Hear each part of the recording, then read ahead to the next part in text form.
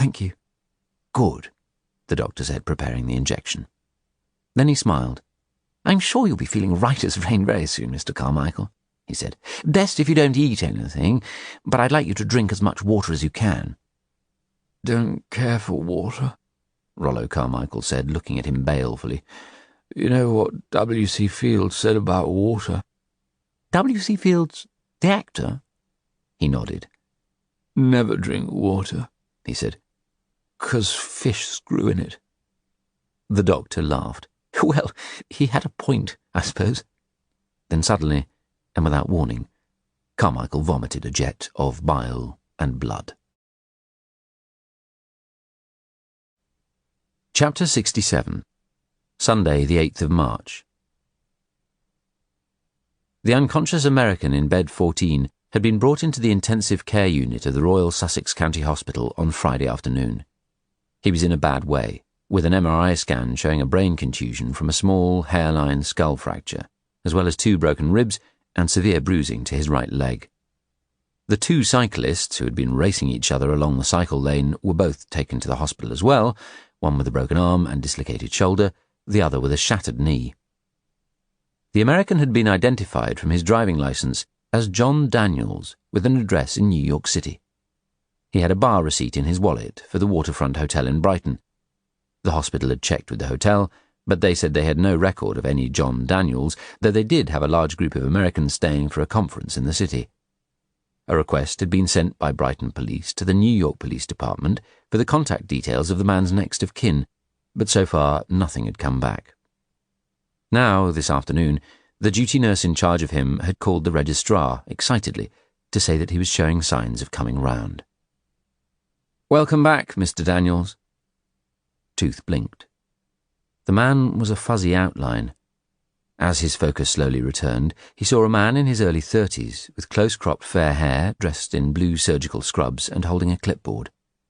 Beside him stood an Arabic woman, similarly attired, and another man in dark trousers and a white short-sleeved shirt, who looked authoritative. Tooth stared at them blankly. Was he in Iraq? "Back?" he asked. "Back." "I'm Dr. Martin. This is Mr. Buxton, our consultant neurosurgeon, and our registrar. You're at the Royal Sussex County Hospital." "Hospital?" All Tooth could think was that he was in a hospital in Iraq. Had he been shot? He remembered a shadow looming over him. That was all. "Hospital," he repeated blankly. "Doc Martin. Boots?" The man in the white shirt, with the faintest trace of a smile, said, "Very good." Tooth squinted at him. Was the man CIA? "Wolverine," Tooth rambled. 1,000-mile boots." The man in the white shirt smiled again. "Very good." "How are you feeling, Mr. Daniels?" the one with the short hair in scrubs asked. He'd been trained to keep silent if ever captured, so, staring at the blue curtains all around him and the monitor showing his vital signs, he said nothing. He was in some kind of military hospital. American, he hoped. He closed his eyes and drifted off. The medical team remained around him for some moments, then stepped away and out through the curtains, safely out of earshot. "He'll be confused for a while yet," the neurosurgeon said. "There are no abnormalities showing on his brain scan. There are a number of contusions consistent with this kind of accident which will take a while to subside. I'll come back and see him in a couple of days. If there's any dramatic change in his condition, either way, please let me know immediately. The biggest danger is a cerebral hemorrhage from damaged blood vessels, and that's something we cannot see from the current scans." As they walked away across the ward, Tooth grappled with his mind. It felt like he was trying to grip a wriggling fish with a greasy hand. It slipped free. Everything went blank again. Chapter 68. Monday, the 9th of March. The wet weekend had only worsened Roy Grace's sense of gloom and confusion. On Saturday, he'd tried hard to put his troubled thoughts away and focus on spending time with Noah, who was now at 8 months, able to crawl at some speed. He'd also busied himself stripping the wallpaper off the spare room in their cottage and exploring a new area of the surrounding countryside with Humphrey, and trying to train him, unsuccessfully so far, to ignore sheep in the neighbouring field. They'd also had a site meeting with a man from Sussex Oak Framers, who was going to quote for an extension they wanted to add to enlarge the kitchen, provided they could get planning permission. Planning permission was a dirty expression in the village at the moment, due to proposals, which everyone in the area thought were absurd, for an entire new town to be built nearby. It was being actively fought by a protest group, Lambs, who had invited him to be their spokesperson. He'd had to decline, reluctantly, because of his position as a police officer, but he privately supported their aims. On Saturday night, leaving Noah in the care of Caitlin, Cleo and he had packed an overnight bag and gone to dinner at the Cat Inn in West Hoathly. Both of them had ended up drinking far too much in an effort to relax, and had returned yesterday morning with bad hangovers, to Noah screaming. He felt guilty that for much of yesterday Noah had been propped in front of the TV for his entertainment whilst they had recovered. All he could really think about was Sandy, lying right now in the Munich hospital, with her life slipping away. He had to see her again one more time before she was gone for good, either into a grave or a crematorium incinerator. Had to have closure for both himself and Cleo. Cleo had asked him repeatedly over the weekend what was wrong, and each time he'd fobbed her off by telling her he was fretting about Crisp. But the reality was he'd barely thought about the serial killer, and he'd hardly slept a wink over the weekend. Sandy.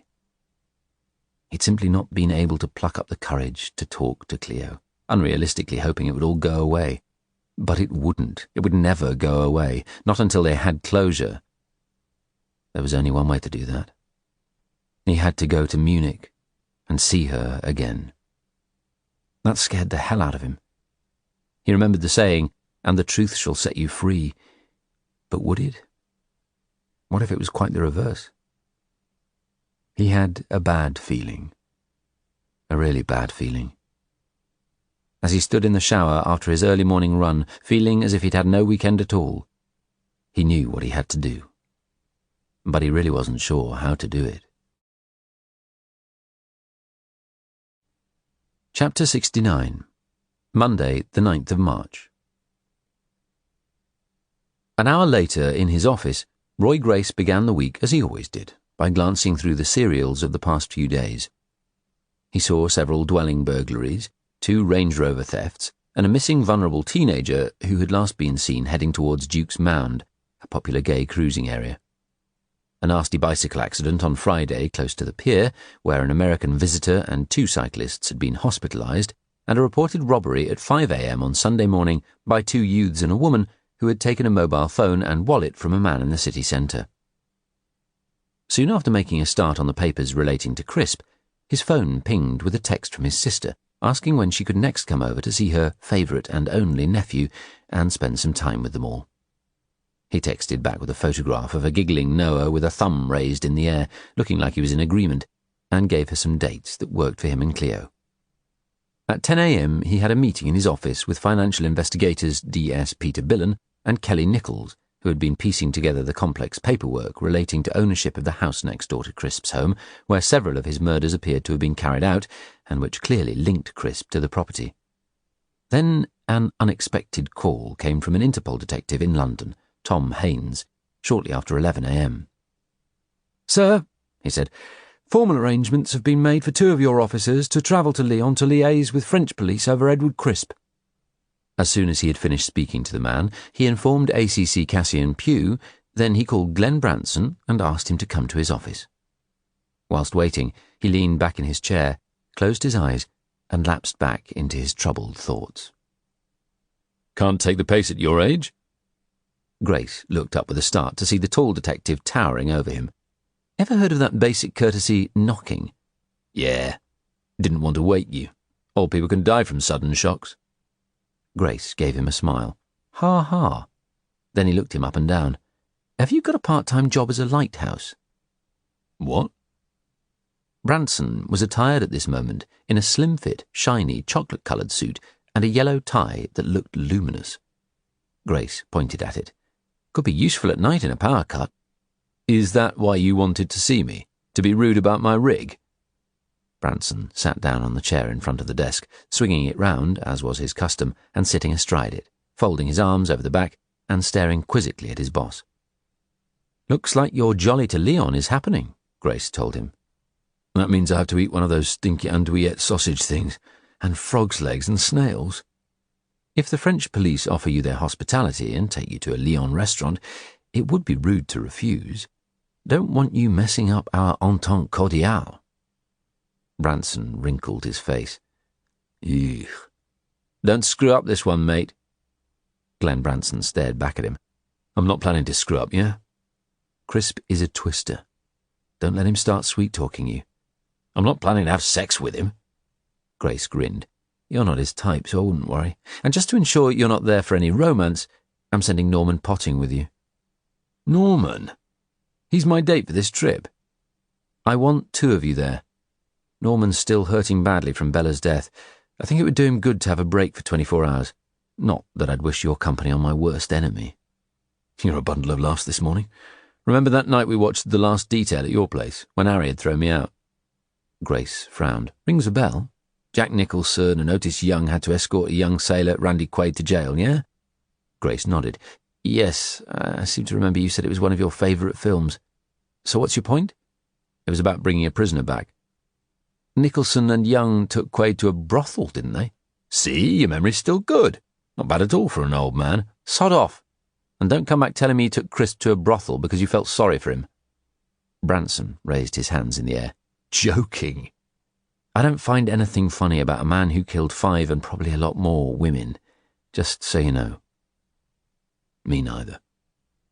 "Okay, speak to Tony Case and get him to sort out the travel arrangements. I'm told you can take a Eurostar train to Lille and then a train from there to Lyon." His phone rang again. It was Marcel Cullen. It was the second of the calls he had been awaiting this morning. Asking him to hang on for a moment, then covering the receiver with his hand, he said to Branson, "Okay, alles ist klar?" The DI got the message and stepped out of the room, closing the door behind him. "I'm sorry to disturb you," Cullen said, "but I thought you must know that Sandy's condition is improved a very little. Perhaps you would like to come over and talk to her." Grace thought for some moments. Yes, I would like to. The next few days are difficult as I have to deal with something, but I'll see how quickly I can do it." "Yeah, you let me know. She's not in such a hurry to make her last journey." Grace smiled at the German's gallows humour. "I'll call you as soon as I know." "Good." Cullen paused for a moment, and the silence was palpable. Roy Grace could sense his hesitation. Then he added, "Roy, I just want to say, I think you are making a good decision to come. It is the honourable thing to do." "I hope so, Marcel." He hung up and called Glenn Branson again. "Glenn, I need to ask your advice on something. Could you come back in?" As Glenn sat back down opposite him, Grace told him the news from Germany. "What the hell do you think I should do?" "Shit, mate. Oh, shit." He was silent for a few seconds. Bloody hell. God. What does Cleo think?" "She doesn't know." "What?" Branson was silent again, thinking. "You've always known in your heart, haven't you? That she's still alive." "Have I?" The detective inspector stood up, walked around the desk, and gave him a hug. As Grace breathed in his pungent aftershave, Glenn said, "Yes, you know you have. You've got to tell Cleo." "What the hell do I tell her?" Branson went back round, sat down in front of him, and leaned forward so they were eyeball to eyeball. "How about the truth?" Grace stared back at him. "I'm scared of losing everything. Cleo's a smart lady. I'm sure she also believes in her heart that Sandy is still alive, out there somewhere. Look, you can see how much she loves you. Everyone can. But I can also see fear in her eyes sometimes. The fear that it might not last. The fear of what would happen if Sandy suddenly walked back into your life. I've told her many times that it wouldn't make any difference, that I love her more than I now realise I ever loved Sandy." "And she believes you?" "I think so." "Okay. So now's your chance to show her." "What do you mean?" Glenn Branson raised his hands in the air. Look, shit, what do I really know? I loused up big time with my marriage. I'm not really a good person to give advice, but I'm going to give you some anyway. Grace smiled at him. Okay. You go home today and you tell Cleo. You need to tell her immediately. And, mate, you offer to take her with you to Germany. To meet Sandy. An email pinged on Grace's screen, but he ignored it. Are you off your rocker? Take Cleo to meet Sandy? It's like so many things, mate. What you have in your imagination is worse than the reality. Nothing we see can ever be as scary as what we imagine. Like that scene in Psycho with Janet Leigh being slashed to death behind the shower curtain. Hitchcock was clever. You don't actually see very much at all. You see the dagger striking again and again. You see blood, but you don't see a naked body being slashed to ribbons. That's all in your mind. Grace looked at him quizzically. Ever since Cleo and you became an item, from her point of view, there were 3 of you. You, her, and the ghost of Sandy. She's probably lain in bed with you every night since you fell in love, imagining what would happen if Sandy returned. Show her the truth. Take her to meet the monster. What if it backfires on me? There's only one way it could backfire on you, and that's if you stood over Sandy's hospital bed and realised you were with the wrong person. Is that going to happen? No, Grace said emphatically. Not in a million years. So you have a golden opportunity. If you truly love Cleo, as I know you do, this is the only chance you might ever have. Slay your demon. What if Cleo... Trust me, she won't. She won't say no. As Branson departed again, closing Grace's office door, leaving him in turmoil, his phone rang. Roy Grace, he answered. It was the coroner's office, Michelle Websdale. Ah, Detective Superintendent? Yes, hi, Michelle. I was told you'd be calling. Well, yes, sir, but actually, I'm not calling about Shelby Stoner, it's another matter. It's regarding an elderly Brighton resident, a Mr. Rowley Burnett Carmichael, who has died after being taken ill on a cruise ship. The circumstances of his death are regarded as suspicious. Oh. Do you have the cause of death? Well, yes, this is why I thought you might be interested. He became ill, apparently, after a shore visit to a nature reserve near Mumbai in India. The doctor on board suspected initially he'd either caught a bug that had been going round the ship or possibly had food poisoning, but then became very concerned when Carmichael developed further symptoms and wondered if they could be related to what, in his opinion, looked like a puncture mark on his leg from a bite, although there was none of the localised swelling that would normally have been present. As soon as they docked in Goa, he was transferred to a local hospital, but he died en route. The subsequent post-mortem examination indicated that he died from a venomous snake bite, the symptoms of which are consistent with that of a saw-scaled viper, but they're awaiting confirmation from toxicology tests. A saw-scaled viper, Grace said. Yes. The same venom that we believe killed Shelby Stoner. Precisely. Grace considered this carefully. Today was Monday the 9th of March. Shelby Stoner had died a week ago from the venom of a saw-scaled viper. That's a bit of a coincidence. 2 Brighton residents dying from the same thing in 1 week and, about 4,000 miles apart? Don't you think? You're the detective, sir, Michelle Websdale said breezily. What do you think?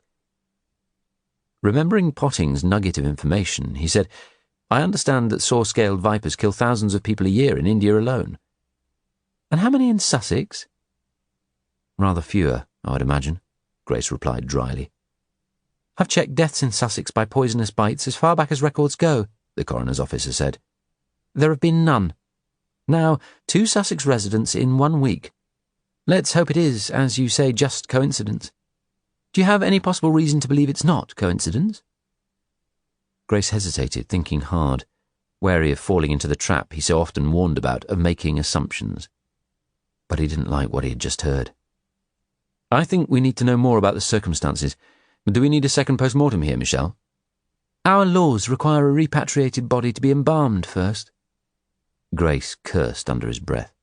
Although being embalmed didn't make a second post-mortem impossible, it would be less likely they would find anything of evidential value. Did the pathologist in Goa give an exact cause of death? Yes, he confirmed cause of death as being a snake bite, almost certainly from an Echis carinatus. That's the Latin name, sir, for the saw-scaled viper. Thanks for the biology lesson. What information do you have on the victim? Well, only scant information so far, supplied by the ship's purser. Rowley Carmichael's a retired art dealer. I googled him and looked him up on Wikipedia. He was a very prominent figure in the art world. The tragedy is that he got married on board a week ago, last Monday, to a very beautiful and apparently much younger lady. She's understandably distraught. So they were on their honeymoon? It seems so. She's also a Brighton resident. Has she been interviewed? She accompanied her husband ashore and gave a statement to the police in Goa. I'm having a scan of it sent to me. I'll email it to you as soon as I receive it. When will Carmichael's body be repatriated to England? I'm liaising with the Goan police on this now, Detective Superintendent, within the next few days.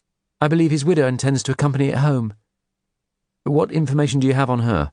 He asked. So far, only what she put on the form. Her name, Jodie Carmichael, née Danforth, and an address in Brighton, in Alexandra Villas. Grace made a mental note to get one of his team to place a marker at the relevant UK airports for her return. Then he asked Websdale if she could arrange for photographs of the couple to be emailed over to him, as well as the cruise ship's itinerary and passenger and crew manifests. In addition to his unfolding personal nightmare, something about this case was starting to trouble Grace, though he wasn't yet sure exactly what. Chapter 70. Monday, the 9th of March. As soon as he had ended the call, Grace sat thinking, Sandy temporarily put to one side. 2 Brighton residents, dead from snake bites within 1 week of each other, and the same kind of snake. His naturally suspicious mind was telling him this might not be a coincidence, however much it seemed to be. He started jotting down thoughts. Then he picked up the phone and asked DS Guy Batchelor to come to his office. A few minutes later, with the burly detective reeking of tobacco smoke seated in front of him, he said, "Guy, I may have to be absent for a couple of days. I'd like you to give these actions to the Operation Spider team." "Of course, boss. What do you need?" "Firstly, I want you to find out everything you can about a Jodie Carmichael, previously Danforth, with an address in Alexandra Villas in the Seven Dials area of Brighton. I'll be getting the details imminently. Find out who she is and what her background is." Then, looking down at his notes, he continued, "Have someone speak to that expert from London Zoo. I want more specific information about venomous snake bites." Batchelor pulled out his notepad and began to write. "I want to know everything about this snake, where it lives, what countries you can find it in, how venomous it is, what the antidotes are, if it's ever kept as a pet, what does it look like, how big is it, would you need a license to keep it, how could you import it into the UK, what conditions would it need to be kept in if you did have such a snake in England?" Batchelor nodded, writing furiously. Grace went on. "What would the bite symptoms be? How quickly would you need treatment if bitten? And is it always fatal?" "Got all that, sir." "Good man. Leave it with me." "Good news regarding your promotion, Guy. Hopefully you'll stay with the team.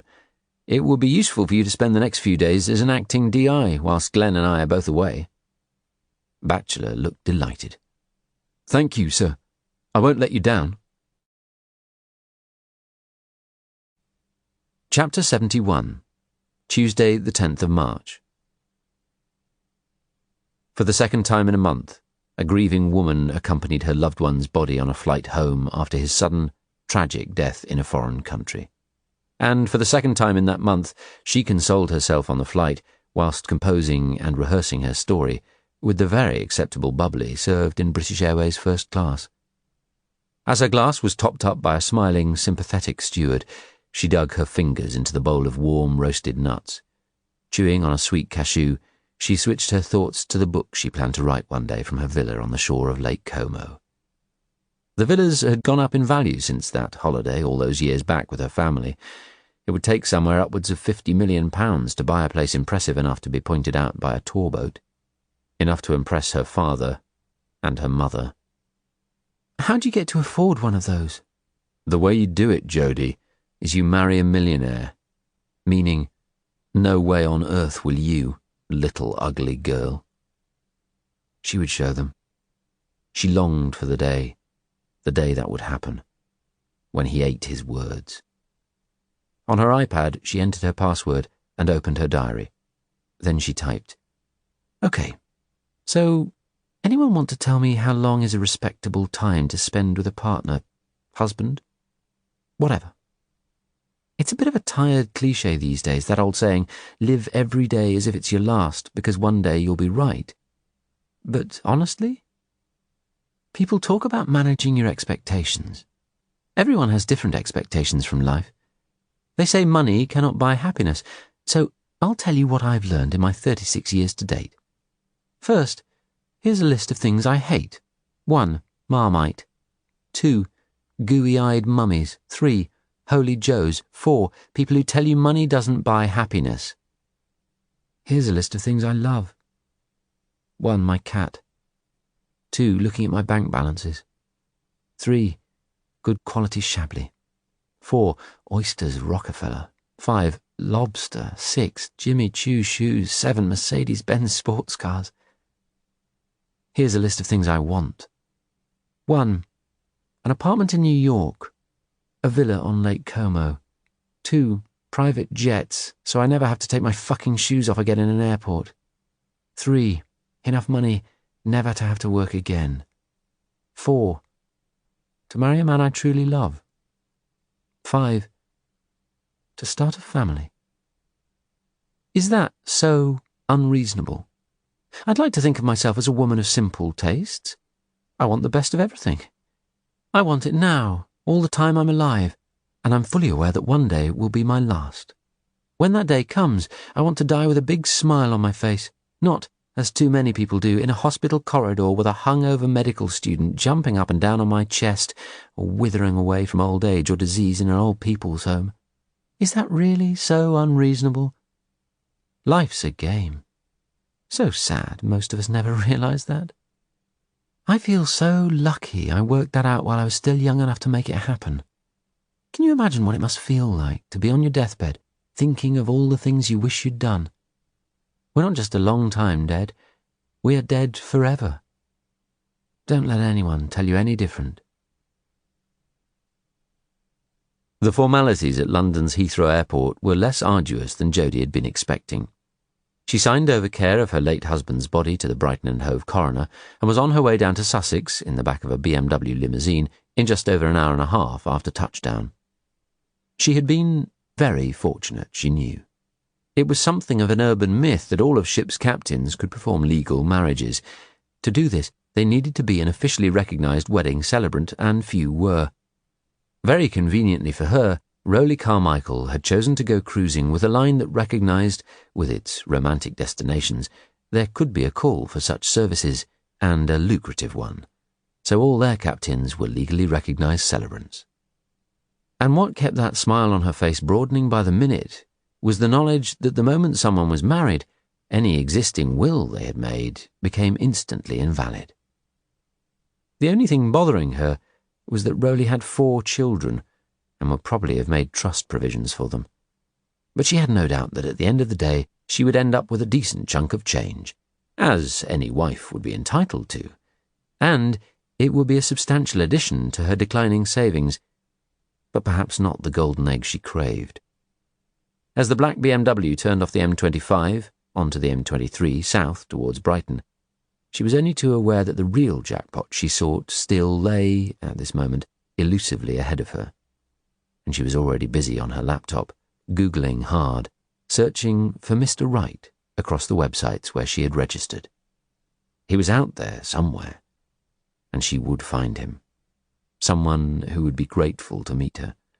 Someone rich enough to make all her dreams come true. Someone rich enough to make Cassie turn in her grave. Chapter 72. Tuesday, the 10th of March. Always an anxious flyer, at 7 a.m. the following morning, Roy Grace buckled himself into his seat next to Cleo, who was by the window, near the back of the packed British Airways flight to Munich.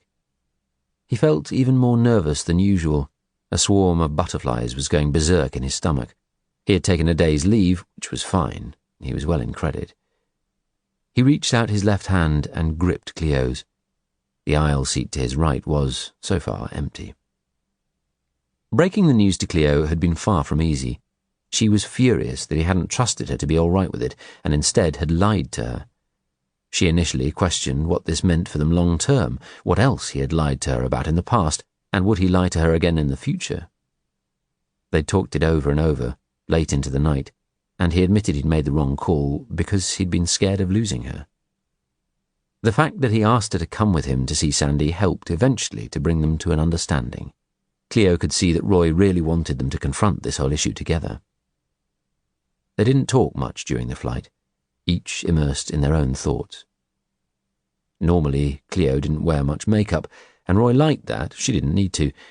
But today she had more on than normal, as if she might have been trying to compete with Sandy, he wondered.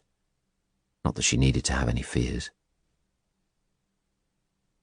As the plane touched down on the runway at Munich airport, they held each other's hands tightly. "I'm really nervous," she said. "Listen, I love you.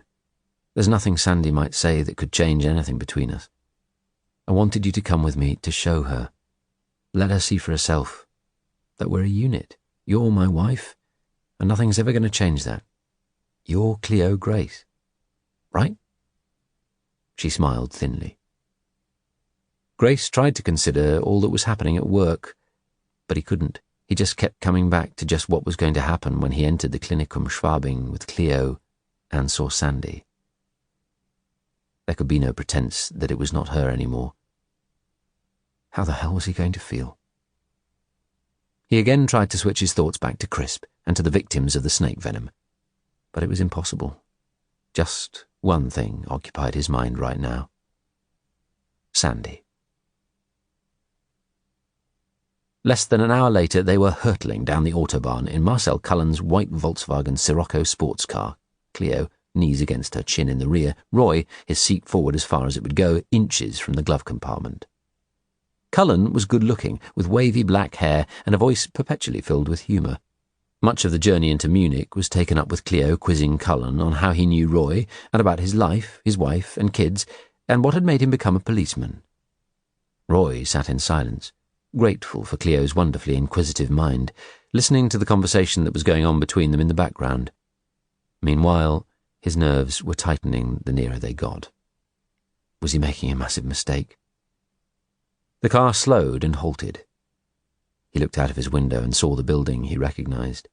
It looked like a cross between a hospital and a monastery, a beige brick facade with a crimson-tiled roof punctuated with gabled windows and a portico of 3 arches. Klinikum Schwabing, München. Panic momentarily gripped him. He took several deep breaths. Was he making the worst mistake of his life? Should he tell Marcel to turn the car round and head back to the airport? But instead, silent as an automaton, he unbuckled his seatbelt, climbed out, helped Cleo to tilt the rear seat forward and took her hand as she wormed her way out. Cullen told them he would wait for them here. A few minutes later, after signing the visitors' register, Roy and Cleo were met by a very businesslike woman with iron-grey hair who introduced herself as the ward manager. She led them along a network of corridors that were vaguely familiar to him from his previous visit here in January, then up in a lift. His nerves began to jangle again. Cleo gripped his hand hard. "Are you sure about this, my darling?" he asked her for about the 10th time. "Yes." He could smell disinfectant as the doors opened. A man, his shriveled face the colour of chalk, was wheeled past them on a trolley as they stepped out into the orange-painted corridor. There was a row of hard chairs on either side, a snacks vending machine, and several picture frames on the wall with staff portraits of doctors and nurses with their names beneath. His heart was thudding. Here again. It all felt so familiar. A man hurried past them in blue scrubs and yellow Crocs and went into the alcove where there was a drinks vending machine. Shit. This was Groundhog Day. The woman with the iron-grey hair had told him that the patient, Sandy, had been conscious intermittently during the past few days, with moments of lucidity. He glanced at Cleo. She was conservatively dressed, in a plain navy coat over a black sweater, blue jeans and knee-high suede boots, with the large dark blue mulberry handbag he had bought her for an insane price last Christmas over her shoulder. She looked back at him, an expression he could not read. They followed the woman through double doors into the intensive care unit, breathing in the sterile smells as they passed rows of beds, each with a patient surrounded by a bank of monitors and screened off on either side by pale green curtains. Turning a corner, they entered a small, private room. Inside lay a woman with short brown hair in a blue and white spotted gown, connected to a forest of drip lines in a bed with its sides up like the bars of a cage. Sandy. He looked at Cleo again. Her face had paled. He stepped forward. "Sandy," he said. There was no reaction. "It's Roy," he said, more calmly than he felt. He waited some moments, but still there was no reaction. "I'm so sorry about your accident." His voice choked as he became increasingly emotional. "I'm so sorry. I don't know. I don't really know what to say. I've moved on. I have my new wife, Cleo, with me. She wanted to meet you." He turned away, clutching Cleo in his arms, holding her tight. Behind him, unseen by either of them, Sandy's eyes opened briefly, flickered, then closed. He composed himself, then leaned down and touched Sandy on her forehead. I can't believe it's you. It's really you. After all this time." Then, holding hands tightly, Cleo and Roy stood watching her. Sandy remained silent, breathing rhythmically. "Sandy," he said, "can you hear me? It's Roy." There was no reaction from her for some moments. Then suddenly she opened her eyes wide, startling them. She looked at Roy, then stared hard at Cleo. "So, you're Cleo," she said. "You're the woman he's married." Cleo smiled awkwardly. There was a nervous pitch to her voice as she answered, Yes, I am." Sandy's eyes narrowed into a glare. "Good luck," she said acidly. Then her eyes closed. A nurse came in, saying she had to change some of the patient's dressings and administer her medication, and would they mind stepping outside for a few minutes. They could get themselves water or coffee if they liked, just down the corridor, outside the ward. Chapter 73. Tuesday, the 10th of March. Standing in the small bay with the vending machines, Roy squinted at the choices, then pressed the button for a large espresso. "Christ," Cleo said. "She looks awful. What did she mean by good luck?" "I don't know. I've no idea." "Listen," Cleo said, sipping her scalding tea, looking a little numb and shaken. "You have a lot of questions you need answers for. I think you should go back in and spend a few minutes with her alone. I don't need to be there." He hesitated, then nodded. "I'll go downstairs for some fresh air. Wait for you out the front. Get some answers. She owes you that at least." He headed back to the ward and entered Sandy's room again, closing the door behind him. She appeared to be asleep. His heart was hammering as he looked down at her silent figure, her eyes still closed, then perched on the end of the bed.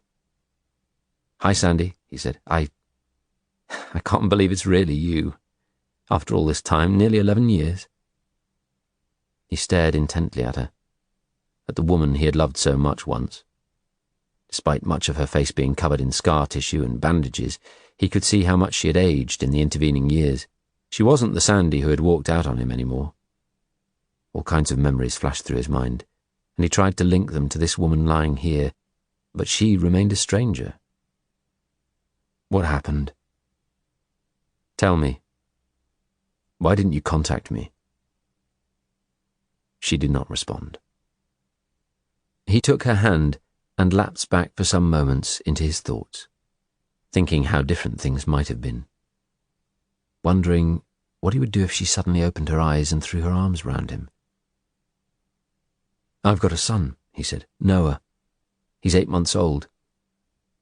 Maybe one day when you're better, we can meet and be friends. I'd like to think that's possible. But before any of that can happen, I need some answers. I need a lot of answers. Why did you leave?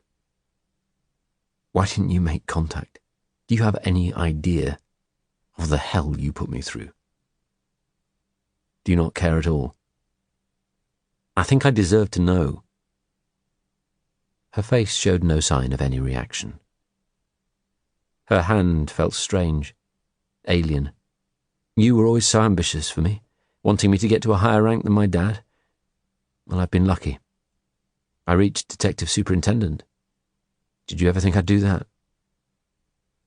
He waited, then said, Me neither. I'm head of major crime for Sussex, although our branch has merged with Surrey. Lots of politics now that we didn't have 11 years ago. I love my job, but there are days when I have doubts. Policing has become so damn politically correct. There's good things about that and bad. All of us walk on eggshells, scared of offending almost anyone.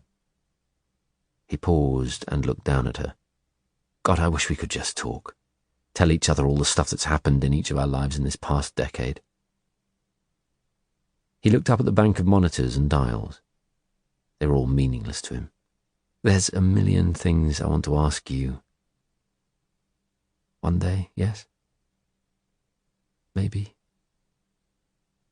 He glanced at his watch. Then, as he looked back at her, he suddenly had a flash of déjà vu. He remembered sitting beside his father's body, laid out in the funeral parlour, in his pyjamas, his stone-cold hand. That was no longer his father, Jack Grace, the man he had loved so much. It was just a husk, an empty shell. His father had long departed it. And that was how he felt now. This was a husk too. Breathing, perhaps, but a husk all the same. It wasn't the Sandy he had known and loved. It was just a shell. The Sandy he had known and loved no longer occupied it.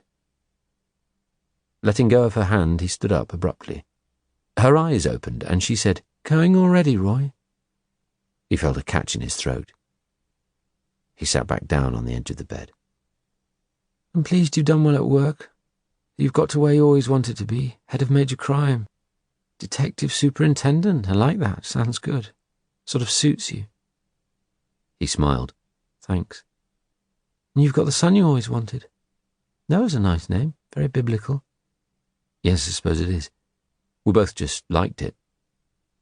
So, you've heard my download. Now tell me what's been happening in your life. I've heard bits and pieces. She gave him an almost guilty smile. I expect you've heard the bad bits, the drugs and depression and failed relationships. I've got some good bits, too. I'm independently wealthy, and I've got a son who's 10. Okay. So what I have to know is why you left me. What happened? Where did you go? Did I do something wrong? It's a long story, Roy. But not for today. I will explain, I promise. Okay, tell me about your son. Bruno, is that his name? She nodded. Who's the father? That's also for another day, Roy. Okay. Let's focus on the future then. How's your recovery going? What are your plans when you get out? I haven't been doing that well. They told me a while ago that I was lucky to be alive, but when they brought me in, they didn't expect me to survive. I've had a serious head injury, I've got a spinal injury, and I don't know yet if I'll ever be able to walk properly, without a limp or a stick. They've removed my spleen. My face is a mess. I'll be permanently scarred. Who's going to want me? And I worry about Bruno. Where is he now? Friends are looking after him for the moment. It's not been easy bringing up a child as a single mum, even with the money. Have you spoken to your parents? No. Do you want me to call them? No. I'll speak to them when I'm ready. Are there any other people you'd like me to contact? No, certainly not. How did you find me anyway? I didn't want you here. I really don't want to be doing this. I don't need this right now. It's too much, Roy. You know, there are all kinds of legal ramifications. I'm going to have to report this to both the German and Sussex police. You had me declared dead. He started to raise his voice. What the hell did you expect me to do? She closed her eyes for some moments and appeared to have fallen asleep again. Suddenly she said, I'm due to see the consultant this week. He's going to talk about my treatment in the future and my prognosis. Now I'm starting to get stronger, slowly. They'll be wanting to move me out of this hospital, but I'm quite worried about that. I don't know how I'm going to cope on my own. I feel so alone, Roy. So alone in the world. Now you're bringing me all this. I can't face it." She began to cry. He took her hand again and held it tightly. "You'll be fine. I'll do what I can to help. It wasn't my intention to upset you, but I have to know the truth. You turned my life upside down, and now you're doing it again." He paused for a moment. "There's something that might make you smile. Remember Marlon? The goldfish I won at that fairground on the level in Brighton by target shooting, I guess about 11 years ago? We brought it home in a plastic bag, and we didn't know if it was a him or her. You named him Marlon, after Marlon Brando, because you thought he was such a moody creature. You said that fairground goldfish never lived for long and it would be dead in a few months. Well, you know what? He's still alive. Still going strong, still miserable as hell. I've brought him several companions over the years, and each time the sod has eaten them. I love that fish because... It may sound daft. Because he's been the one connection that I still have to you. Every day when I wake up and go downstairs, I hope he's still alive, and then I'm not going to find him floating on the top of his tank. And when I see him, I smile. You probably think that's daft, don't you? I think you should leave now, Roy. I didn't ask you to come. I'm getting tired, was all she said in reply. He let go of her hand. Well, I still need answers. I'll come back and see you again soon. He turned and walked out of the room, looking back at her one last time. Sandy lay there, tears streaming down her face. Chapter 74. Tuesday, the 10th of March. The plane touched down at Heathrow Airport shortly after 4 p.m, slowed, and then began taxiing. A cabin crew member's voice crackled through the intercom that passengers were now welcome to use their mobile phones. Roy Grace had already jumped the gun and switched his back on. As soon as he got a signal, his phone beeped with a series of text and voicemail messages. The first was from Kelly Nichols, the financial investigator he had tasked to find anything she could on the names he had given her. Nichols asked him to call, saying she had some information for him. He rang her back, and it went to voicemail. He left a message. The next was a text from the coroner's officer, Michelle Websdale, saying that Jodie had cleared Heathrow Immigration that morning at about 7:15 a.m. The next was a text from Branson. "Arrived in Lyon. Tell me your news." He rang him. Glenn answered after 2 rings. "How did it go, mate?" Branson asked him. "Didn't get many answers. She looked bloody terrible. But she is awake and getting stronger, so we'll see her again soon, and hopefully find out just why on earth she left. And she's got a kid. There are all kinds of legal questions I'm going to have to sort out. God knows how she's going to start explaining it to everyone, especially her parents. It's a complete mess." He looked at his wife. They'd spent the entire short flight from Munich talking about Sandy. "Geez," Branson replied. "How about you? What's your news, mate?" "I have a significant development to report regarding Crisp. The French police are dropping charges." "What?" "Seems he wasn't the killer of the sex worker. Her boyfriend has confessed. According to the police here, he was her pimp, high on crack cocaine, and had a row with her about money after seeing her get out of Crisp's car. He thought she was pocketing some of her client's money. Apparently he's made a full confession." "So our dear, sweet Dr. Crisp is an innocent little baby?" "So far as the French police are concerned, yes." "Great. So now we can move forward with the extradition process. As I understand it, they're very happy to get him off their hands. Formalities for his extradition are being fast-tracked, and the paperwork authorising his release to the extradition unit should be signed later today by a French presiding magistrate. The extradition unit are arranging to bring him back to the UK tomorrow." "So where are you now, and what are your plans?" "We're checking into a hotel at the moment. Norman's been trying to chat up the receptionist. We're going to liaise with the extradition unit and see Crisp tomorrow morning." "Good man. Doesn't seem the French police are over the moon to see us. No one's invited us to any gourmet dinner. Looks like it's going to be me and Norman, and the receptionist if he pulls." "Good to know he's getting back to his old form." "Yeah. That stingy sod Tony Case has booked us into a double room. I'm going to have to share with Norman and put up with him snoring. Just hope he doesn't get anywhere with the receptionist. Don't fancy the idea of having to listen to him shagging his arse off all night." Grace grinned, then winced. "I'm with you on that one. Bell me tomorrow when you're on your way.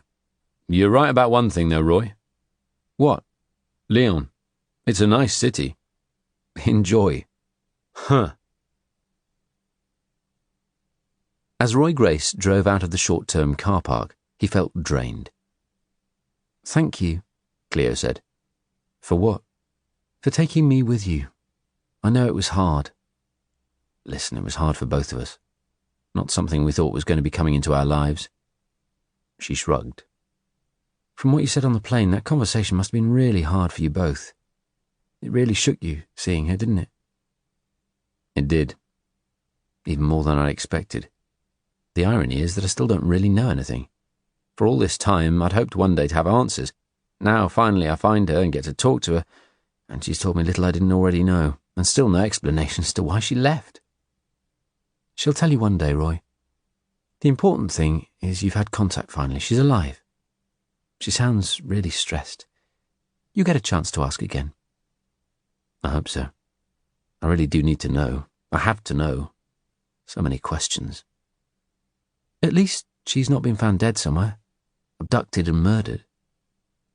Grace fell silent, looking at the sat-nav screen, then at the road signs. Rain was falling. The wipers clunked. The sky above them was dark and gloomy.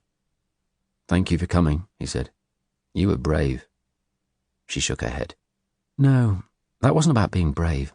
I needed to know." "To know what?" "About you. I lost the man I loved." Grace nodded. He knew the whole story. She told him before. Richard, the barrister she'd dated for 3 years, who joined a charismatic church. "I needed to know I wasn't losing you too. To a ghost." He stared at her bleakly. "Sandy put me through 10 years of hell. I didn't believe it would ever be possible to be happy again. You've made me happier than ever, and you know I love you more than I knew was possible. Nothing could change that." She leaned over and kissed him. "I believe you." He shot a glance at her. For years, I wondered how I would feel if she turned up on my doorstep. I would have taken her back, I guess. But not now. Not anymore. He sniffed, blinking away tears.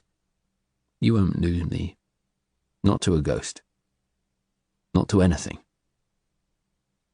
As he focused on the road ahead, out of the corner of his eye, he saw Cleo looking at him, and he felt deep in his heart the intensity of her love. One thing he knew now for sure was where his future lay. Even if Sandy did make a full recovery, it would change nothing. Chapter 75. Tuesday, the 10th of March. Jodie had been flat out since arriving home. Her first priority had been the creatures in her reptile room, checking their automated water and food supplies and cleaning their vivariums, and checking the excretions. She'd checked one snake in particular, her 9-foot boa constrictor. So far, nothing. It could be days yet. Then she turned her focus to coping with the formalities of her deceased husband, about whom she knew so very little, other than the important stuff, to her, such as where he lived and how to get in. She'd visited his beachfront house, but she could find hardly any documentation there other than a few banking details in his study. But she did locate his address book and took that home with her. She'd also made a very thorough inspection of his antiques and paintings, photographing some to see if she could find them on the internet to see what they were worth. Back home, she also checked on Zoopla for the current value of the property. Whilst in India, she had informed Rowley's eldest daughter of his unfortunate demise, explaining, to his daughter's shock and dismay, about their marriage a few days earlier, and asked her to inform the rest of the family. She found the name of Rowley's family solicitor in the address book and called him. He told her that he had already been informed and had been asked by the Daily Telegraph to write his obituary. The man sounded genuinely sad, as if he had lost not just a client, but a dear and trusted friend. He told Jodie that they should arrange to meet, and asked if in the meantime she could send him a copy of the death certificate. He added that their marriage had revoked the previous will, and that her husband had actually died intestate. He explained what that meant to her and told her that he would get back to her with more information. Then, in finishing, he told Jodie that whilst Rowley Carmichael was a very wealthy man, he had a decade ago made over a substantial part of his assets to his children and grandchildren to mitigate inheritance tax and death duties. She was still confident she would inherit a reasonable amount from Rowley, but it was unlikely to be anywhere near enough to fulfil her dreams. As she was still contemplating this, a lady who introduced herself as Michelle Websdale, the coroner's officer, had called her on the mobile number she had given the Gowan police to ask a series of questions. So far, she felt, she had acquitted herself well as the suddenly bereaved newlywed. In the past 24 hours, she'd shed more tears than she could remember. She had engaged a firm of funeral directors, whom she was going to meet later today to discuss the details of Rowley Carmichael's funeral. His eldest daughter, a very frosty and haughty woman, said that her father had a fear of crematoriums and wanted to be buried. Jodie had decided to ignore that. She'd read enough around the subject to know that buried bodies could be exhumed, sometimes years after burial. Cremation would be a much safer option. So, without informing any of the family in advance, she told the funeral directors that her husband's express wish was to be cremated. Screw his last wishes. She was going to have enough of a fight on her hands as it was. And hey, dead men didn't complain, did they? Chapter 76. Tuesday, the 10th of March. Grace dropped Cleo home, played with Noah for a few minutes, then headed into Brighton. He was glad of the time alone in his car to reflect on the past 24 hours. Sandy had looked so fragile and vulnerable. When they were together, she had always been strong and positive. She'd made the decision to walk out on him. Now, finally, his life was back together, and he was at a crucial point in his career with a boss who would seize on any weakness he showed. He owed it to Cleo, to Noah, and to himself to put the past behind him and focus on the present and the future. But he was determined to get answers to all his questions out of Sandy. 10 minutes later, he pulled into the parking bay marked Head of Major Crime in front of Sussex House and hurried in just in time for the 6:30 briefing of Operation Spider. He dashed into his office, grabbed his policy book and notes, prepared by his assistant, Leslie, along with a copy of the Argus, which she had placed there with a post-it note beside a photograph on page 5 of a woman in an evening dress and a man in a dinner jacket, then headed through into the Major Crime Suite. As he walked along the corridor towards the conference room, his phone rang and he answered without stopping. It was a very apologetic Kelly Nichols, the financial investigator. "So sorry, sir, I've been in court all day. You asked me if I could find anything on a Jodie Bentley, also using other names." "Yes, Kelly, what do you have?" He leaned his notebook against a wall and pulled out his pen. "Well, it's taken a while, and as you can understand, it's a huge process. DS Billen and I wanted to be sure, and we are now. We found credit cards in 3 names, Jodie Bentley, Gemma Smith, and Judith Forshaw. We've obtained copies of all the original credit card application forms, and there are a number of similarities, which we're now investigating further. She is currently using cards in all 3 names, with the balance paid off in full monthly via direct debit." "Good work, Kelly," Grace said. "Thank you, sir. There's more. The credit card companies all use sophisticated software now that can sift through not just the original applications for similarities, but also the subsequent spending patterns." "On these spending patterns, did you find the same shops being used repeatedly, Kelly?" he asked. "Yes, sir. There was recent expenditure in France and New York and in and around Brighton, Sussex. The same shops and the same merchandise on the cards that were used. The same brands of hair and beauty products, as well as tampons, similar wine and food items, cat food, and, rather curiously perhaps, repeat purchases from a reptile food specialist supplier." "Reptile?"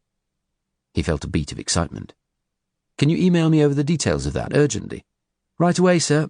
And it might be interesting for you to know that one place where her credit cards have been used regularly is at the Asda Superstore in Brighton Marina. Also on one card, there is expenditure in France for a coffin and a number of transatlantic and internal American flight tickets." "Bloody hell," Grace said. "That's very interesting. Brilliant work." "Thank you, sir. What address has this woman put for these applications, Kelly?" "Well," she said, sounding doubtful, "that's where the trail runs cold. The mail for each application address seems to have been forwarded to P.O. boxes at mailbox companies. The direct debit to pay them comes from a company with nominee directors based in Port Victoria, Mahé, Seychelles. How cooperative is the Seychelles, Kelly? Unfortunately, she's chosen well, sir. At the moment, all the financial links end up in the Seychelles. It's a notoriously secretive country, and any request for information would have to go via NCA, the National Crime Agency, which could take some considerable time. Good work. Have you any more information that might lead us to her? Not yet, sir. He thanked her again, and was about to hang up when the financial investigator said, The second thing, sir, may be a more tenuous link, but I have a feeling it could be significant. There's a connection between these 3 cards and a 4th card being used in the name of Jodie Danforth in the Brighton area. Jodie Danforth? Shit. Can you spell it? She replied, Danforth. He was thinking hard. Jodie Danforth. The name that Michelle Websdale had given him of the Brighton widow whose husband had died on a cruise from a snake bite. OK, Kelly. As a priority action, find out all you can about Jodie Danforth and come back to me as soon as possible. He ended the call and immediately rang the coroner's officer's mobile. Michelle, he said when she answered, it's Roy Grace. Listen, what's the process from now with Rowley Carmichael's body? It's at Brighton and Hove City Mortuary until the coroner agrees to release it for the funeral. I've got some significant new information. Can you ask the coroner not to release it until I give you the OK? Sure, I'll inform her. Thanks. It might be really important. Chapter 77. Tuesday, the 10th of March. After finishing his call to Michelle Websdale, Grace, feeling parched, debated whether to make himself a quick coffee. But he was already late, so he hurried on. Entering the conference room, he saw the whiteboard set up and all his team members, minus Glenn Branson and Norman Potting, seated around the oval table. Pinned to one whiteboard was a blow-up of the photograph Leslie had flagged in the Argus. An elderly man, handsome and distinguished-looking, if a little portly, in a white tuxedo with a black bow tie, the woman in a long evening dress, her hair in ringlets with mesmerizing blue eyes. He immediately recognized her from the CCTV images Lanigan had sent. She sported an enormous, sparkling rock of an engagement ring, but although they were standing together, the man's arm affectionately round the shoulders of his bride of just a day or two, her body language told Grace everything. She was angled very slightly away from him, and there was too much of a gap between them. Whilst he had a proud, happy smile on his face, her smile looked more like it was put on for the camera. Her eyes were very definitely not smiling. Grace sat down at his place, laying the newspaper, his policy book, and his briefing notes in front of him, then began by bringing his team up to speed on the information he now had on the death of Brighton resident Rowley Burnett Carmichael. Next, he reported on the information he had just received from Kelly Nichols. What may be highly relevant is the Asda in the Marina. So far as I'm aware, it's the closest superstore to the Rodine area of the city. The location where the geomapping puts the blurred photograph on the whiteboard, the one taken almost certainly accidentally by Shelby Stoner. The post-mortem confirms Stoner died from a saw-scaled viper bite. Jodie's new husband has just died from a saw-scaled viper bite, and she has been buying products from a reptile food supplier. Since there is no reported death from a snake bite of a Brighton resident since records began over 60 years ago, I'm viewing this as significant. One question still unanswered is how Shelby Stoner got bitten. Is it possible the house where the photograph was taken was a burglary? Had he broken into Jodie's house somewhere in this city and been bitten in the process? He glanced at his notes for a moment. This is an important line of inquiry, but we do need to keep an open mind. The newlywed Carmichaels were in a part of India where I'm told these snakes are commonplace and kill many thousands annually. D.S. Cale raised her hand. Boss, she said, I have something that may be significant here. 2 hours ago, I received a phone call from a Mr. Harvey Dexter, a retired consultant radiologist who lives in Eastbourne. He said he'd just been reading the newspaper, the one you have a copy of in front of you, and he believes he recognises the woman in the photograph. She pointed at the whiteboard. He is convinced he stood opposite that lady in a cable car in the French resort of Courchevel a month ago. He was wearing a GoPro camera on his helmet. Nice life, Guy Batchelor commented. Skiing 1 month, cruising the next. Ignoring him, Grace said, "And his point is what, Tanya?" "Well, he said his career helped him become extremely analytical of photographs. He said that even though she and the man she was with both had ski helmets on, he's convinced she was the same lady as in this photograph in the Argus. But his GoPro video is of a man who's not Roly Carmichael, but Walt Klein, the disgraced American financier who fell to his death over a precipice in Courchevel." "So this is eyewitness evidence that the woman on the slopes with Klein is the same person as Jodie Carmichael," Grace said. It was more confirmation of what he already knew. "Look on the bright side. Walt Klein did better than the next bloke she had her claws into," Guy Batchelor commented. "He only lasted 4 days. Some of the team laughed. 2 dead lovers in a month?" Grace questioned. "To lose one may be regarded as a misfortune. To lose 2 looks like carelessness," D.S. Exton said, in the words of Oscar Wilde. "I think Wilde was referring to husbands, John," Tanya Cale said. Grace remembered an Oscar Wilde play he and Sandy went to see in the city's Theatre Royal. "I think the line was about parents, actually, John and Tanya, but I get your drift." He turned to Tanya Cale. "How certain is this Harvey Dexter character?" "Absolutely adamant, sir." "Does he still have the footage?" "Yes, sir." "We need to get him interviewed and get a copy of the video." "I'm seeing him straight after this briefing, sir. I'm going to his house." "Nice work." He turned to D.S. Batchelor. "Any progress on what I gave you, Guy?" "Not much, I'm afraid, boss. I've looked up everyone in the local area who might have a license to keep a saw-scaled viper, and there's no one. But that doesn't mean much, I'm afraid. I've also spoken to one of the country's leading experts on venomous snakes, a herpetologist called Mark O'Shea. He's the consultant curator of reptiles at the West Midlands Safari Park and a well-known broadcaster. He told me that although we have strict rules about keeping venomous snakes in the UK, under the Dangerous Animals Act, anyone can buy them over the counter at the regular snake days at reptile fairs in Ham, Germany, and in Houghton, Holland, where no licence is needed and no questions asked. Saw-scaled vipers cost around €150, and you can take them away in a plastic container the size of a sandwich box. You can also walk through UK immigration with a bunch of these in a bag completely legally, although you are supposed to register them within 48 hours. Seriously? Supposed to. Hardly anyone does. This is incredible, Grace said. You can't bring a harmless poodle into the country without a whole raft of veterinary certificates, but you can walk straight in with any number of creatures that can kill within hours. The detective sergeant raised his arms in a gesture of despair. Yup.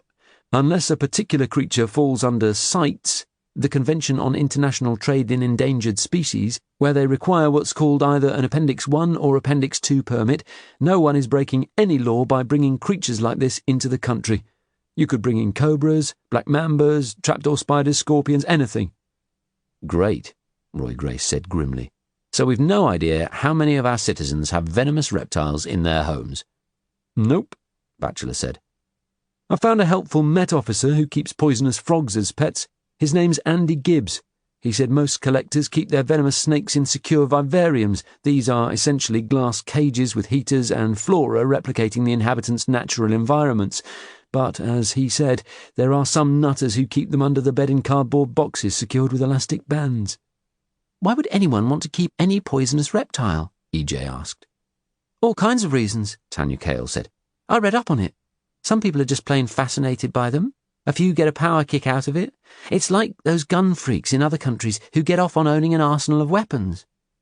Or people who like bumping off their loved ones, said Alex Davies.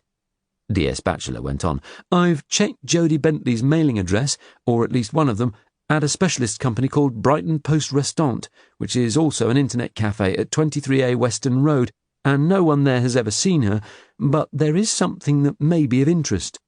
I was told by the manager there that a strange guy turned up on the morning of Sunday, March the 1st, around 11 o'clock, inquiring about Jodie, an American who was quite bolshy. He was rude to her, then went away. Did she give you a description? Grace asked. Not much of one. Said he was short and weaselly, wearing a padded anorak, a baseball cap, and aviator sunglasses. Might have been someone on Walt Klein's trail, Grace said.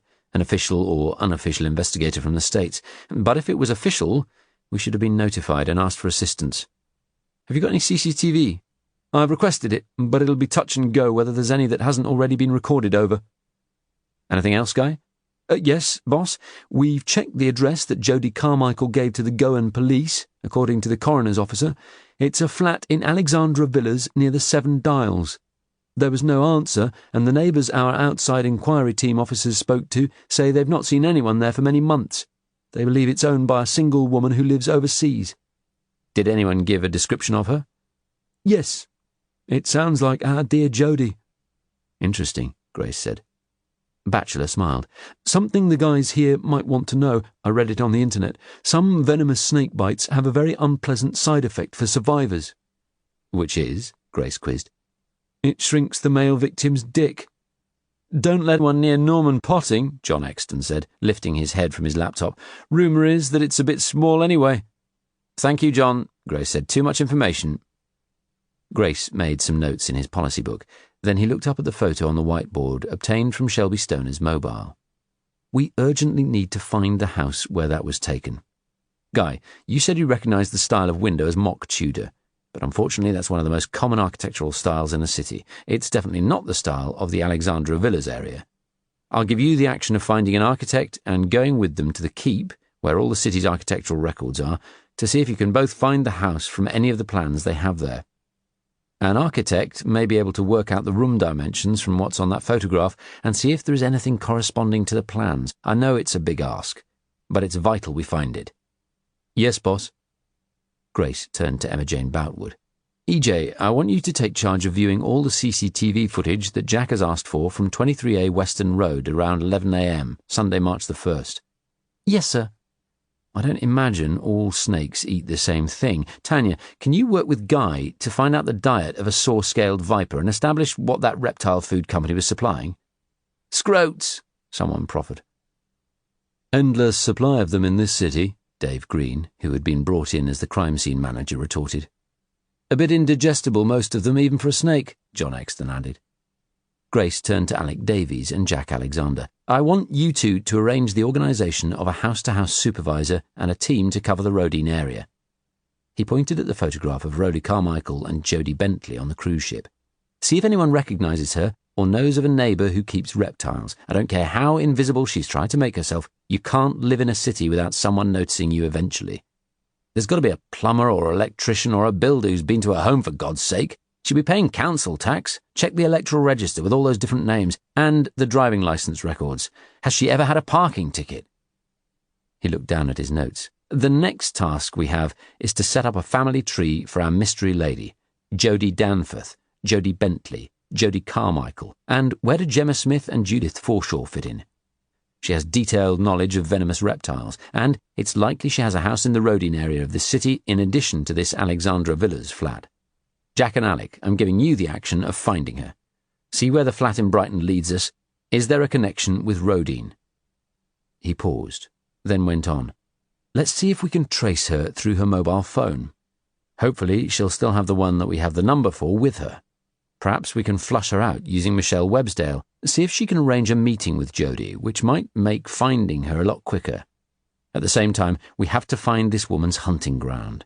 One place to look is internet dating sites, particularly those for people seeking wealthy partners. I'm told there are a number of sites where rich partners can be targeted. Okay? We also need to find out where she met her previous conquests. Then he turned to Tanya Cale. Keep me updated on any addresses within the Brighton area which have been supplied with saw-scaled viper delicacies. You may find something for your supper tonight. Thanks, boss. I'll stick to Waitrose for that. After the briefing ended, Roy Grace, feeling drained, went back to his office. He closed the door, sat in his chair, and stared through the darkness at the glow of lights from the Asda Superstore car park and the city beyond. Chilly air blew through the window onto his face. From time to time, throughout criminal history, Black Widow female characters cropped up. He'd dealt with one earlier in his career who'd knowingly left her husband-to-be to die trapped in a coffin. Did he now have another? His phone rang. It was Kelly Nichols again. Sir, she said, there's some new information come to light which might be significant. Grace listened. Bloody hell, Kelly. Well done. Chapter 78. Wednesday, the 11th of March. Few police officers liked entering a prison on any kind of business. There was always the lurking fear that if you were unlucky enough to be inside the locked compound when a riot kicked off, you would rate even higher than the nonces and the prison officers as the biggest object of hatred and the #1 target. Both Glenn Branson and Norman Potting, in the back of the French police car, were thinking this as they were driven through the tall gates into the wire-mesh-enclosed outer perimeter of the Centre Pénitentiaire de Saint-Quentin-Fallavier, some kilometres from the city, shortly after 7 a.m. on a damp, chilly morning. To the two Englishmen, the utilitarian modern building looked more like a factory on an industrial estate than a prison. Their driver, who had picked them up from the hotel earlier, was friendly enough, attempting to converse in his very limited English, and they had tried to respond in their even more limited French. But neither Potting nor Branson was in a chatty mood. They were both suffering badly from the previous evening. Knowing they had to be up at Sparrow's, they should have been sensible and had an early night. Instead, at a restaurant close to their hotel which their French hosts had suggested, they had downed beers, followed by a bottle of cheap red wine, then a second, as Potting had poured his heart out over the recent loss of his fiancée, and Branson, in turn, had reminisced on his failed marriage and the subsequent death of Harry. Then, when they'd returned to their hotel, they'd stayed up well past midnight downing cognacs, while Potting confided his fears to Branson about his recent prostate cancer diagnosis, and of having surgery. Branson had at least eaten fairly sensibly last night, fish soup, then steak and chips. Potting had gone for escargot in garlic butter, and then what he had thought was akin to an English banger, after looking it up on Google Translate, forgetting Grace's warning to Branson about andouillette. He had nearly gagged from the stench that had risen from the plate when it had been presented to him, but hungry and numbed by the alcohol, he had dutifully consumed it. Now it was all repeating on him, and his stomach felt like it had turned into a tumble dryer. The plan, inasmuch as they had been able to understand from their driver, was to witness the collection, by 3 officers from the UK extradition unit, of Edward Crisp from his cell in the hospital wing, accompanied by the prison doctor because of Crisp's broken arm from his skiing accident. The doctor would accompany Crisp in the prison van, which was waiting in front of them, to the nearby Lyon-Saint-Exupéry airport, where they would escort him back to England aboard a British Airways flight at 10 a.m. Both British detectives were chewing gum to mask the reek of alcohol on their breath. They followed the extradition unit members and a prison officer in a black uniform and sturdy boots, clutching a bunch of keys, through a series of double doors, each being locked behind them as they entered the prison's interior. Glenn Branson's main experience of prisons had been the grim Victorian one just outside Brighton in Lewes. This one, despite being more modern, had the same claustrophobic feel, with bars, grills, and bare walls, the same slightly rank smell. Potting, who had mumbled about badly needing a toilet, ambled a few steps behind him along a corridor lined on both sides with cell doors. There was a smell of cigarette smoke. A male voice shouted out something in French, which was ignored. They stopped outside a door. The prison officer slid back an inspection hatch and peered in, then indicated to Branson and Potting to take a look too. Despite his pounding head, Glenn Branson felt a beat of excitement as he peered at the motionless, slumbering man inside, facing the wall, his head obscured with a blanket. 2 other prison officers materialized from the far end of the corridor. The one they had followed in turned to them and said, "Attendez!" He unlocked the door and went in, accompanied by the other 2 officers and the doctor, and approached the bed. "Gotta find a toilet," Potting whispered to Branson. "Bloomin' stomach's on fire." "We'll stop on the way out, Norman." Then they heard a shout from inside the cell. "Non, non, ce n'est pas possible!" Branson stepped in and saw the first officer pull the blanket back. Then he stood stock still, staring in disbelief. "Shit," he said. "Shit, shit, shit." Chapter 79. Wednesday, the 11th of March. Roy Grace was not sleeping properly. His mind was still working overtime, and in addition, Noah was teething and cried almost continuously, despite his and Cleo's efforts to soothe him. Each time Noah was quiet and asleep again, Grace had gone back to bed and closed his eyes, listening to the sounds of his son's breathing. Terrible memories of several cot deaths which he had attended when he had been a uniformed officer still haunted him. He knew that now Noah could turn himself over in bed, there was less danger of him overheating, but there was still a risk nonetheless. As he lay awake, an endless succession of names presented themselves to him in sequence, like news flash footage. Jodie Danforth, Jodie Bentley, Jodie Carmichael, Gemma Smith, Judith Forshaw. And now, from his late phone call with Kelly Nichols, he had added another name, Cassie Danforth, Jodie's sister who had died in a cliff fall when Jodie had been out for a walk with her on a family holiday. Her sister, dead in a cliff fall. Her fiancé, dead in a fall from a precipice. Her first husband, dead from a snake bite. Her second husband, dead from a snake bite. A string of names, some real, some fake. He'd Googled Christopher Bentley and learned he was an eminent herpetologist and the author of books on venomous and poisonous creatures. His wife, Jodie, was mentioned, but there was no photograph. Bentley also had an elaborate website, but it was basically an information-sharing forum for other herpetologists, and there had been no posts on it, other than a few condolence messages, for several years. His search also revealed a wide range of obituaries, including the Times, Telegraph, Guardian, and Independent, as well as a humorous and slightly cynical article in The Spectator, talking about the irony of a man who had met many of the world's most dangerous snakes, scorpions, and spiders in their natural habitat, yet had died from a bite at his own home. The article went on to warn people of the danger of experts. It quoted the late Peter Ustinov as saying that if the world was to explode, the last words anyone would hear would be an expert explaining why it couldn't happen. Despite all the coverage on her first husband, Grace could find nothing at all, other than a few brief mentions, about the earlier life of Jodie Bentley. But in the past few weeks, there was plenty on her in relation to the tragic death of Walt Klein and the financial shenanigans surrounding him. Through the night that was both long and far too short at the same time, a course of action steadily began to take shape in his mind. Finally, he'd lapsed into deep sleep. It seemed almost moments later that his alarm was buzzing beside his face. It was 5 a.m. He tapped the off button, instantly awake. Had to be awake. Snoozing wasn't an option, and he was feeling strangely energized. He rolled over in the darkness and kissed Cleo's cheek.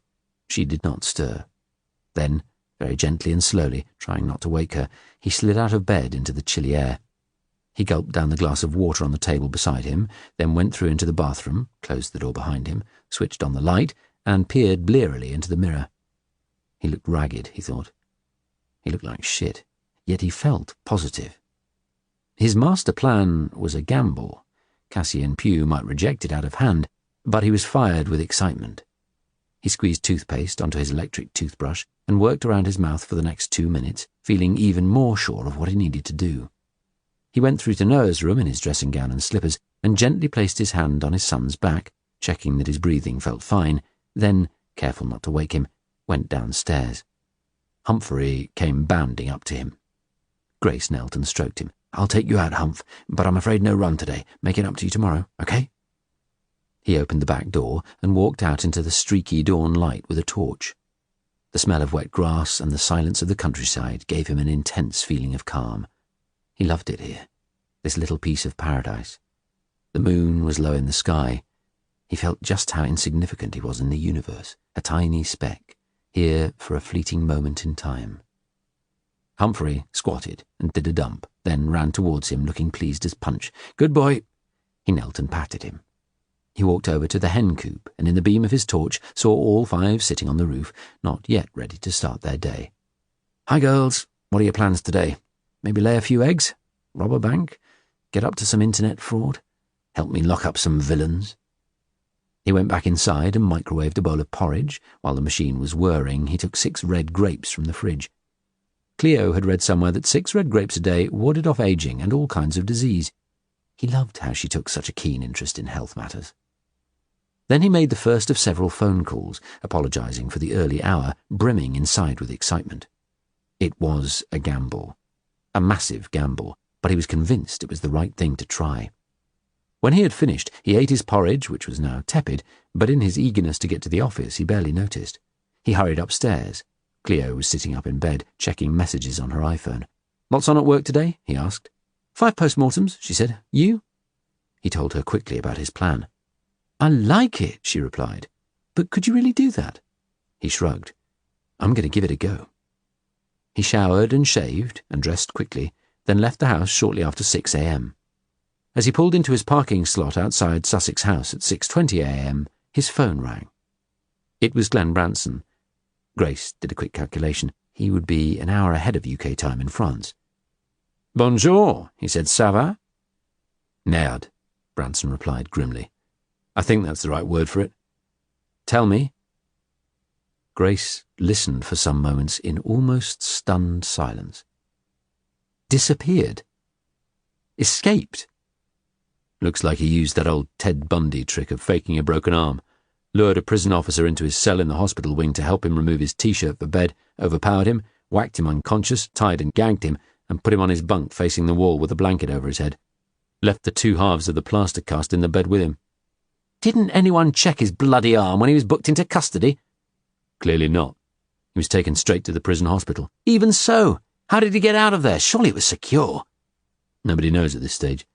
Perhaps through the sewers or drains. Shit! Grace responded when he had finished. Shit! He repeated. That seems to be his MO. He's a cunning bastard. I've heard of people wanting to use a prop to steer attention away from their faces when they travel through airports. That's what he must have done.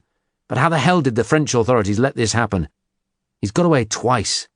He must be having a right bloody laugh on us. God, even though it wasn't his fault, how on earth was he going to explain this to Pew, he wondered. Let's hope he had to wade through plenty of merde, Branson replied.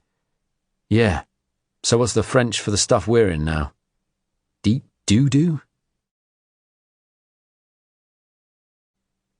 Chapter 80, Wednesday the 11th of March. Having woken full of excitement, Grace now felt totally deflated. Edward Crisp, the big prize he had been expecting Glenn and Norman to escort home, had vanished. Now they were flying home alone. He was increasingly fretting about the reaction he would get from his ACC. He phoned the mobile number of their Interpol case officer in London and got his voicemail. He left a message informing him of the disastrous developments in Lyon and asking the officer to call him back urgently. 5 minutes later, mug of coffee in hand, he sat down at his desk deep in troubled thought. He called Cassian Pew's mobile, but it went to voicemail. Was nobody bloody answering their phones this morning? He left a message. He briefly checked what had happened overnight on his computer, but there was nothing of significance to him. Just the usual muggings, robberies, fights, vehicle thefts, a Mercedes and a BMW, MISPAs, break-ins and RTCs. Next, he checked his emails and saw one from his NYPD detective friend, Pat Lanigan. Call me, pal. I have something of interest for you. The email had been sent at 10 p.m. last night, Eastern Time. Grace did a quick mental calculation. New York was 5 hours behind the UK, 6:30 a.m. here, 1:30 a.m. in New York. He'd wait a few hours before ringing him back. Instead, he made a phone call to someone for whom he had great respect. It was answered by the eager-sounding voice of Ray Packham, who had recently retired on health grounds from the high-tech crime unit. Ray, it's Roy Grace. I'm sorry it's so early, but I have something I need to run by you. Are you okay to talk? Roy, good to hear from you. I've been up for ages, bored out of my mind, if you want to know the truth. How can I help you? Grace told him. When he had finished the conversation, feeling very upbeat about his plan, he sat still, reflecting. Crisp had escaped from his cell somewhere between lock-up at 9 p.m. French time last night and 7 a.m. their time this morning. All his possessions would have been taken from him, surely, when he had been booked into custody there. He would only have had the prison officer's uniform and gun, enough to have enabled him to hijack a car and flee the country. He could be in Switzerland or Italy or Germany by now, or Austria, he thought, looking at the map of Europe on his wall. God, they'd had the evil bastard. How the hell had he done it? How the hell had he pulled off his escape again? No doubt with the same cunning and planning he'd used to escape from his underground hideout in Brighton back in December. Now, he was playing international hide-and-seek. One certainty, he knew, was that Sussex police did not have the resources, however heinous Crisp's crimes, to embark on an international manhunt. They would have to rely on Europol and Interpol for that. Right now, he had to focus on Operation Spider. If there really was a Black Widow operating in the city, and the evidence pointed to it, He needed to stop her before another victim died, but the plan he had concocted during the night seemed fraught with problems. In a different era, he could just have gone ahead with it on his own initiative. Now he had to seek permission and jump through a whole bunch of potentially hostile hoops, which might have fatal consequences. He needed to strengthen his evidence in every way that he could, and one thought had been going through his mind during the night on how he might possibly do that. He Googled saw-scaled viper, then leaned forward, peering closely at his screen as he scrolled through a wide range of information and links about the snake and its genus, Echis. He was looking for one very specific thing, something that Jodie might have slipped up on. It was just a hunch, a long shot, but worth a few minutes of his time. As he read what came up, he felt a beat of excitement. "Yes!" he said, punching the air. He read it carefully again, then phoned Guy Batchelor, who was acting as the office manager for Operation Spider. "Guy, the venomous reptile expert from London Zoo who came down to accompany the team that searched Shelby Stoner's home, Dr. Reardon, right?" "Yes, boss. He said if someone was needed to advise on the snake bite, we should contact the Liverpool School of Tropical Medicine, who are world-renowned experts." "Liverpool? Bugger. That's quite a distance. Can you contact them as soon as you can and see if there's anyone who could get down here today?" As he ended the call, his phone rang. It was ACC Pugh. Grace took a deep breath. Pugh was not as angry as he'd expected, but he guessed the reason why. This was something Pugh would be able to bank and hold against him at a later date, however much it had not been his fault. "What a bloody mess, Roy," he whined down the phone. "Crisp." "Yes, sir, I agree with you. But not Operation Spider. I have a strategy. I'd like to come and talk it through with you. Do you have any free time today?" "I'm free now," his boss replied. "I've 1 hour." Chapter 81, Wednesday, the 11th of March. At a few minutes before 7 a.m., the security guard at the barrier of Malling House, the sprawling Sussex police headquarters where major crimes was soon going to be housed, waved to Roy Grace as he passed through. He drove his unmarked Mondeo up the steep hill, passing the car park to his right for the road policing unit and the call centre, and pulled up at the entrance to the visitor car park. He held his access pass up against the electronic reader and the barrier rose. He reversed into a bay in the almost empty car park, then went into the reception area of the prefab building and exchanged pleasantries with the duty receptionist, whom he had known for years. He sent a text to Guy Batchelor, telling him to delay the morning briefing until 9 a.m., then made his way through the back entrance into the Grand Queen Anne building that housed the senior staff of Sussex Police. He greeted his old friend, Acting Superintendent Steve Curry, then, switching his phone to silent, went up the stairs and into Cassian Pugh's majestic office, with its view across the trim lawn below and one of the modern housing estates of the county town of Lewis beyond. The ACC rose from behind his large desk to greet him. Dressed in immaculate uniform, he extended a delicate hand. "Good to see you, Roy," he said. He indicated a leather chair in front of the desk.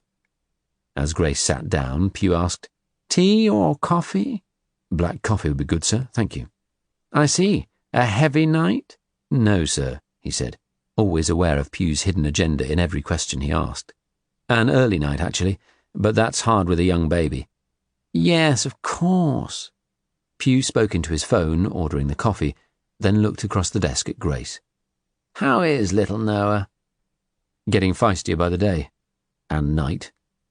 Pugh gave him a patronising smile. "And do I understand you went to Munich for a couple of days?" "No, sir, just the 1 day. Sandy has surfaced. After 10 bloody years. She'd been involved in a traffic accident out there, hit by a taxi." Pugh avoided eye contact. "She's alive?" "Badly injured." He was dying to say to Pugh, "So she wasn't buried in my back garden after all, was she?" Perhaps that was why the ACC wouldn't meet his eye. "Oh, I'm sorry to hear that. And where does that leave you, Roy?" "I've moved on, sir. But I had to go and see her." "Of course you had to." "There'll be a lot of legalities to resolve, but that's for another day." There was an awkward silence for some moments. Pugh finally broke it. "So, Roy, you mentioned a strategy." The assistant brought in the coffee and a plate of shortbread biscuits. "Yes."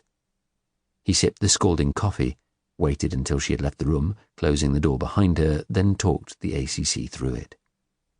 When he had finished, Cassie and Pugh stared at him in total silence, his expression impossible to read. Then he said, "This is insane, Roy." "It's a risk, sir. I agree with that." "Have you thought about all the different ways it could backfire on us?" "Yes, I have. But in my view, we're dealing with a monster potentially every bit as evil as Edward Crisp. It's looking like she might have murdered 3 men.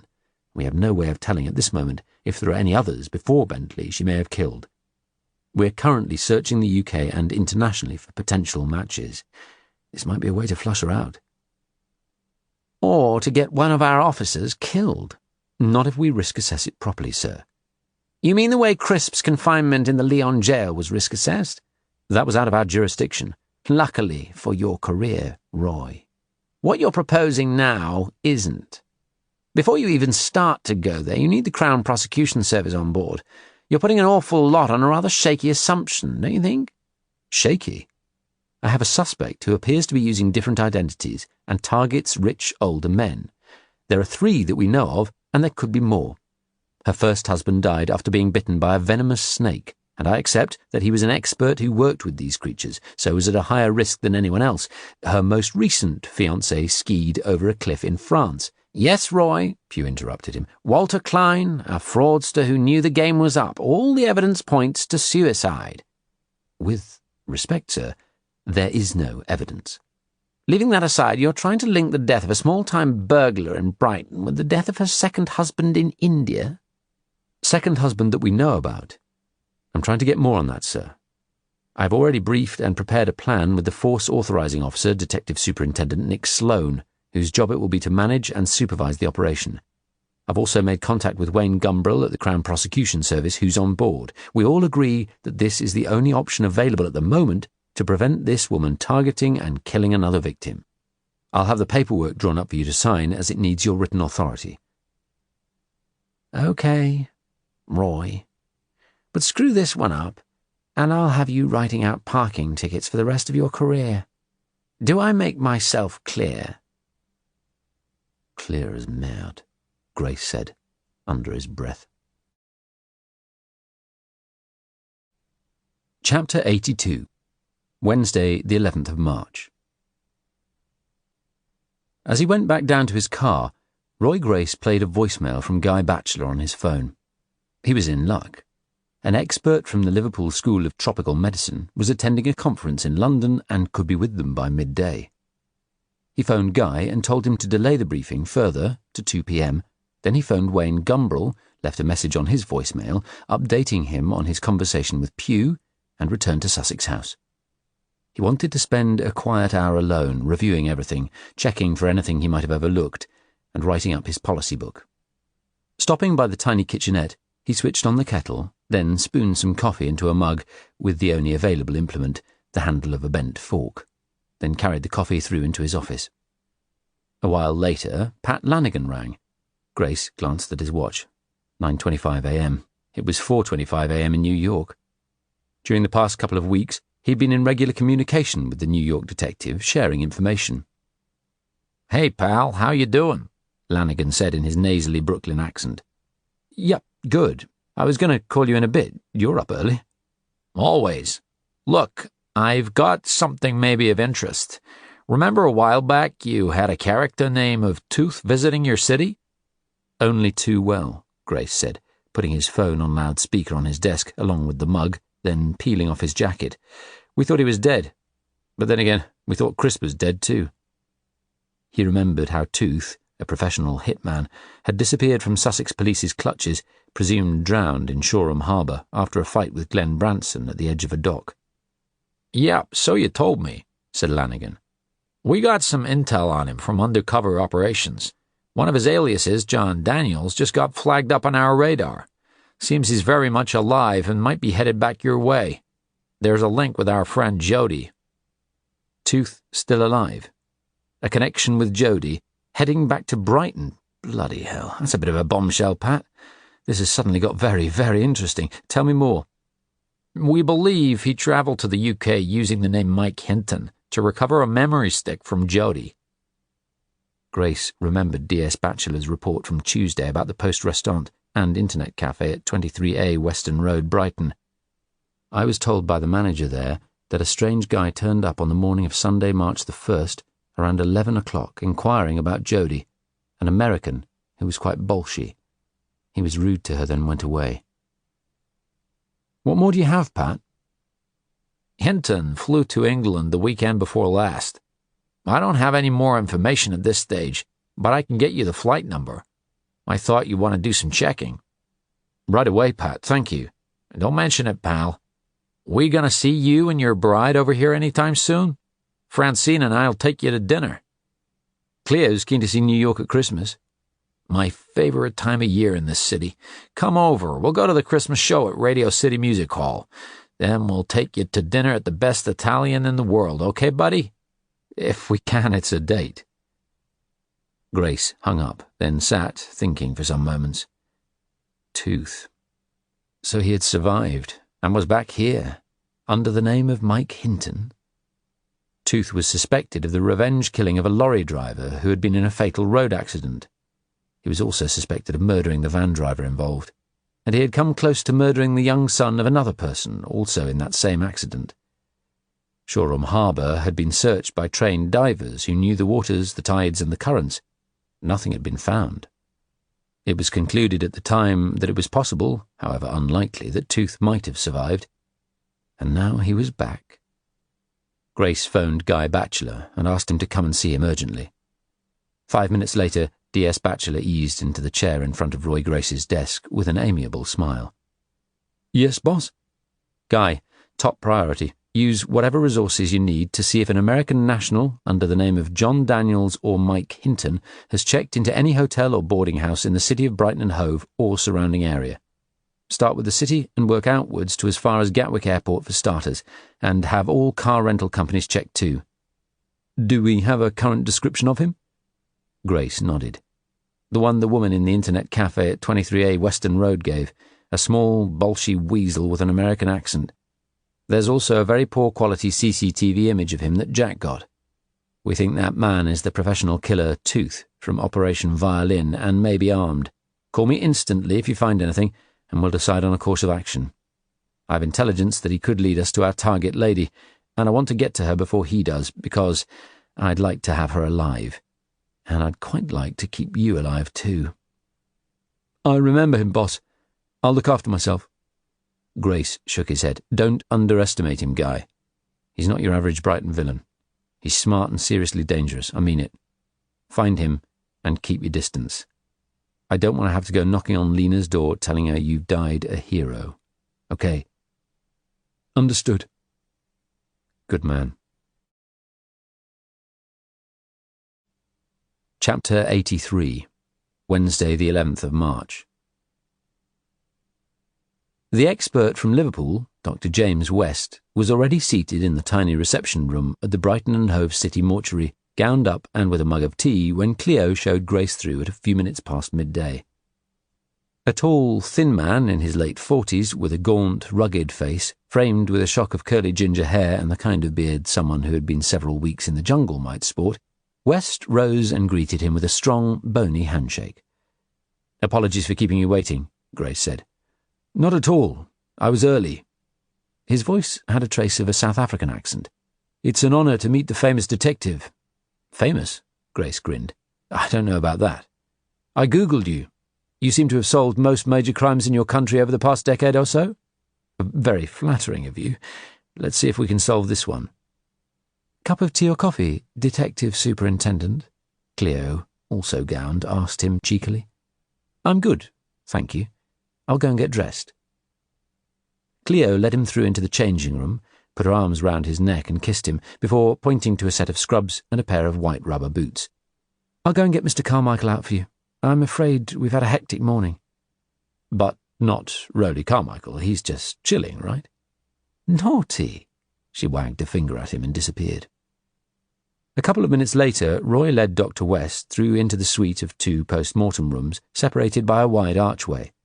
To their right, 3 naked cadavers were laid out in the main room, 2 elderly men and an elderly woman, over whom Mark Howard, the youngest of the city's team of pathologists, was bent, taking stomach fluid samples, attended by Cleo's senior assistant, Darren Wallace, and his colleague, Julie Bartlett. All three greeted Roy. Over to the left, Cleo had opened a door in the wall of fridges and was sliding out a tray on which lay a body encased in white plastic sheeting. "Do you need him on a PM table, Roy?" she asked. He shook his head. "The tray's fine, thanks."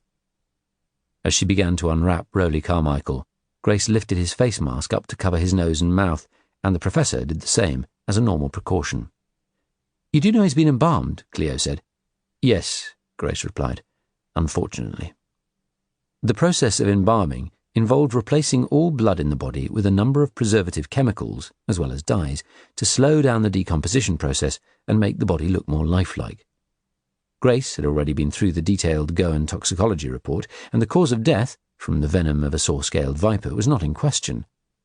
But from his earlier trawl of the internet, he had a couple of big questions that could help very substantially with this investigation, depending on what Dr. West had to say. Both of them looked down at the elderly naked man. The embalming had done its stuff, and his flabby flesh had a pink hue, more that of someone sleeping than the usual alabaster colour of a person recently deceased. "So, okay," West said, turning to Grace. "You want my views on the bite?" Cleo pointed to the man's right ankle. There was a small blue oval drawn with a chinograph pencil. Inside it was one barely visible mark, the size of a pinprick. As if he had stepped straight out of an Indiana Jones movie, West produced a fold-out magnifying glass and peered at the mark for some moments in silence. He said. Then he said, again, sounding more dubious. "Interesting." "Is that a bite?" Grace asked. The expert said for the third time, looking deeply pensive. "You know, Detective, you are quite right to query this. Yes, it is a snake bite. Just a single fang. Uncommon, but it does happen." He continued studying the mark, putting the magnifying glass even closer. "You see, what is bothering me is the lack of any sign of ecchymosis." "What's that?" "Well, in layman's terms, local discoloration of tissue. Your toxicology report identifies all the symptoms of death by echis venom. But post-mortem, I would expect to see signs of inflammation, swelling, and ecchymosis around the bite mark from the fang. The puncture here is in character with a snake bite, but without the ecchymosis I'd expect." He turned and looked up at Grace. "To be honest, in my opinion, I doubt strongly that the venom entered the body through this bite mark. Where exactly was this unfortunate chap when he was bitten?" "That's the second thing I wanted to ask you," Roy Grace said. "He was in the swampy area of the Crocodile Park in Borivali East, outside Mumbai." "Are you sure?" "Yes." West shook his head, his beard moving like the tendrils of an underwater sea anemone. "Not possible," he said. "I've been there. I know that place well. The echis lives in open, dry, sandy and rocky terrain, under rocks in the base of thorny plants. This snake would not go near that swamp area." "You're sure?" "Detective Grace, I've studied these creatures for much of my life. I could stand up in court and testify under oath that you would not find a saw-scaled viper in that particular area of that crocodile park." "Thank you. Anything else you need to know?" Grace smiled. "Not at this stage, no. That's more than enough." "Then I'll head up to London. I ought to get back as quickly as possible," James West said. "Sure. I'll drop you at the station." Chapter 84. Wednesday, the 11th of March. Reflexes in the animal kingdom are the key to survival. An instant decision has to be made: friend, foe, or food. Every creature develops the senses it needs for survival through natural selection. Saw-scaled vipers, like most snakes, have poor eyesight, and their hearing is pretty rubbish too. In common with all snakes, they have forked tongues which are chemosensory, picking up minute scents on wet surfaces and taking them back into the roof of their mouths, the olfactory Jacobson's organ. It is smell and taste combined. In effect, that's the survival armory of this genus of reptile. The more anxious a saw-scaled viper becomes, the more its tongue flicks, and it makes its defensive sawing sound by coiling and uncoiling, rubbing its scales together. It can see only movement in shades of grey, and cannot discern shape, unlike raptors, such as eagles, hawks, and falcons, which can see 8 times more clearly than the sharpest human eye. A golden eagle can identify a hare from a mile away, and a peregrine falcon can dive on its prey at 200 miles per hour. Villains depend on heightened senses for their survival too, just the same way that the best cops develop a 6th sense for spotting them. Out on the streets, one of the first things villains see is a police car. It's like a magnetic force drawing their eyes to it, and then to the cops inside. A good crim can spot an unmarked car from a distance just as easily as one in full Battenberg livery, decked out in blue lights. Cops sit in a certain way, look around in a certain way. Roy Grace remembered 18 years ago as a young detective constable soon after his move from uniform to CID, travelling across lush Sussex countryside on a fine August day to a murder scene, turning to the highly experienced detective inspector who was driving and asking him if he viewed the world differently from most people. The DI replied, "Roy, you're looking through the windscreen at a beautiful summer's day. I'm looking at a man who's standing in the wrong place." Grace had never forgotten that. As he drove away from Brighton Station, having dropped off Dr. West, he pulled up at the junction with New England Road, waiting for the lights to turn green. A streamlined taxi passed in front of him, heading up the hill, and, as if drawn by a magnet, his eyes locked with those of the passenger slouched in the rear of it, wearing a baseball cap. For just one fleeting instant. Then an articulated lorry halted in front of him, straddling the junction and blocking his view of the taxi's license plate. Shit, shit, shit! He had a near photographic memory for faces, and he was sure the one he had seen in the rear of the taxi was the American hitman Tooth, although he was aware his mind might be playing tricks, as he'd spent most of the morning talking about him. He pulled back the plastic cover on the dash that concealed the buttons for the lights and sirens, and hit the one for the pursuit blue lights, but not the siren, not wanting to alert his quarry. The lorry was still stuck in front of him, completely blocking his path. "Get out of the bloody way!" Grace yelled in frustration. But still the lorry didn't move. His brain raced. He knew every road in this city. The taxi heading up the hill could either go straight on or fork right in a few hundred yards. At the top of the hill was the 7 Dials roundabout, giving 6 different options, as well as a left turn-off shortly before. The lorry moved on up the hill, and a van behind it stopped to let him through. Grace pulled out to try to overtake the lorry, but there was a bus in the oncoming lane, and he pulled back in to let it pass, then pulled out again. The lorry indicated it was pulling over, and he shot past, squeezing into a narrow gap left by an oncoming car that had halted. But the road ahead was blocked by another lorry waiting to turn right under the viaduct. He radioed an urgent request for the Ops 1 inspector, gave him the information, and asked for any units in the area to look for a streamlined Skoda taxi heading up New England Road with a passenger in the rear wearing a baseball cap. He told them to follow if they spotted it and inform him immediately, but not to stop it. He also asked his colleague to contact Streamline to see if they could get a carefully worded message to the driver.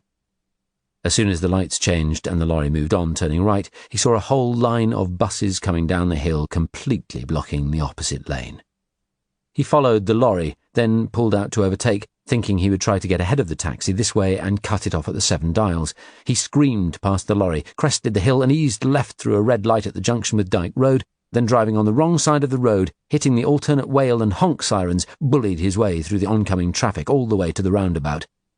But there was no sign of the taxi. It could have gone in any damned direction. He did a full circle of the roundabout, thinking hard. The taxi was heading up New England Road. That was a route people took coming into the city. Was it then going to head down to the seafront? Or the town centre? Those were the most likely options. He made a left turn off the roundabout into Montpellier Road, again driving as fast as he dared, weaving through the oncoming traffic and peering left and right down each side turning. Then he saw a Skoda taxi in streamline livery heading west. He raced past it, pulled in front, switched on the red flashing stoplights and braked sharply to a halt. In his mirror, he saw the taxi pull up behind him. As he was debating what to do next, the rear door opened and a young woman got out, reached in, and lifted out a small child. Shit. Grace climbed out, removed his warrant card and walked up to the cab, raising an apologetic hand to the woman and the driver, who wound down his window, peering out nervously. "It's fine," Grace said. "You can continue." He returned to his car, wondering. Had it actually been Tooth he had seen, or just wishful thinking? 20 minutes later, as he arrived back at Sussex House, the Ops 1 inspector called him back to report no success. Grace thanked him and went in through the front door of the building. Climbing the stairs to the major crime suite, he reflected on just what he had seen in the back of that taxi. Had he imagined it? He didn't think so. Offenders had a way of looking at coppers that was different from all other people. But maybe he was just a regular Brighton villain who had picked up on him. Maybe it was just his imagination working overtime. Back in his office, he phoned Pugh to update him on his meeting with West at the mortuary and the expert's opinion. When he had finished, he said, "Do you need anything else, sir?" "No," Pugh said grudgingly. "I don't." As he ended the call, Grace's phone instantly rang. It was Guy Batchelor, and he sounded excited. Chapter 85, Wednesday, the 11th of March. "Boss, something of significance to report," Batchelor said. "I think we may have found Tooth." "Yes?" "Last Friday, there was a report of a man in collision with 2 cyclists close to Brighton Pier. He was taken unconscious to the Royal Sussex County Hospital. His US driving licence identified him as John Daniels, with an address in New York City, and there was a bar receipt from the Waterfront Hotel in his wallet." "Jesus." "I sent 2 officers to the hospital, but he's gone. Seems to have discharged himself sometime during this morning. But the hospital says he has severe bruising to both legs and would be limping significantly. Someone's going to have noticed him." "Is this a genuine injury or a phony one like Crisp's guy?" "I haven't checked that, boss, but I assume that the hospital wouldn't have said so if it wasn't the case." "Yeah, well, you know my views on assumptions," Grace retorted. "I'll get someone to double-check." "Good. Have you contacted the hotel?" "Yes, they don't have a guest by the name of Daniels registered, nor Hinton." "Bizarrely, I think I may have seen Tooth heading up New England Road in a streamlined taxi 20 minutes ago," Grace said. "Seems an odd route from the Sussex County Hospital, wherever he was going," Batchelor said. "I could have been mistaken. Can you get onto Streamline and ask them for details of all pickups from the hospital this morning? All of them have CCTV in their cars now. Also, can you see if there's an update on possible sightings from our message to Streamline earlier?" "Right away, sir." "Okay, good work, Guy. And can you arrange an accommodation check in the city for Daniels, Hinton, or any single American males, but keep it low-key for now?" As soon as he ended the call, Grace phoned Lanigan. He got his voicemail and left a message. "Pat, it's Roy in Brighton.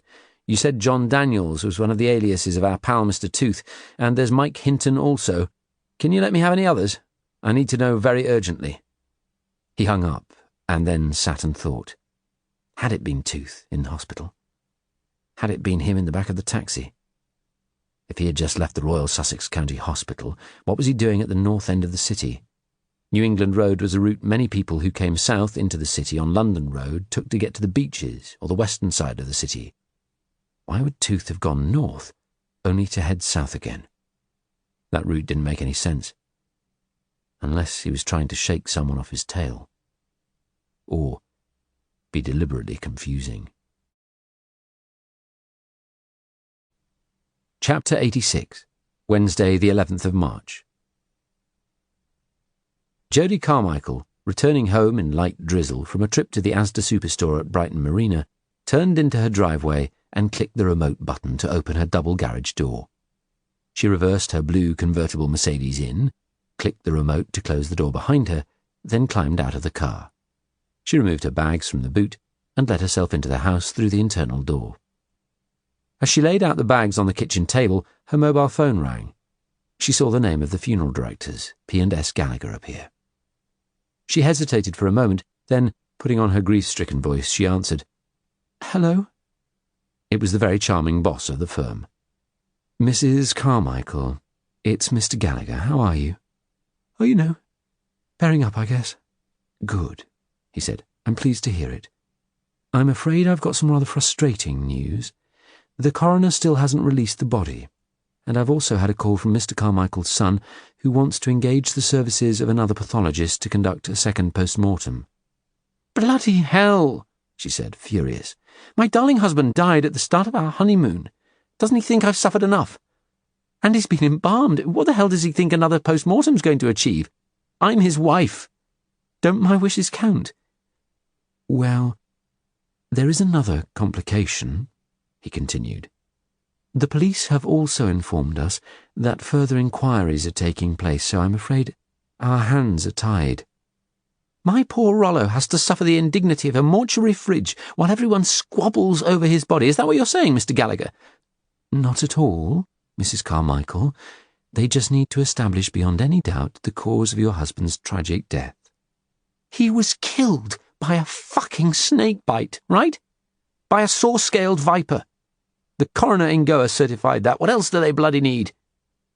I'm sure it will all be sorted very quickly, he said in a soothing voice. I'll do my best to get all of this resolved and your husband's body released to us just as soon as possible. When she hung up, Jodie sat, wondering what Gallagher had meant by inquiries. What were the police sniffing around for? She made herself a coffee and switched on her computer. One thing was becoming certain. She would have a fight with Rowley's family on her hands. At the end of the day, she would get some of the inheritance, but from the way Rowley's family already seemed to be heading for a legal battle, it could be a long way down the line. It certainly wasn't likely to be the jackpot that she'd hoped for, which still seemed to be eluding her. That was out there somewhere. She needed to be more selective, she decided, as she started to trawl through the various replies to the advertisements she'd placed on dating sites for the rich. www.sugardaddies.com, www.seekingmillionaire.com, www.millionairematch.com, www.daterichmen.com, and a whole ton more. But she dismissed all the replies she saw waiting for her.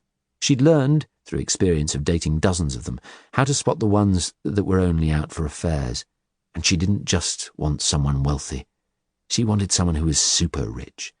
Would she find him on a website or in one of the playgrounds of the rich? She remembered something her beautiful childhood friend Amira had once said to her that had been at the same time disparaging and consoling. Don't worry. One day you'll find Mr. Right. There's someone out there for everyone. Maybe she'd been too hasty recently. She just needed to bide her time.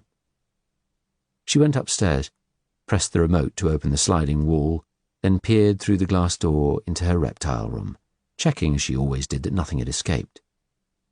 She went in and over to the vivarium containing the 9-foot boa constrictor she called Silas. A smile broke out on her face as she saw what lay on the floor of the toughened glass container. Chapter 87, Wednesday, the 11th of March. Tooth hobbled on the walking stick he'd stolen from the hospital corridor, clutching his huge package of shopping and a smaller carrier bag as he crossed the foyer of the hotel to the bank of lifts. It took him a good minute, a journey he could normally have made in seconds, to get from the elevator to his room on the 4th floor. Every step was uncomfortable, but for anyone else would have been agony. Tooth had been born with an abnormality. His tolerance levels to pain were far higher than those of most human beings. Finally, in the sanctuary of his room, after looking around carefully, he sat at his desk and flipped open the lid of his laptop. Nothing seemed to have been touched here, but he couldn't rely on that for much longer. He'd always had a rule. He never stayed in one place for too long. Staying in one place was how people could catch up with you, whether it was picking up your scent or picking up your financial trail. He'd had to leave the hospital this morning because the hotel was only paid up to today, but more than that, 10 days was already too long in one place, and he couldn't risk any longer. Earlier today, he'd taken advantage of the shortage of hospital staff to slip away. But had that cop recognized him in the taxi? He wasn't certain, but he sure as hell wasn't going to take the risk that he had. And that cop sure as hell would not recognize him the next time he saw him. He began to scan the videos from the 16 cameras he had concealed in Jodie's house and the 4 he had put in her flat in Alexandra Villas. He started with the 2 he had placed in her reptile room, and it didn't take him long before his hunch paid off. He watched her pull on rubber gloves. The time recording gave it as just 2 hours ago. She removed the lid of a vivarium containing a huge boa constrictor, then took out what looked like a white clay sausage. She placed it on the table, then pulled it open with her hands and removed a memory stick from inside it. "Clever girl," he said aloud. "Oh, yes, you are one very clever girl." He watched her place the memory stick back in the vivarium, dropping it out of sight into the foliage, then deposit the sausage, the boa's excrement, into a bin. So clever, he thought. You really are very clever. And very sexy, too, he thought. I'm sure it would be nice to fuck you. Too bad I'll never find out. He opened his packages. Chapter 88. Wednesday, the 11th of March. Mice, lizards, frogs, scorpions, and insects, Tanya Cale said as she joined Roy Grace, heading along the Major Crime Suite corridor towards the conference room for the 2 p.m. briefing. That what you had for breakfast, Tanya? He said. No wonder you look so healthy. No, she grinned. It's what Jason cooks me for dinner every evening. He raised a finger to his lips. Shh, don't share your secret. Everyone will be wanting some. Guess it depends on the recipe. And yours is? Raw, and preferably alive, she said. You asked me to find out what a saw-scaled viper likes to snack on. And that's its diet? Yep. In which case, on the whole, I'm glad I'm not a saw-scaled viper. And Jason's glad I'm not a black widow spider. They eat their husbands after they've made love. I think if I was a male black widow, I'd be pretty happy if my wife told me she had a headache, Grace retorted as they entered the packed conference room. Well, in case you fancy a change of diet, sir, I've found several companies who tie in with the credit card statements who can supply all these creatures and more. And get me points on my Tesco Club card. Well, unfortunately not that many, sir. I spoke to a gentleman called Danny Yeoman from a large Sussex store, Pet's Corner. One of the saw-scaled viper's favourite foods is cockroaches. But if you buy a box of them, that's all you need. From then on, you can culture them yourself.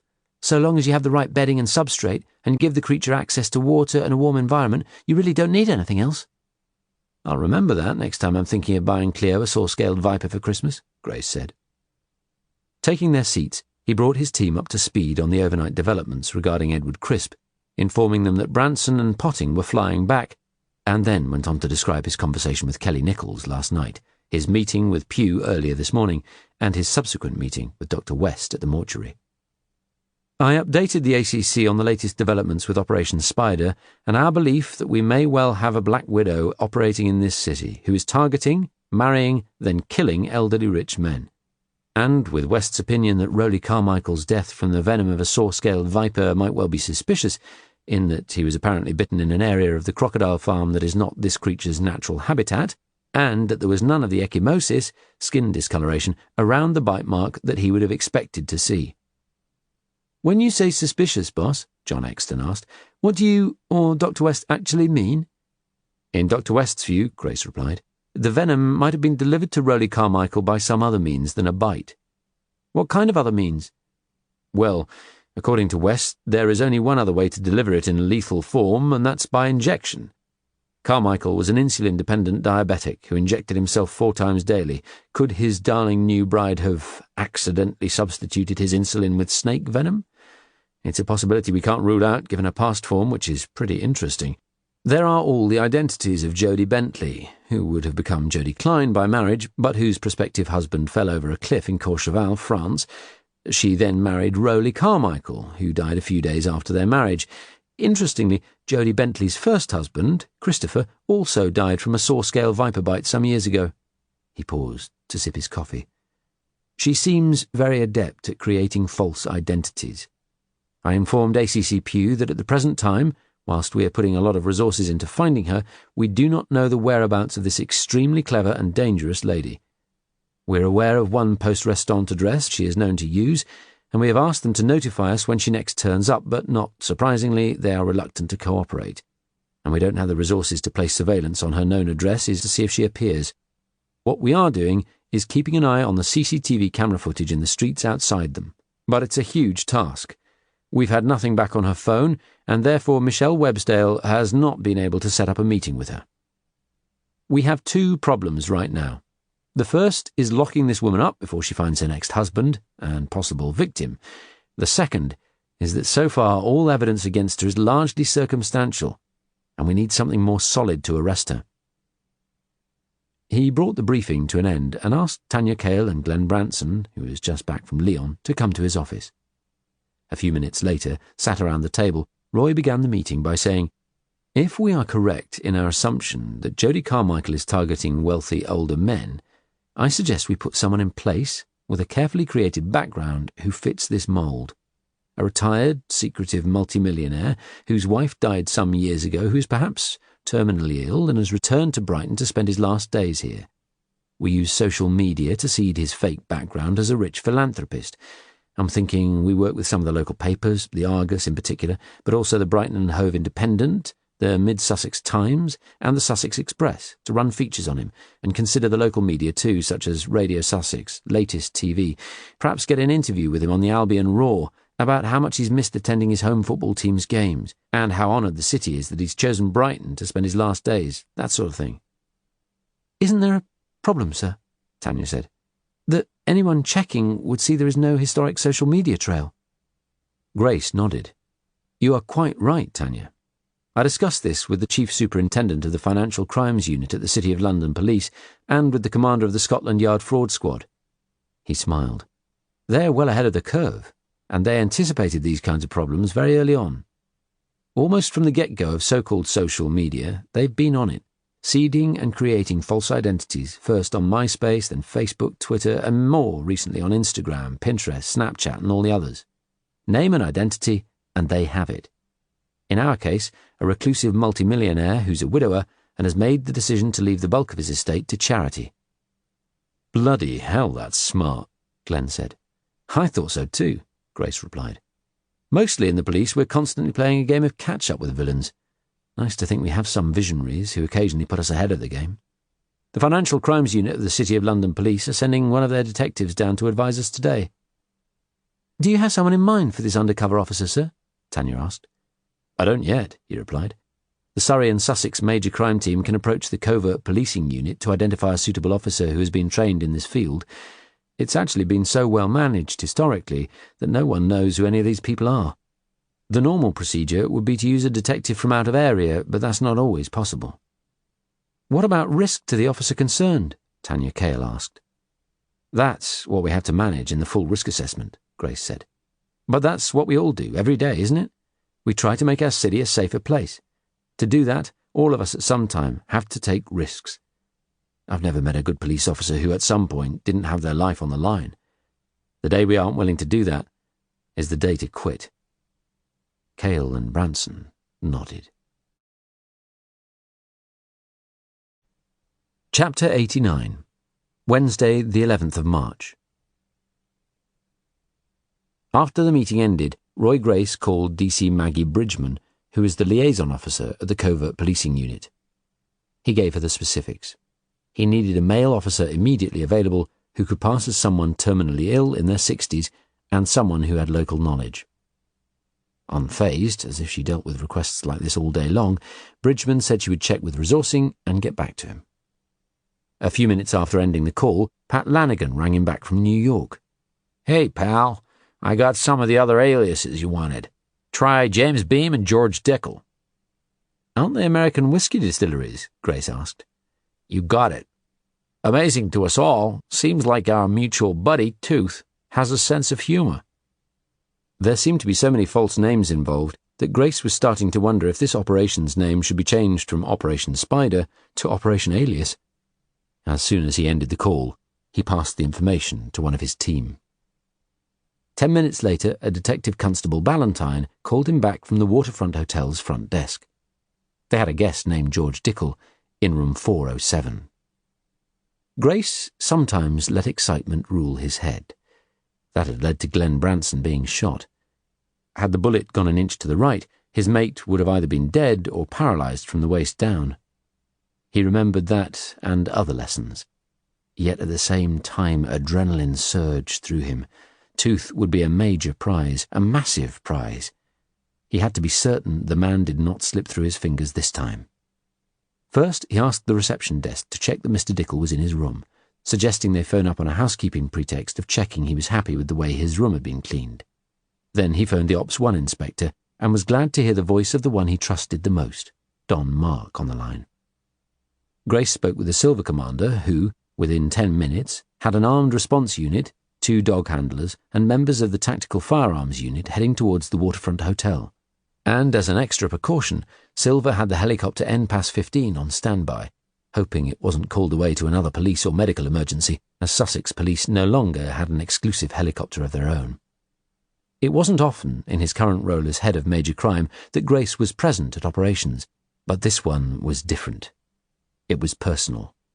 He'd led the last manhunt for this monster from the front, when, after a ferocious struggle with Glenn Branson, Tooth had dived recklessly into a dock at Shoreham Harbour and vanished. If this was really him and he was still alive, Grace was determined to be the officer who finally read the evil bastard his rights, although he knew that the TFU, Tactical Firearms Unit officers, would have to secure him first. So, for the first time in some while, he grabbed his Kevlar vest off the hook on the back of his door, pulled it on, and headed downstairs. Chapter 90. Wednesday, the 11th of March.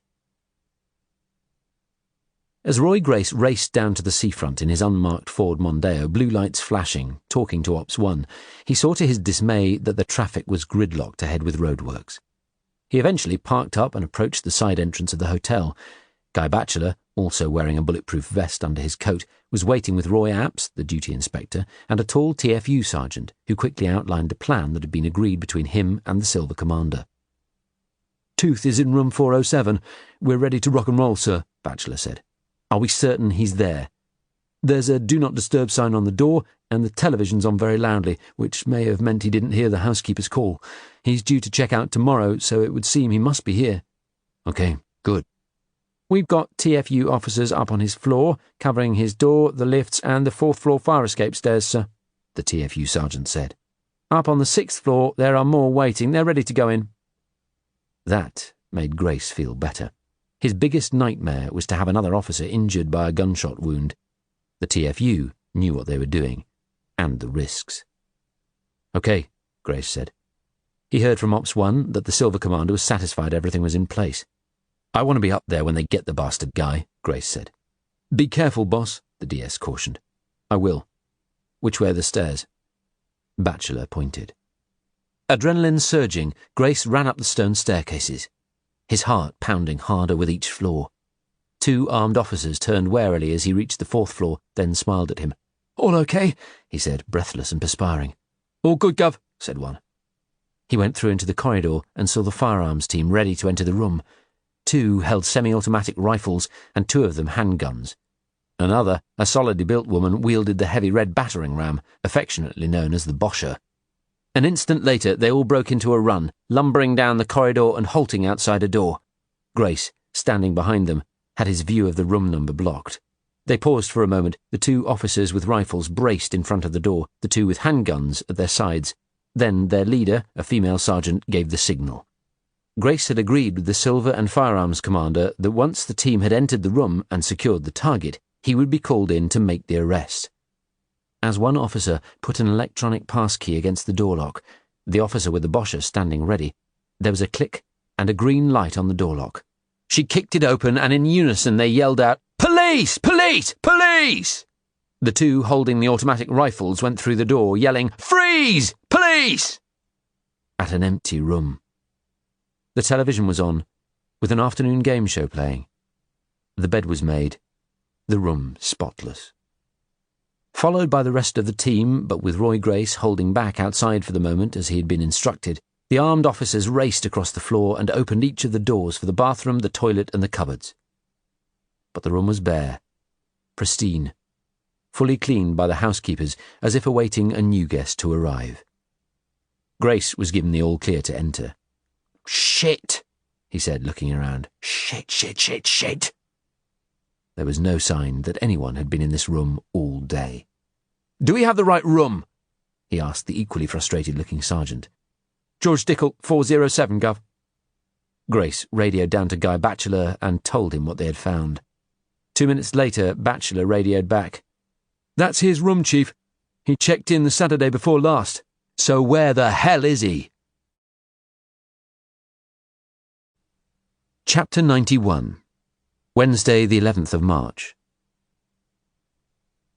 From behind the curtains in the sanctuary of his 5th floor sea view room at the Royal Albion Hotel, Tooth watched the commotion on the seafront below him, concentrated around the waterfront hotel a short distance to the west, with a wry smile.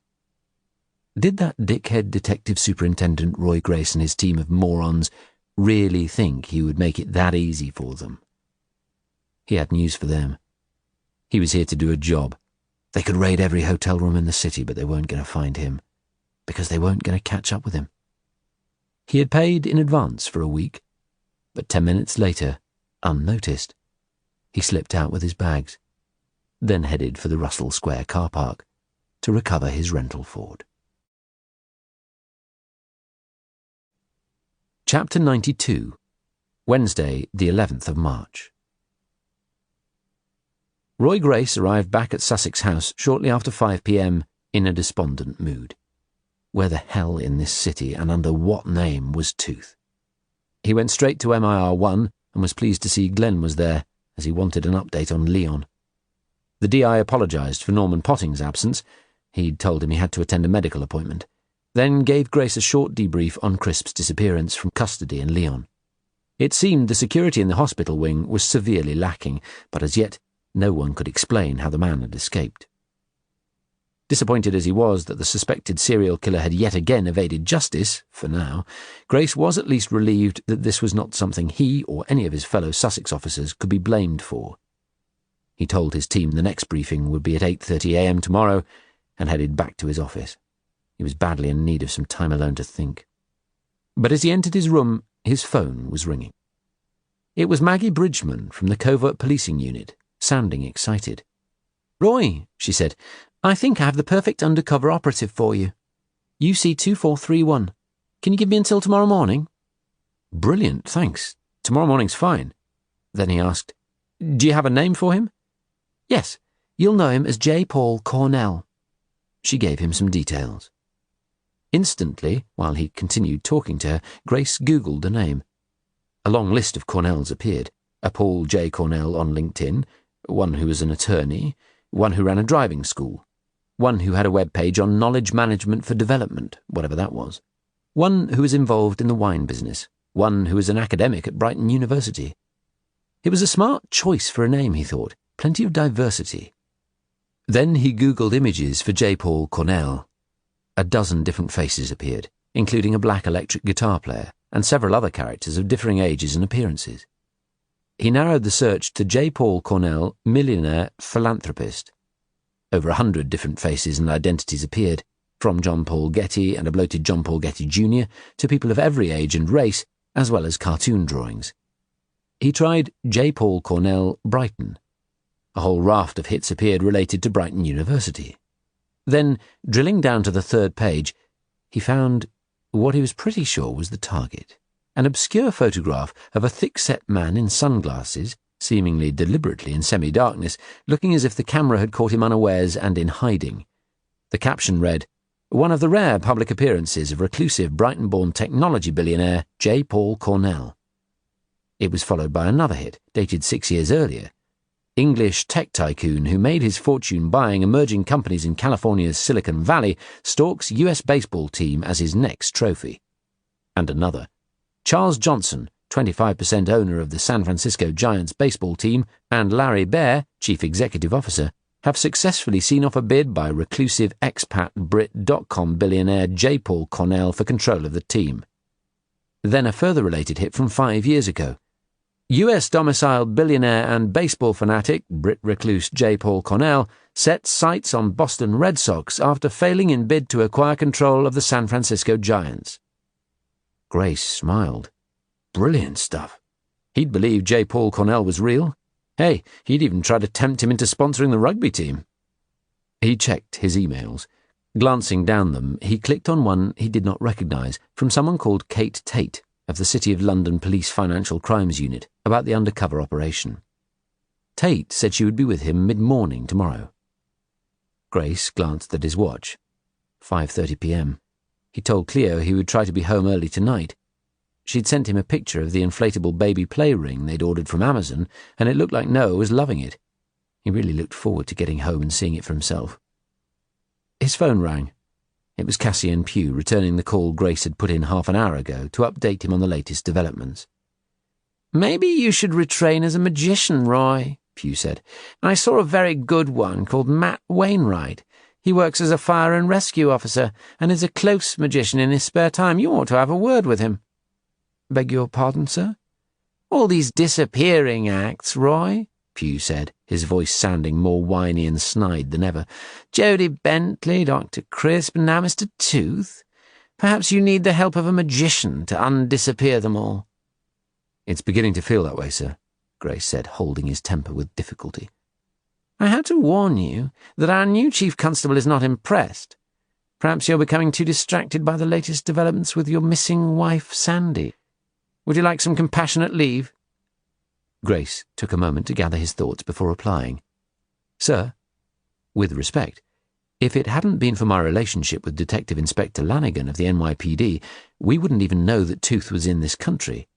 Crisp was out of our jurisdiction when he absconded from custody, and I believe we are closing the net on Jodie Bentley." "I'm happy for your sanity that you're having that fantasy, Roy, but I'm less happy for the citizens of this county we're here to serve and protect, because at this moment you're not serving or protecting them." Before Grace could reply, he heard a click. The ACC had ended the call. Roy sat smarting with anger and said aloud, "You tosser." He left his office and walked back through into MIR1 and stared at the whiteboards, which had been returned from the conference room after the 2 p.m. briefing. He looked at the photographs of Christopher Bentley, Walt Klein, Rollo Carmichael. 3 dead lovers, 3 at least that they knew about. Would she take the bait of number 4? Would he get to her before Tooth did? What, if anything, was he overlooking? One thing he had not informed Pugh of was the danger to any undercover operative from Tooth. Should he pull the operation on the grounds of it being too risky? It was at times like this that he felt lonely. All major crime investigations were teamwork, but the one at the head of the team shouldered the ultimate responsibility. Decisions made by the senior investigating officer could make the difference between life and death. As so many times before, the buck stopped with him. This dangerous bitch was out there, undoubtedly planning, scheming. And if Pat Lanigan was right, so was Tooth. He didn't allow himself the luxury of thinking how simple it would be to just let Tooth carry right on and take her out. In his job, moral judgments too often needed to be put to one side. His job was to enforce the law. And however unsavoury the target of a professional hitman in Brighton might be, he could not let that hit happen. An email appeared in his inbox that was a salutary reminder of the potential dangers all police officers faced every day throughout their careers, whether they were front line or off duty and acting out of civic responsibility. It was from the Chief Constable's staff officer.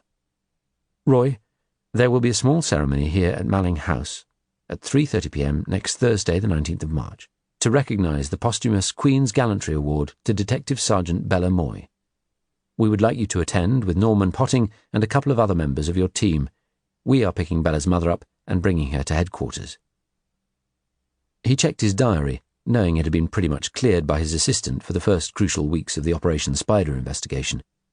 Then he typed a reply saying that he would be honoured to attend, copying in Leslie so she could log it in his diary.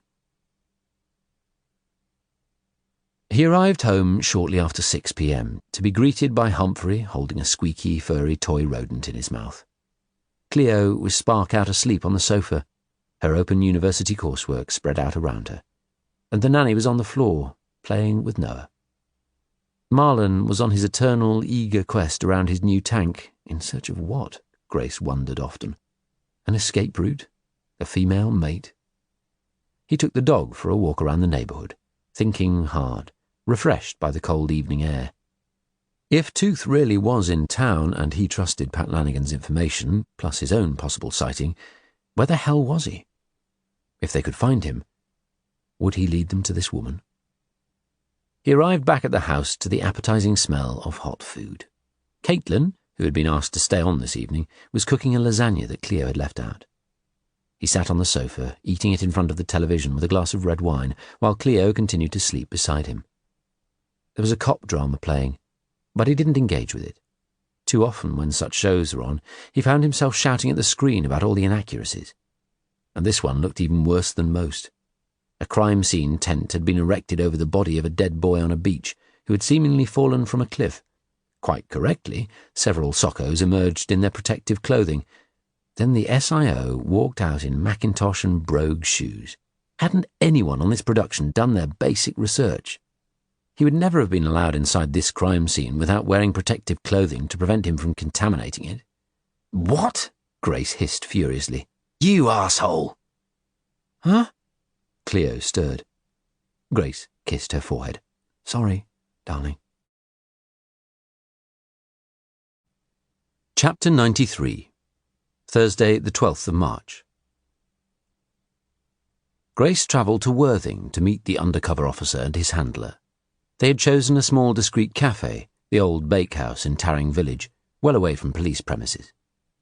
A stocky, shaven-headed man with grey, neatly trimmed stubble, in an expensive-looking suit and dark glasses, was seated at a table, absorbed in his iPhone. Sitting alongside him was a slim woman with short, chestnut hair. There were cups and a steaming teapot on the table in front of them. "Roy, good to meet you. I'm D.I. Kate Tate from the City of London Financial Crimes Unit, and I'll be acting as the cover officer on this operation." He shook her hand warmly. "And this is UC 2431, Roy," Tate continued. "Julius Cornell, better known as J. Paul Cornell." "Good to meet you." Grace leaned forward and shook his hand. "Well, you know, it's very good to meet you too, Detective Superintendent." The man's accent was deep BBC English, tinged with a mid-Atlantic drawl. Perfect for an Englishman who had spent the past 40 years in California, but not quite perfect enough. Grace stared hard at him in disbelief. Stared at the elegant suit, the tailored white shirt, the silk tie, the shiny black Gucci loafers, the shaven head, the designer stubble. Oh yes, he looked the part all right, and no doubt he could fool a lot of people, but he wasn't fooling him. Did he blow his cover now, or go along with it? He decided to test him, to go along with it for the moment. "Congratulations, Mr. Cornell. Great to see a Brit do so well overseas. I've read of your success on the internet with great admiration." "Well, that's pretty generous of you, Detective Superintendent. Guess I've been lucky, you know. Someone up there likes me. Well, until recently anyhows." "I was sorry to read about the death of your wife." Cornell shrugged. Then, keeping up the accent perfectly, he replied, "Jackie and I had 32 happy years together. How many couples can say that?" "Not many," Grace said. He shook his head and grinned, and Cornell grinned too. Both men knew it was game over. "Bloody hell," Grace said. "You're good, Norman." Potting removed his dark glasses, beaming. "You think so?" "I never knew you were a trained UC. "Have been for years, Chief. It's part of our brief that no one else in the force must ever know. We're sort of like those sleeper spies in the John le Carre stories, never knowing if or when we might be called into service. Tell you the truth, I thought I was past it, entering the sad old Gits Club, and I'd never be called on. Then this opportunity came along. Had to volunteer for it." "Norman's perfect, you see, Roy," Tate said. Then, with exquisite lack of tact, she continued, "And of course we can't allow any UC to have sex with their target, so Norman will be able to tell her, with only a little white lie, that he has prostate cancer, leaving him impotent." "How does DS Potting feel about that?" Grace quizzed her. "Have you asked?" "Let's hold it here for a moment, Roy, and let Norman speak," Tate said, holding up her hand. "I'm good, Roy," Norman Potting assured him. "I'm okay playing along with that. I was the one who actually raised it with Kate." "Norman, I don't know how well you've been briefed, but there's a couple of things I need to warn you about," Grace said. "The first is that Jodie Carmichael is an extremely cunning and manipulative lady. If the information we have so far is correct, she has been responsible for the death of at least 3 men, and possibly more. The second is that I have good evidence there may be a contract on her life from a New York-based Russian organized crime gang. They've sent the man we previously knew only as Tooth, who is currently travelling under different names, including John Daniels and Mike Hinton. As you're well aware, this man is very clever and dangerous.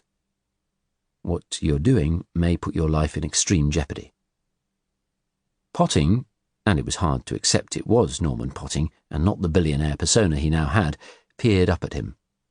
"Roy, you need to understand, that the day Bella died, some part of me died too.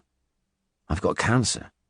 If I can do some good things with the rest of my life, then I'll go out with a smile on my face, whenever that might be. Okay?" Grace smiled at him. Potting was ever the rugged old bugger. "Okay, Norman. But take care. We're putting every possible protection in place to look after you." "Won't need 'em, Roy. I can take care of myself. I'm a survivor." "You bloody better be. I want you surviving this bitch and your cancer, okay?" Potting grinned, and then, in the accent he had pitch perfect, replied, "You got it, buddy." Chapter 94, Thursday, the 12th of March. As Roy Grace sat back down in his office, he was in a quandary. Was he exposing Norman to too much danger? But if he pulled him from the operation, without doubt someone else would be in danger. The Black Widow's next victim. If they got it right, Potting would lead them to this woman, and they could keep a visual on him and protect him. But he needed that protection. Grace phoned his ACC and updated him on the latest information and his concerns. "Roy," Pugh replied after some moments, "you're the SIO on this case, and you have to make the decisions here, including the cost implications, so long as you continue to be the SIO." As he ended the call, Grace was fuming again. So long as you continue to be the SIO. Great, he thought. Yeah, right. If it all worked out well, ACC Pugh would take the credit. And if it all went tits up, Pugh would be dumping the blame squarely at his feet and using it as the excuse he dearly sought to ease him out. And he knew exactly what Pugh would be thinking at this moment. Please God, have Roy Grace screw up. What was crucial now was connecting Norman Potting with Jodie. That needed very careful handling of the local media. Any inkling that J. Paul Cornell was a setup, and it was game over for that plan. But he had to admit to himself, with a wry smile, good old Norman, with a makeover including teeth whitening, made a very convincing elderly billionaire. Would she take the bait? That was something he would be discussing in detail with Detective Superintendent Nick Sloan, the force authorizing officer who was managing the operation. But more importantly, how did he protect Potting? Chapter 95, Thursday, the 12th of March. The mildly eccentric-looking lady, her face heavily made up, dressed in a calf-length coat, woolen hat and old-fashioned gloves, looked every inch the elderly bohemian artist. She hobbled slowly through the door in the white facade of the corner store premises of Lawrence Art Supplies in Hove's Portland Road, supported by her silver-topped walking stick. She made her way to the counter and politely requested a large tub of aluminium powder and a hot glue gun. She paid for them with an American Express card in the name of Mrs. Thelma Darby. 5 minutes later, she emerged with her purchases in a carrier bag and approached the waiting taxi. The driver helped her in, passing her the stick and carrier bag after she was seated. Then, as instructed, he took her to a nearby aquarium store. Thelma again asked him to wait, then entered the store.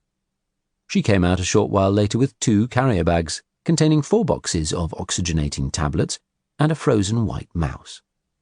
Climbing back into the taxi, she asked the driver to take her to the plumbing supplies store on a nearby industrial estate, where she bought an 18-inch length of malleable steel pipe with screw ends. Then, as a precaution, she changed taxis and ordered the next one to take her to an electrical store on London Road. There, she bought a mini Arduino relay that was just half an inch across, a mercury tilt switch, and an assortment of USB memory sticks. The assistant behind the counter gave her an odd look, as if wondering how on earth a batty-looking old lady like this even knew what these things were, let alone what to do with them. Carrying her purchases, she stepped out and turned right, walking along London Road, stopping at a chemist to buy a cold gel pack, then at a hardware store where she purchased a short length of heavy-duty insulated wire, a roll of insulating tape, and a pair of pliers. She hailed another taxi and instructed the driver to take her to a kitchenware shop in Weston Road, where she made her final purchases of a small set of digital kitchen scales and a coffee grinder. She then asked the driver to take her to the Jury's Inn Hotel, opposite Brighton Station. As she made her way across the hotel foyer towards the lifts, leaning on her stick with grim determination, she was looking forward to getting down to work. Her shopping trip was complete, and 100% satisfactory. No problems at all. She didn't do problems. Chapter 96, Thursday, the 12th of March. At 12:30 p.m, Roy Grace did the Asda run to get his lunch and something to drink. He'd eaten nothing since a few mouthfuls of porridge at 6 a.m. and a muffin in the cafe, and he was hungry again. His eyes ran along the superstore's sandwich shelves, and he was tempted to get an all-day breakfast bacon and egg feast, but guilt held him back. Cleo had repeatedly warned him of the dangers of the rubbish diet that so many police officers survived on. He looked at several cakes and doughnuts too. Often in the past he had ignored her and Sandy's entreaties for him to eat healthily, but Noah and Cleo had added a new dimension and purpose to his life. He felt an extra strong need to take care of himself for his family. So, in the end, he bought a tuna and sweet corn on brown bread and an apple, and allowed himself just 2 naughty treats, a Diet Coke and a Kit Kat. As he walked across to the 10 items or less till, he saw a rack of Argus newspapers. The headline read, "Brighton's favourite son says I've come home to die." Good. The seed had been sown. He bought a copy. Back in his office, Grace laid the paper in front of him. The front page splash was accompanied by a photograph of the stocky, tanned billionaire, barely recognisable even to himself, as Norman Potting. The accompanying story, written by a reporter he didn't know, told of one of the city's favourite sons, born on the White Hawk estate, who had truly gone west to make his fortune in California's Silicon Valley. He was now terminally ill with prostate cancer and had decided to return home to his roots for the last months of his life. Instead of buying a home in the city, because the doctors had told him he had so little time left, J. Paul Cornell had moved into a suite at an undisclosed hotel for a few days before returning to California to tie up his business affairs there. With no dependents, he was intending to look at worthy local charities to leave the bulk of his estate to, and something by which the city would remember him. He said he hoped, if his health permitted, to return to Brighton to spend his remaining days here. When I asked Mr. Cornell if it was true he had been thwarted in his attempts to buy a US baseball team, he replied that it had once been a dream, but now his love affair with the US was over. Did he have his sights set on anything closer to home, perhaps Brighton and Hove Albion? "Well, you know," he replied in his American drawl, "I've got this damned cancer, but I'm not done yet. Watch this space, eh?" As he peeled open the wrapping around his sandwich, Roy Grace read on. J. Paul Cornell's journey from Dorothy Stringer School, winning a scholarship to Boston's MIT, the leading technology university in the USA, was documented in detail, as were the visionaries he'd met and helped finance on the way, including acolytes of Danny Hillis, the founder of Thinking Machines Corporation and pioneer of the parallel processor, and of Nicholas Negroponte, head of the MIT Media Lab, plus half a dozen former employees of Apple and Microsoft. Due to smart tax planning, the article continued, just as the Sunday Times Rich List team had found, Cornell's true wealth was impossible to estimate, but many financial analysts put it as not far short of the $17.4 billion of Paul Allen, the co-founder of Microsoft. Since arriving back in our city earlier this week, Cornell has understandably gone to ground in a suite at a rather grand Brighton hotel, which he has asked me not to disclose. One thing I spoke to this delightful gentleman about before our time was up was romance. I asked him if he felt he still had the time and energy for love in his life. He replied with a smile, "What else matters in life at the end of the day? And you know what? This is going to sound strange. I know I don't have much time left, but I would like to find love again, and I'm going to keep looking." Yes, Grace thought, brilliant stuff. Yes, yes, yes. Chapter 97, Thursday, the 12th of March. Jodie Carmichael walked through the busy concourse of Victoria Station to the Brighton Line platforms. She was in a foul mood after a distinctly unsatisfactory meeting with her lawyers. She used a top London firm of solicitors as she felt more anonymous there than with a local Brighton firm. She reflected, as she walked, on the costly hour and a half of advice she had received from one of the firm's senior matrimonial law partners, Drendier Ann Edwards. Jodie had been correct, Edwards had told her. The captain of the ship was a certified registrant, and the marriage was indeed legal and binding, but, with almost unprecedented speed, a marker had already been put down by the law firm acting for Rowley Carmichael's children. Alarmed at the haste of their late father's marriage and subsequent death, she confirmed they were not accepting the Goen coroner's report and, despite the fact that their father's body was embalmed, were demanding a second post-mortem. They were prepared to take their fight to any level, and they had pockets deep enough to do so, Edwards had warned. Which meant she would almost certainly be in for a massive fight over Rowley's estate too, something that could easily drag on for a couple of years, maybe longer, with costs that could run into tens if not hundreds of thousands, which she would have to fund. At the end of the day, she should certainly inherit some of his fortune, but that could easily be some while into the future. Most of her inheritance from her first husband, Christopher Bentley, had gone on buying the house in Rodine and on living and travel costs. She had the $200,000 windfall from the Romanian in New York, which would see her through for a bit, and she had a small emergency fund stashed away, but bloody Walt Klein had caused her to eat into that. She'd had to pay for everything out in Courchevel on her own card, because both Walt's card and the one he had given her had been declined at checkout. On top of that, she was out of pocket for that ridiculously expensive coffin she'd bought him. If she didn't find another source of funding quickly, she might need to sell one of her properties. The Rodine house had soared in value in the years since she had bought it, but having to sell and downsize would be a worst-case scenario, an admission of defeat and an end, even if only temporarily, to her plan, to the goals she had set herself.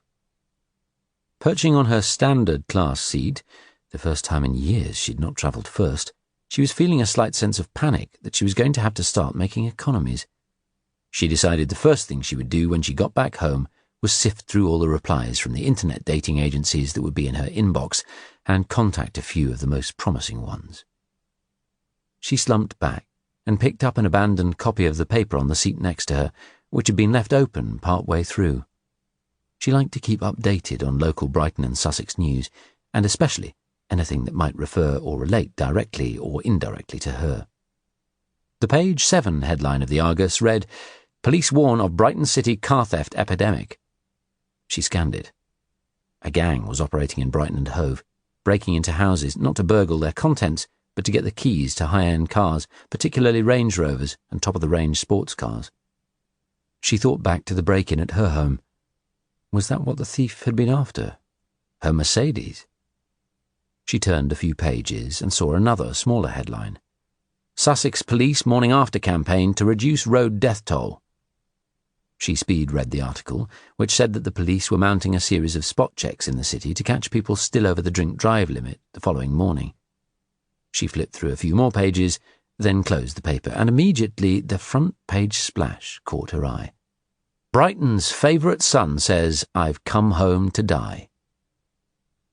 She looked at the photograph of the man, read the article, then looked back at his photograph again, not that she really cared what he looked like. She was thinking to herself, "Okay, I could shag you for $17 billion, not a problem. I could definitely be the love of your life, for the short amount you have left of it." She actually found him quite sexy, and, she noted, the Argus said Cornell would be in Brighton for just a few days before returning to California to tie up his affairs there. Shit. She was going to have to strike fast to catch him while he was here. She read on avidly. "Cornell has understandably gone to ground in a suite at a rather grand Brighton hotel, which he has asked me not to disclose." So, how many hotels in this city would I go to ground in, she wondered. The Hotel de Vin, the Hilton Metropole, the Grand, one of the other smaller boutique hotels? A rather grand hotel. Oh, you wonderfully clever bitch of a reporter. Chapter 98. Thursday, the 12th of March. Tooth removed his hat and coat, and the really uncomfortable flat ladies' shoes which he'd bought, with the rest of the outfit from a vintage clothing shop. He discarded the walking stick he'd picked up earlier in a charity shop, propping it against a wall, and hobbled unaided through to the bathroom, where he leaned on the side of the wash basin and stared at his face in the mirror. A hideous old lady, with pancake makeup, stared back. She reminded him of his mother. Taking out a face wipe, he rigorously cleaned his face of all the gunk. Changed back into the clothes he felt comfortable in, navy chinos and a grey t-shirt, Tooth set to work. His first task, as always in a hotel room, was to cover the smoke alarm. Next, he lifted a corner of the bed's mattress and saw the coil springs that held the base in place. Removing one of the springs, he took it over to his temporary workbench, the desk. He unwound a few inches of the coiled wire, then cut it off with the pliers.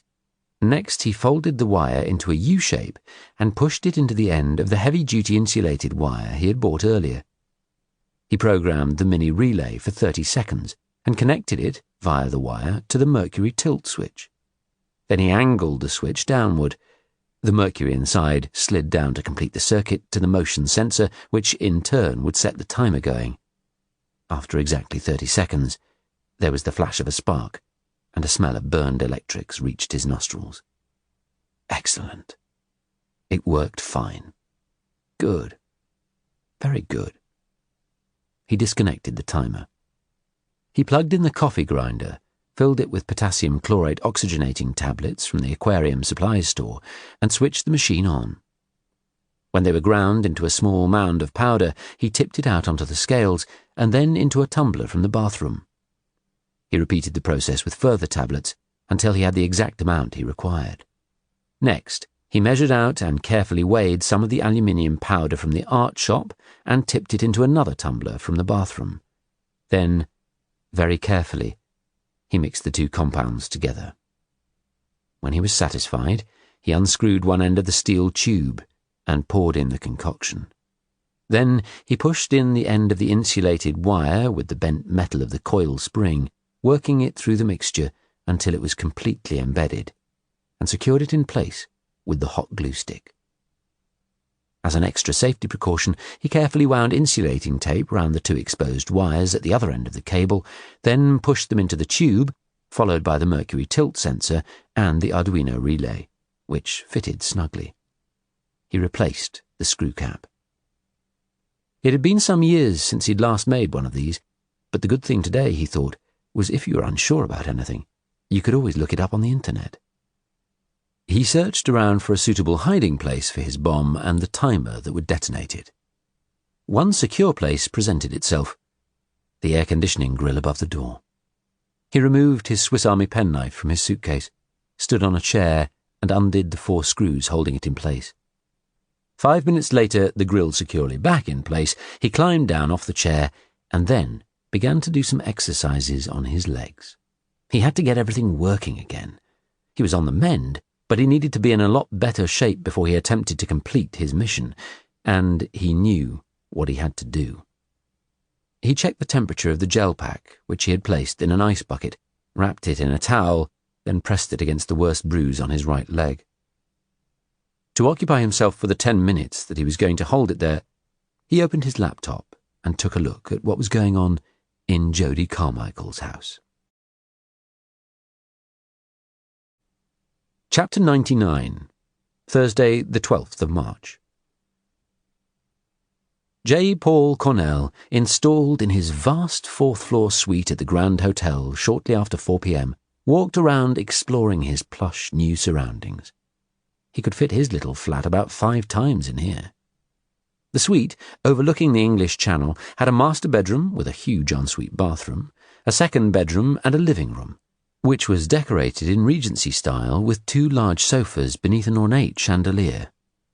The 4 large suitcases that had accompanied him as part of his cover lay unopened, 2 of them on the trestles which the porter had helpfully placed there for him.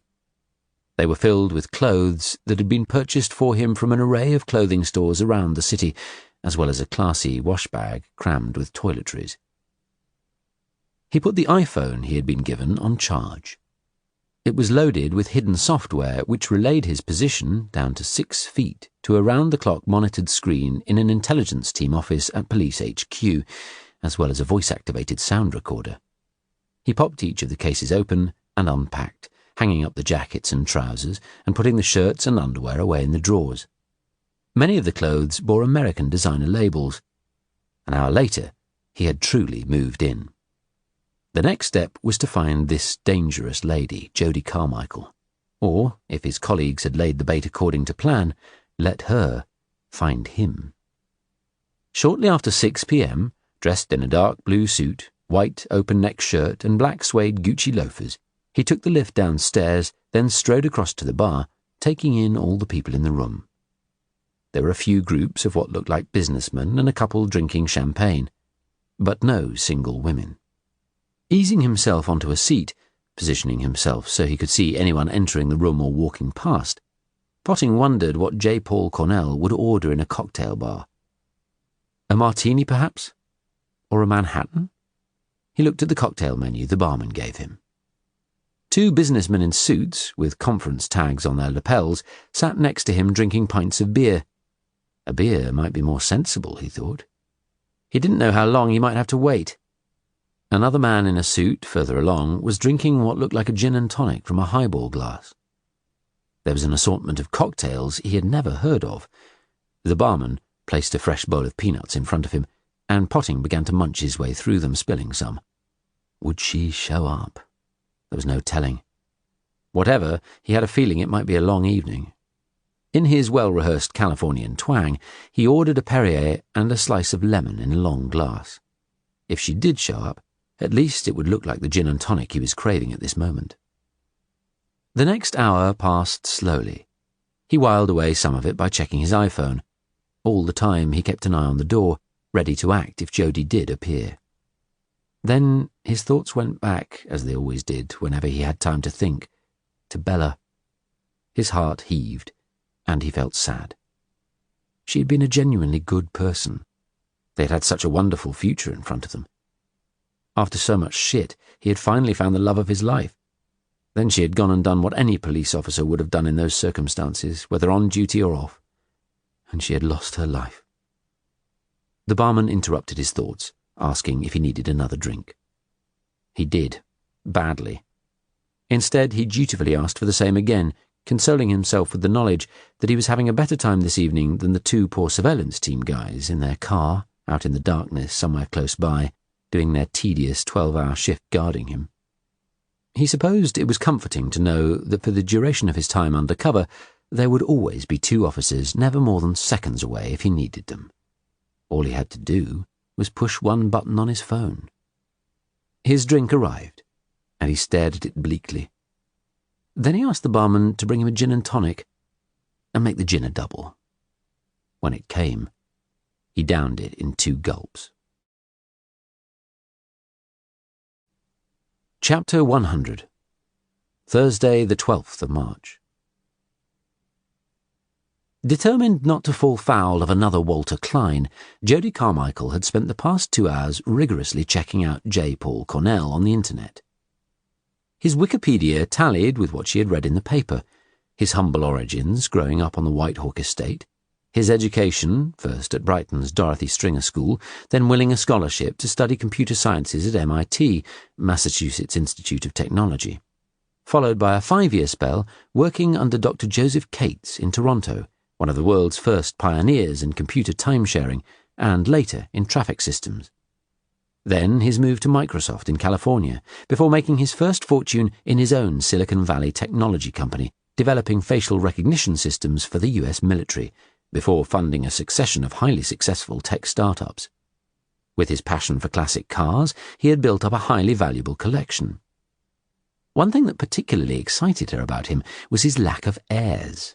In his only marriage, he had produced 2 children, a son born with cystic fibrosis who had died at 19, and a daughter who had died in a TWA air disaster out of New York. His wife had died from cancer. He had twice been thwarted in attempts to buy major US baseball teams, and, during the past decade, had given many millions to charities, including those for cystic fibrosis and genetic engineering research. She actually found herself feeling sorry for Cornell, and thanks to the newspaper interview, she had a strong clue where she might find him right now, here in Brighton. She began to Google images of Cornell's wife, and as she did so, Jodie smiled. The wife had been slim and attractive, brunette and glamorous. With her new hairstyle, she would fit very nicely into that template. Shortly after 6 p.m., she began to get ready. Tooth sat at the desk in his hotel room, smoking a cigarette and drinking whiskey, watching Jodie on the cameras he had concealed around her house. She was sitting in front of the dressing table mirror in her bedroom, applying her makeup carefully. Her computer screen was not visible to any of his cameras. What had she been looking at on the internet, he wondered? What was she dolling herself up for tonight? When did this woman stop? Her husband had only just died, and she had brought him home to bury him. He had to admit to a sneaking admiration for her. She was a predator like himself. He stood up and hobbled around the room. The discomfort in his ribs was lessening. The bruising in his right leg looked a little better now. In a few days, he should be fit enough.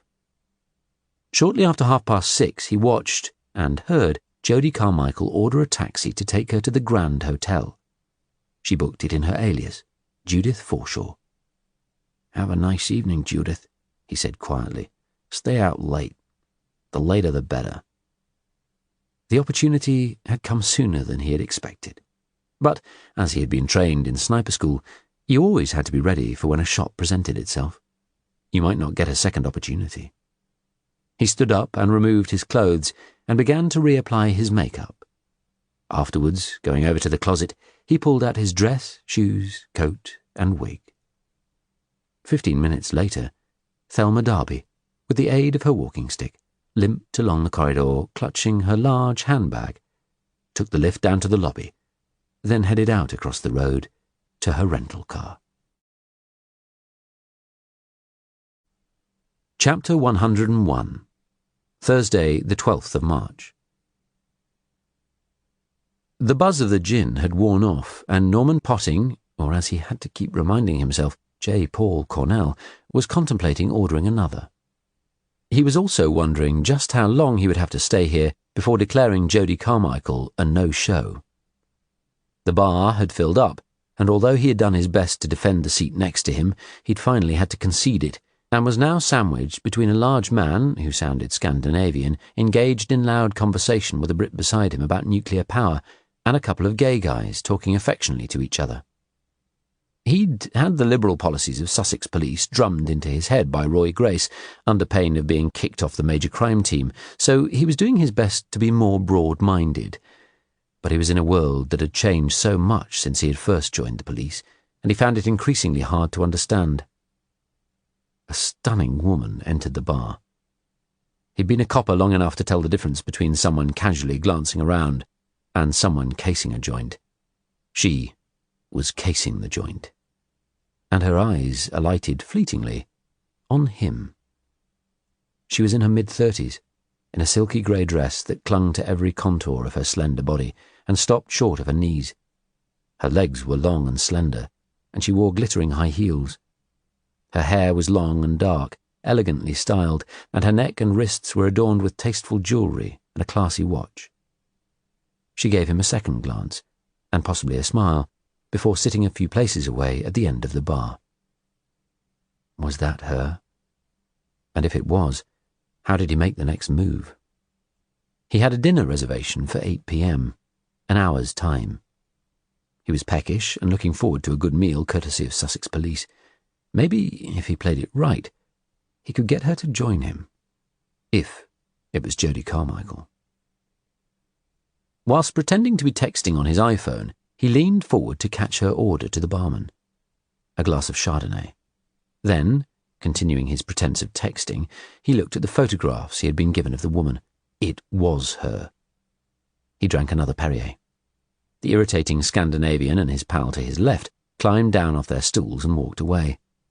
10 minutes later, the two other couples between him and his target had also left. Potting looked across and caught her eye again. He gave her a friendly smile, which was returned.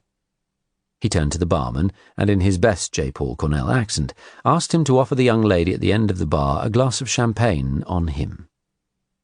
It had the desired effect. Minutes later, glass in hand, the young woman slid off her bar stool and sat down next to him. "Thank you. Drinking alone?" she asked.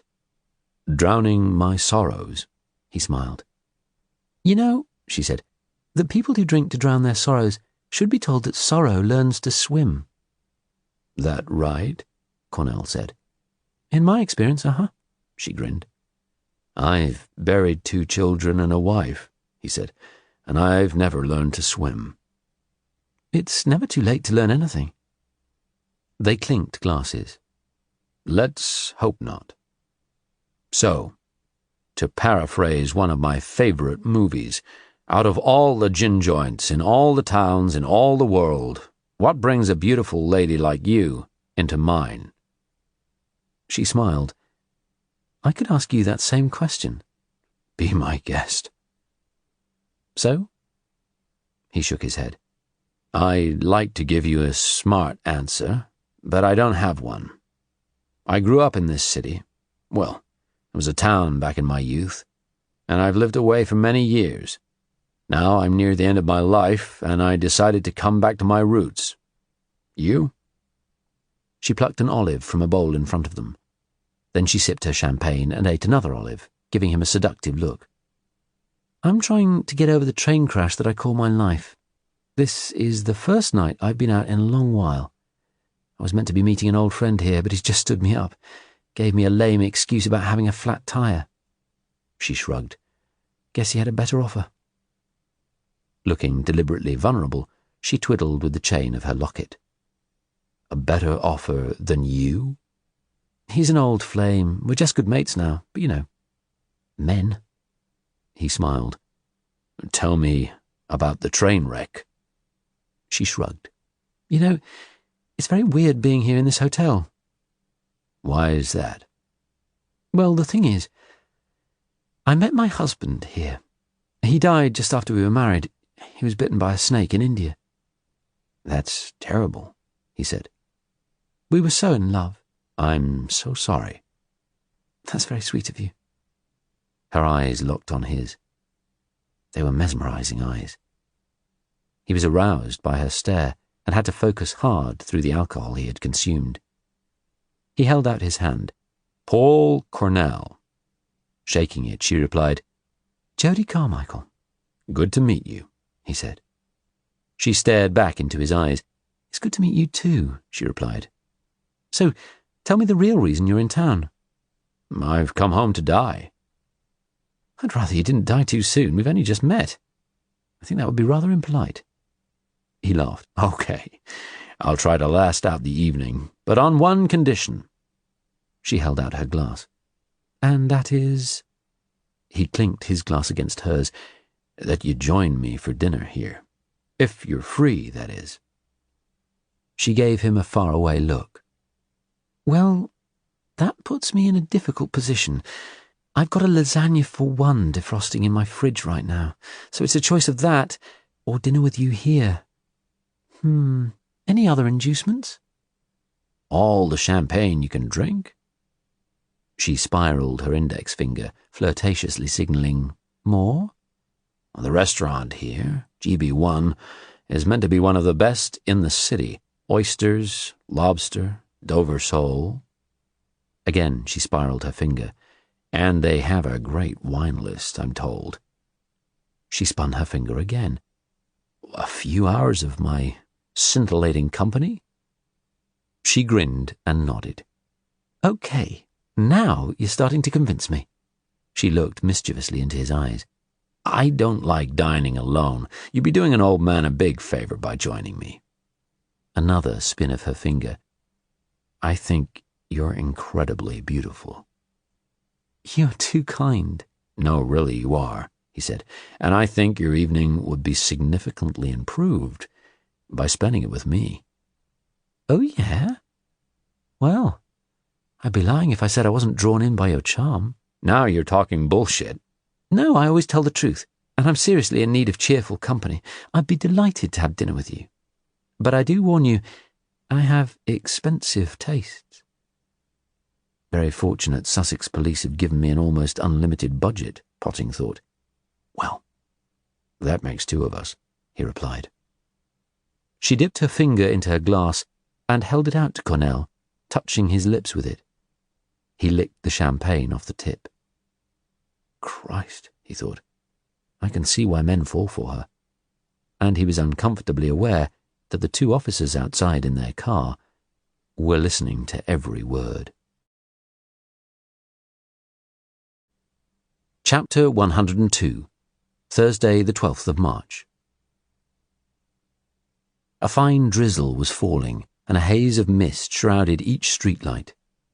Tooth, again dressed as Thelma Darby, drove his small rental Ford along Jodie Carmichael's road as the wipers clomped away in front of him, pleased with the weather conditions. Poor visibility. Perfect. In this affluent neighbourhood, where every home had its own private driveway and off-road parking, there were only a few vehicles out on the street, which, he was aware, made him conspicuous. He passed her driveway and pulled over behind a Range Rover 100 yards or so further along. With every moment sending twinges through his chest and ribcage, he wormed his way out of his dress. Beneath, he wore black jeans and a black roll-neck sweater. He pulled on sneakers, struggled into his anorak, and slid the steel pipe down inside the front of his sweater. Then he put the dead mouse, which he had bought from the aquarium store, into one of the pockets and zipped the anorak tight. He removed a pair of black leather gloves from another pocket, put them on, and glanced at his watch. 7:05 p.m. He didn't know how long he had, but for sure a good hour at the very least. She'd only left at 6:45 p.m. Dressed to kill. He probably had plenty of time, but he wouldn't need long. He intended to be in and out in minutes. Pulling on his baseball cap, he left the car and made his way through the rain towards number 191. A man in a raincoat appeared out of the darkness, walking towards him, tugging a toy poodle on a lead. "Cicero!" the man called out to it petulantly. "Cicero, come!" Tooth crossed the road to avoid him, then strode quickly and stealthily back to Jodie Carmichael's front gate and down the steep driveway to the house, checking over his shoulder every few steps. As he stood in the front porch, he used the set of keys he had taken on his last visit to enter the property. Closing the door behind him, he switched on his torch and shone it on the alarm box. A single green light glowed. As before, she had not set it. "Don't like to attract attention to yourself, do you, lady?" Very wise. Nor would I, if I were you. He stepped across the hall, glancing up at the light fitting where he had placed one of the cameras, vaguely amused that when he returned to his hotel, he would be able to watch himself on video. He found the Mercedes keys easily. In the first place he looked, the central drawer in the hall table. Then unlocked the door to the garage. All garages had a familiar smell of oil, metal, leather, and rubber compound, and this was no different. The dark blue Mercedes sat there in front of him, in the beam of his torch. There was not much else in here apart from a trickle charger, a tyre pump, a mountain bike with flat tyres, a stack of suitcases, and some gardening tools. He pressed the unlock button on the Merc's key fob. The indicators flashed, along with a satisfying clunk from the door locks, and the interior lights came on. He opened the driver's door and inhaled the sweet, rich smell of the cream hide leather. Then he pulled the metal pipe out and set to work. He unscrewed one end and carefully pulled out the Arduino relay, the mercury tilt switch, and the end of the rubber-coated wire. He removed the insulating tape from the wire, then set the relay timer to 30 seconds. Too many bombers were killed by their own devices with faulty timers, but he'd always found Arduinos to be reliable. 30 seconds gave him a safety margin to get away in case he activated it accidentally. Using the insulating tape, he connected it to the tilt switch. When she drove it up the steep ramp of the driveway, the mercury would slide down and activate the timer. 30 seconds later, the device would detonate.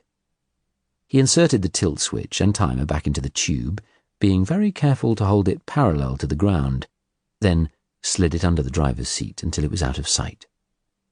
He then closed the car door, locked it, and went back into the house. He replaced the car key, climbed the stairs, and walked along the corridor towards the secret door.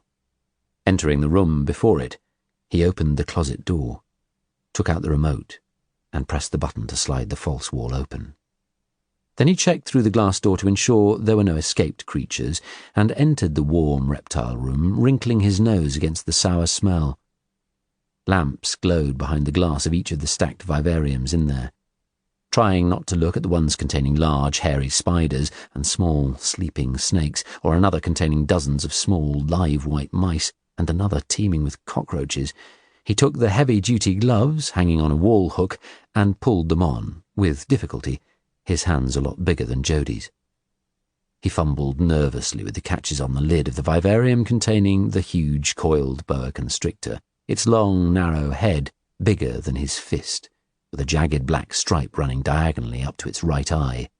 Slowly, warily, he lifted the lid away. He waited for some moments. The snake did not move. He removed the plastic bag from his pocket and shook out the dead, thawed-out white mouse, ensuring it dropped close to the snake's head. The snake fixed its eyes on him. "Eat the fucking mouse," he said. The snake looked like it would rather eat him. He stared down into the dimly lit environment. Rocks, ferns, branches, and dense miniature undergrowth. He could see the memory stick lying deep inside the undergrowth. Very tentatively, he reached forward. The snake, still looking at him, did not move. He reached further, slowly, cautiously. He was never normally afraid, but this creature was scaring the shit out of him. "Eat the goddamn mouse," he said. There was no reaction. He lunged his hand in, grabbed the memory stick and withdrew it, then immediately slammed down the lid. He tugged off the heavy-duty gloves, put the stick down on the table, then pulled out the handful of assorted memory sticks he had bought earlier today. None was an exact match, but one was close enough. If Jodie lived long enough to find it, she would never spot the difference, until she tried to load it into a computer, and discovered it was blank. Once more eyeballing the monster snake, he lifted the lid and dropped the blank stick in. To his relief, it tumbled to the bottom of the foliage in pretty much the same place as the one he had taken out. He replaced the lid and closed both of the locking clips. Then he carefully zipped his prize, the USB memory stick that his paymaster so badly wanted back, into the top pocket of his anorak, glanced around, checking he had left nothing behind, and left the room, closing the glass door behind him. Then he shut the electric wall too. Not that he particularly cared, but it would be nice, he thought, if Jodie discovered her memory stick was blank before she died. He liked it when people got what they deserved, and there was no pain greater than mental anguish. When he was a small boy, one of the series of foster mothers who had taken him in had dragged him along to a strict Baptist chapel every Sunday. People there talked constantly about forgiveness of transgressions, but they also often quoted from Romans 9:18. God will have mercy on whom he will have mercy, and whom he will, he hardeneth. On the wall there had been a sign. It is a fearful thing to fall into the hands of the living God. He liked that sign. He believed that if there was such a thing as God, he was like himself, with a heart full of hatred. He took all the darkest passages to heart, constructing in his twisted mind a God who was a monster, who hated his creation. "Vengeance is mine, I will repay, saith the Lord. At his wrath the earth shall tremble, and the nations shall not be able to abide his indignation. And I will execute vengeance in anger and fury upon the heathen, such as they have not heard."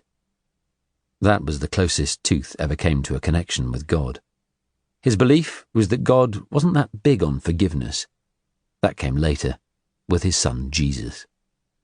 Tooth identified with that interpretation of the Old Testament God.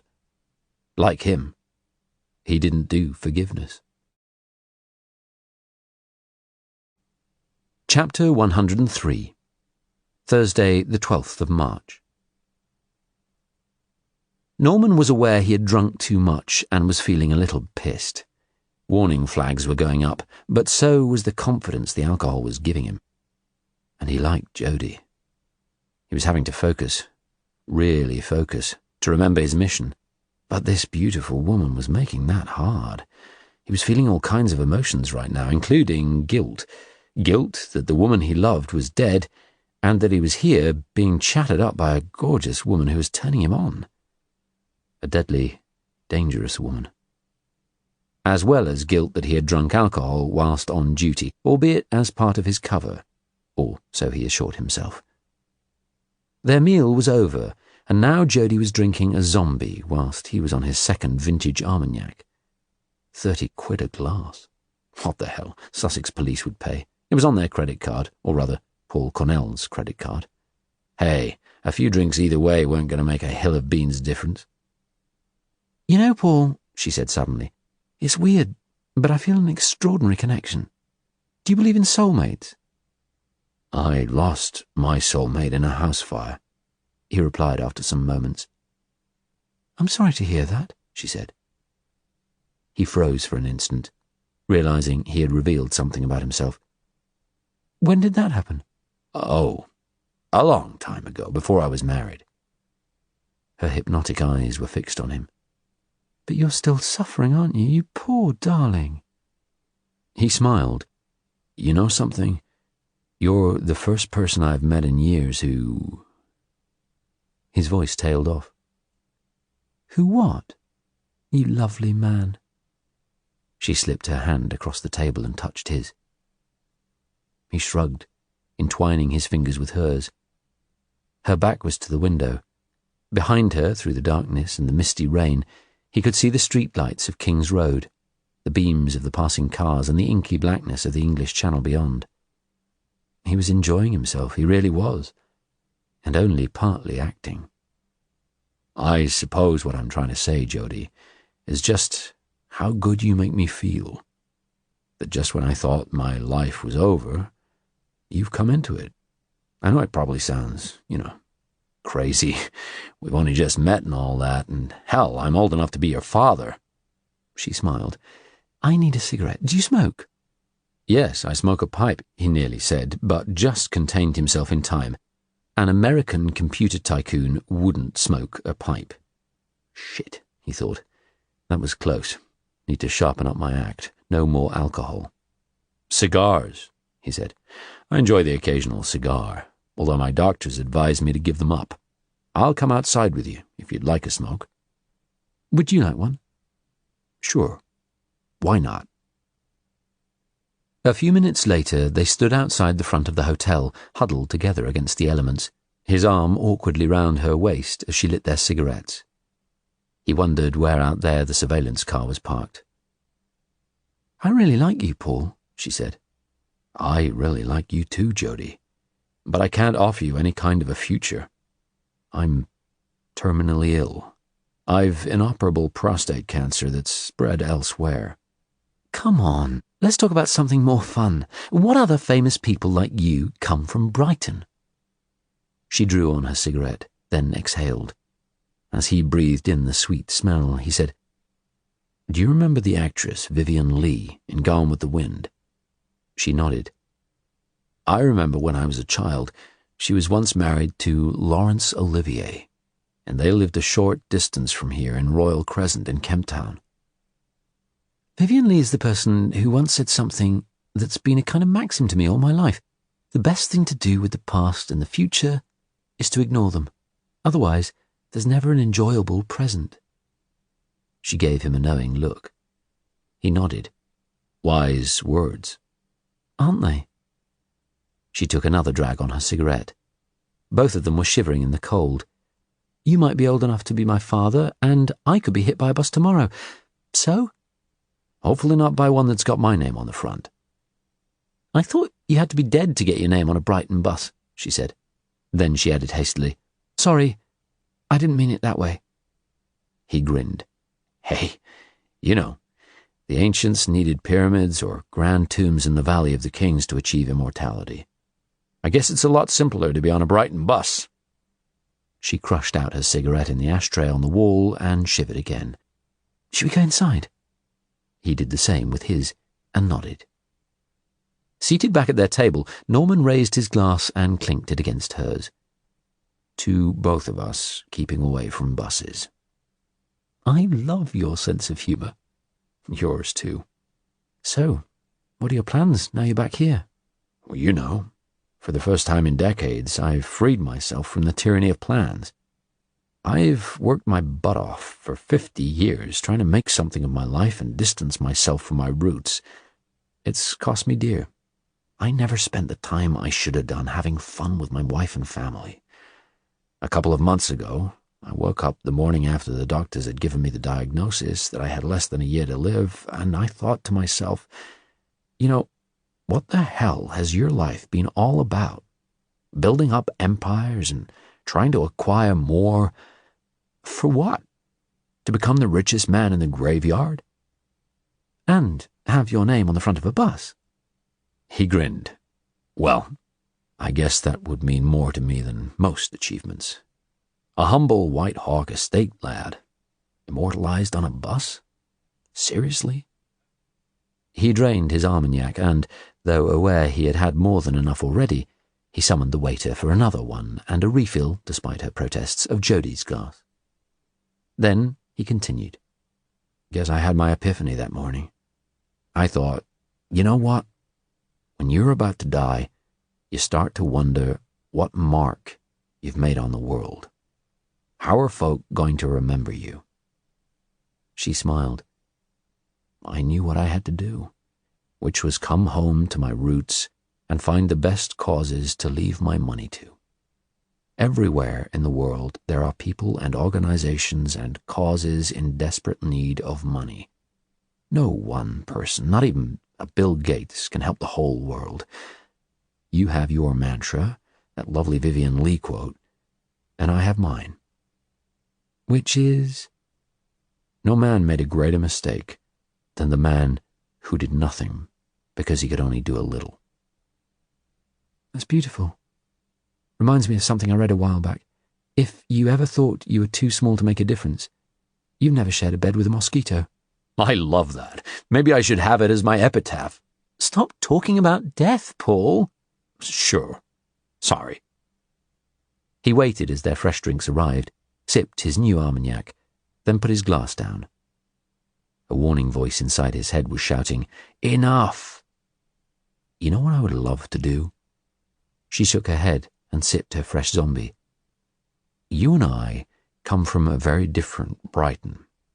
When I was a kid in the 1950s, brought up by my mum, a war widow, this was a seedy, tatty place. It was full of nasty people, violent gangs. It was a dangerous place. Now it's become the coolest city in the UK outside of London, one of the coolest cities on the planet. I'd love to take you on a tour of the Brighton I grew up in. Do you have any free time before I fly back to California? Well, she said thoughtfully, I need to defrost my fridge, and I have some paint I need to watch drying, but I'm sure I could find a few minutes. He gave her a sideways look and chuckled. Well, I wouldn't want to inconvenience you. You wouldn't be an inconvenience. You'd be a very lovely distraction. He smiled. I've a busy morning tomorrow with my accountants and lawyers, but I've a clear afternoon. Great, she said. How about I pick you up here? I'm a very good driver and I have a nice car. I'd be more than happy to be your chauffeur. He shook his head. I've arranged a chauffeured limousine through the hotel. I could pick you up from your home around lunchtime.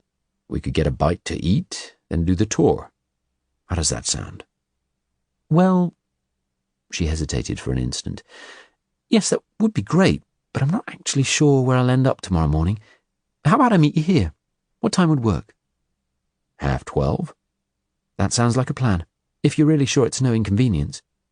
I'd be grateful for the company. I do have one condition for coming on this tour with you, she said. And that is? That you allow me to cook you dinner at my house tomorrow evening. That is, if you don't have other plans. Well, you know, it's a strange thing, but I don't have a goddamn thing in my diary for tomorrow night. So now you do. Chapter 104. Friday, the 13th of March. Noah had been grisly all evening. Finally, past midnight, after numerous trips to his room to feed and soothe him, Roy and Cleo had both fallen asleep. Almost immediately, it seemed, Roy was woken by the rasping sound of his phone. He had left it on silent, but vibrate mode, in the hope that if it did ring, it wouldn't wake Cleo, who was knackered. He grabbed it. The display showed no caller ID, slipped out of bed, went through into the bathroom, closing the door behind him, and switched on the light. "Roy Grace?" he answered quietly. The time on the display was 12:43 a.m. "Roy? It's Norman. Sorry, Paul." Potting sounded pissed, his voice alternating between his Devon burr and his assumed transatlantic accent. "You shouldn't be calling me direct. It's all meant to go through your cover officer." "I know that, Roy, but I just wanted to let you know as well. Cut the bureaucracy out." "It's not so much red tape as protocol, Norman." "Okay, I appreciate you calling, but it's dangerous. Okay, this is a breach of procedure." "Okay, Chief, if you say so." "So?" "I've made contact. I've been informed from surveillance." Had a pretty interesting evening." "So it sounds." "Huh?" "Boozy time?" "Well, I had to keep up with her. I think she likes me. She's a fast mover. Our plan worked. I think she must have read the Argus piece and figured out who I was. You know?" "Cornell?" That's me." Alarm bells were ringing at the sound of his voice. "Nice work, Norman. Sorry, Paul. So—" "I'm seeing her again tomorrow. She suggested going to hers. She's cooking me dinner at home tomorrow evening, and you'll be able to pick the address up from my tracker when I get there." "Good. Well done. But don't call me again." Grace ended the call feeling worried. Many officers in Sussex Police felt that Potting, with his non-PC attitudes, albeit less extreme these days, was well past his sell-by date. With the historic 30-year service to retirement, few officers in Sussex Police were older than 55, but with recent unpopular revisions to the pension scheme, working past the age of 55 was going to become the norm, and the DS, a late entrant to the police, would not be completing his 30 years until he was almost 60. Another few years to go. As one of the officers to have worked closely with him over a number of years, Roy Grace saw qualities in the strange but kind character that eluded those who knew or saw only the old-school cop in him, and the values that came with that. Grace knew better, and had fought Potting's corner several times in recent years, saving him from disciplinary action, and potential dismissal on more than one occasion, because he believed in him. He hoped to hell that Potting wasn't going to let him down now. But even more importantly for the DS's personal security, he hoped he wasn't going to let his guard down. If Grace was right, and he was pretty sure that he was, Jodie Carmichael wasn't someone it was safe to get drunk with. Chapter 105. Friday, the 13th of March. Tooth rose at 5:30 a.m., adrenaline pumping, not wanting to miss what should be the big event of the day. He went over to his desk, opened his laptop, and checked the cameras in Jodie Carmichael's house. She was still asleep in bed, just like most of her fellow reptiles. The only activity in that room was in two of the glass vivariums, the one containing the cockroaches and the other the mice. All of those crawling, wriggling, twitching, darting creatures, unaware that the sole reason for their existence was to be fed to their neighbours in the other vivariums all around them. Just as Jodie Carmichael was at this moment, unaware of what lay ahead of her in her garage. "Enjoy your last few hours on Earth, sweetheart," he thought, squatting down on the floor to begin his regime of recuperation exercises. When he'd finished, he showered and shaved, then began applying his Thelma Darby makeup. Shortly after 6:30 a.m., the breakfast he'd ordered on the card he'd hung on the door last night arrived. "Thank you, madam," the young room service boy said gratefully, palming his tip.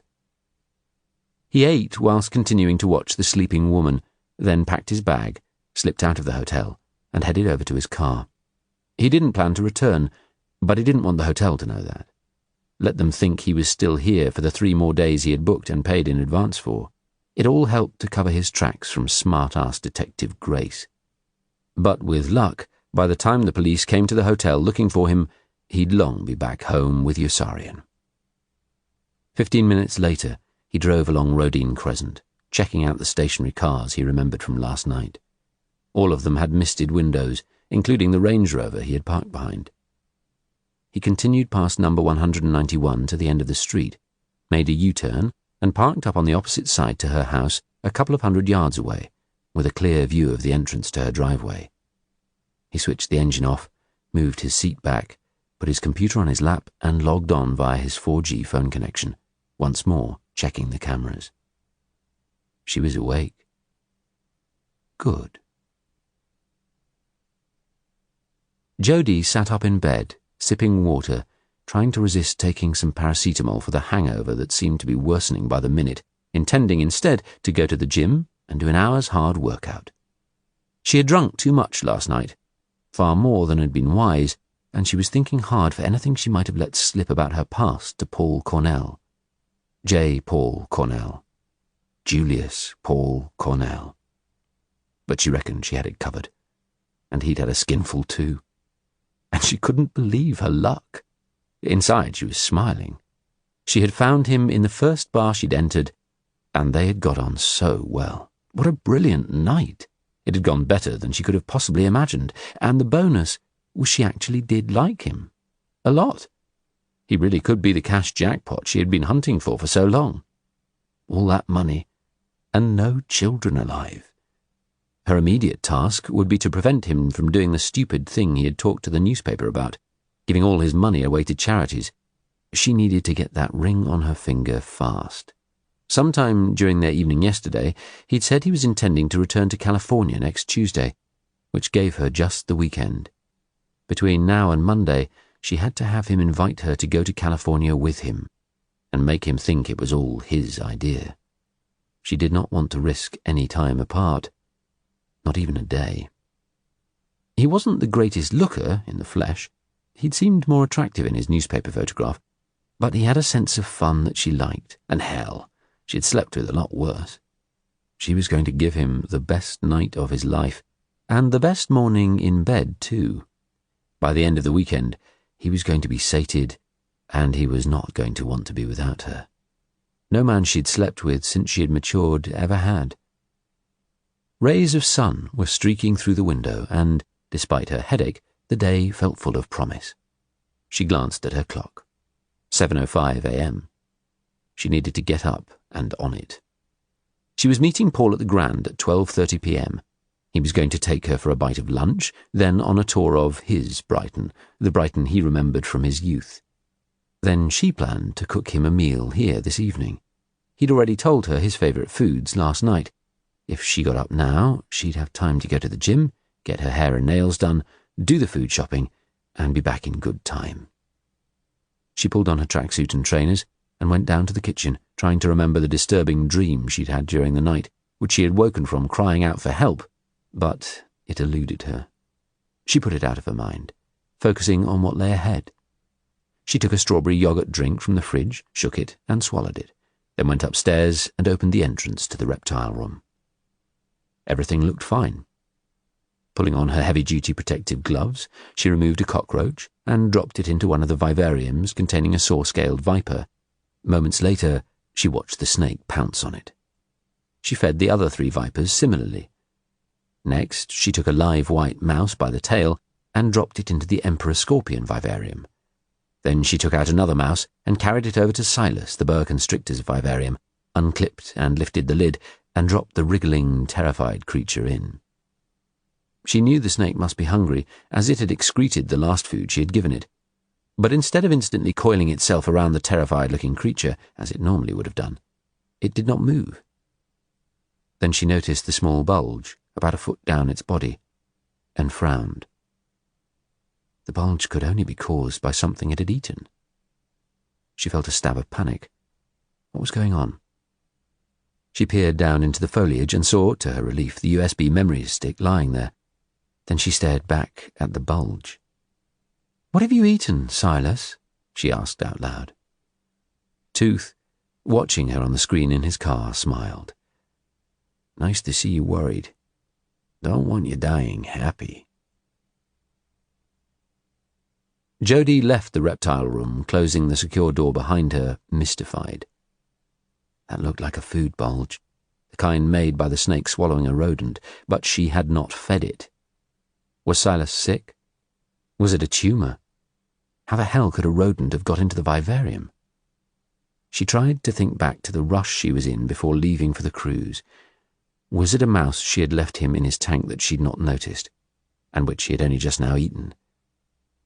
Fretting, she went back downstairs, took her Mercedes key fob out of the hall table drawer, then went into the kitchen. She opened the door to the integral garage, switched the light on, and stared for a moment at the beautiful dark blue car. Although, if all went well in the coming days, she decided, maybe in time she would buy the car she had always really dreamed of, an Aston Martin. She pressed a button on the fob, and the doors opened with a clunk, the indicators all winking together. She climbed in, picked up the garage door clicker, and pressed it. The door began to rise. She fired up the engine and watched the dials come to life, put on her seatbelt, then let off the handbrake. She was about to move the gear shift to D when she suddenly noticed a distinct whiff of alcohol. She frowned, placed her hand in front of her mouth, and exhaled. The smell of booze was on her breath. Just how much had she drunk last night? She tried to calculate. How many units? A lot, for sure, and she actually wasn't feeling that great, as if she still had plenty of the stuff in her system. She would feel a lot better after a good workout in the gym, she knew. She pulled an open pack of chewing gum from the door pocket, popped a piece in her mouth, and chewed, enjoying the instant minty taste explosion. But as she put her hand on the gear shift, her head swam. Am I fit to drive, she wondered, thinking about the piece in the Argus yesterday, about the new police blitz in the city on morning after drinkers. That would not be clever, to be caught in one of those spot checks. Quite apart from the risk of blowing her date with Paul Cornell, the consequences of being arrested could be catastrophic if any of her alternative identities were uncovered. She switched the engine off, walked round to the rear of the car, opened the boot, and took out a breathalyzer kit she had bought a long time back. She read the instructions, clipped her mouthpiece into place, switched it on, and blew into it as hard as she could. The dial glowed red. It showed a reading of 51. She cursed. The legal limit for a breath alcohol reading in England and Wales was 35 micrograms per 100 millilitres of breath. For the cost of a taxi, it wasn't worth the risk, she decided. She went back into the house and called Streamline. Tooth watched her in impotent fury. Testing her breath. Over the goddamn alcohol limit. Ordering a taxi. You bitch. Think you're being clever? I'll show you what clever is. Get back in that goddamn car. Chapter 106. Friday, the 13th of March. Tooth had to wait nearly 4 hours for Jodie Carmichael to return. The neighbourhood was quiet. A few cars pulled out from driveways and returned a while later. He saw a man emerge in lycra on a racing bike and pedal off. A red post van stopped at each of the houses in turn, the driver keying in gate codes and then running in with the day's mail. Around 11 a.m. he saw a vehicle that didn't fit, an old, beat-up-looking Volkswagen Golf, driving slowly, the driver wearing a baseball cap low over his face. With a stab of anxiety, he wondered for a moment if it was an undercover police surveillance officer. But from the slow speed the car was travelling at, and the way he drove past his car without paying him any attention, he ruled that out. A burglar casing the area, he wondered. Finally, shortly before 11:30 a.m., a taxi pulled up at the top of Jodie's drive. When she emerged, holding several grocery store bags, he noticed she'd had her hair done. Tooth followed her on the cameras as she entered the house. She emptied the bags, putting most of the stuff, including a bottle of champagne and a bottle of wine, into the fridge, then went up to the bedroom, dialed and ordered another taxi for 12:15 p.m. Then she began to take off her clothes. Another taxi. Drive your car, lady. Drive your goddamn car. How long was he going to have to wait here before she drove anywhere? Seething with anger and frustration, he watched her slip off her underwear. At least she was giving him a show. She had a good body. He'd had no sex for weeks, and he was starting to feel aroused. Long, slender legs, a flat stomach, large but firm breasts. She sat down, naked, provocatively, theatrically, in front of her white dressing table. She was behaving almost as if aware she had an audience and was deliberately flaunting herself. His arousal was deepening. Rays of sunshine lay across her white flesh. He looked at his watch. 11:40 a.m. The last flight today out of this freezing shithole country and back to the US was in just under 5 hours. If he left soon, he could make that flight. He could slip in through the front door now, up the stairs, fuck her, break her neck, and be gone in 10 minutes, in plenty of time to make the flight. The bang on his window sounded like a gunshot. He turned his head, startled, his body instantly coiled for action, his laptop sliding on his dress and wedging against the steering wheel. Peering in through the window, he saw a severe-looking elderly lady in a tweed coat and a Tyrolean hat. He snapped shut the computer lid and hit the button to lower the window. She leaned in and said in a booming voice, "I've seen you've been here for a while. You haven't noticed a small black and white dog with pointy ears, have you?" Tooth, gathering his composure, gave a sweet, Thelma Darby old ladylike smile and shook her head. "His name's Bonzo, and he's a rascal, just a puppy, you see. Must have got out of the hole in our fence. I've been on at my husband to fix it for ages." The woman was looking at him oddly. Had he missed something with his makeup, he wondered. He gave her another sweet Thelma Darby smile. "No? Well, thanks anyway," she said. As he raised the window, there was another sudden sharp rap on it. He lowered it once more, and she peered in again. "By the way, I'm the local neighbourhood watch coordinator. I've had a few calls from people who've noticed you. It's a free world, of course, but we like to keep an eye on strangers. Just so you know." She walked on. As he raised the window once more, he heard her call out loudly, "Bonzo! Bonzo! Come along! Bonzo!"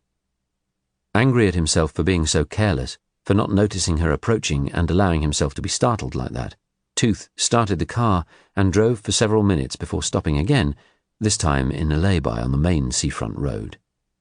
He was angry that he'd fucked up. He didn't do fuck-ups. Chapter 107. Friday, the 13th of March. A few minutes after the time they had agreed, 12:30 p.m., Jodie Carmichael stepped out of her taxi in front of the Grand Hotel into the bright sunshine and strong breeze. She had been back home for less than an hour.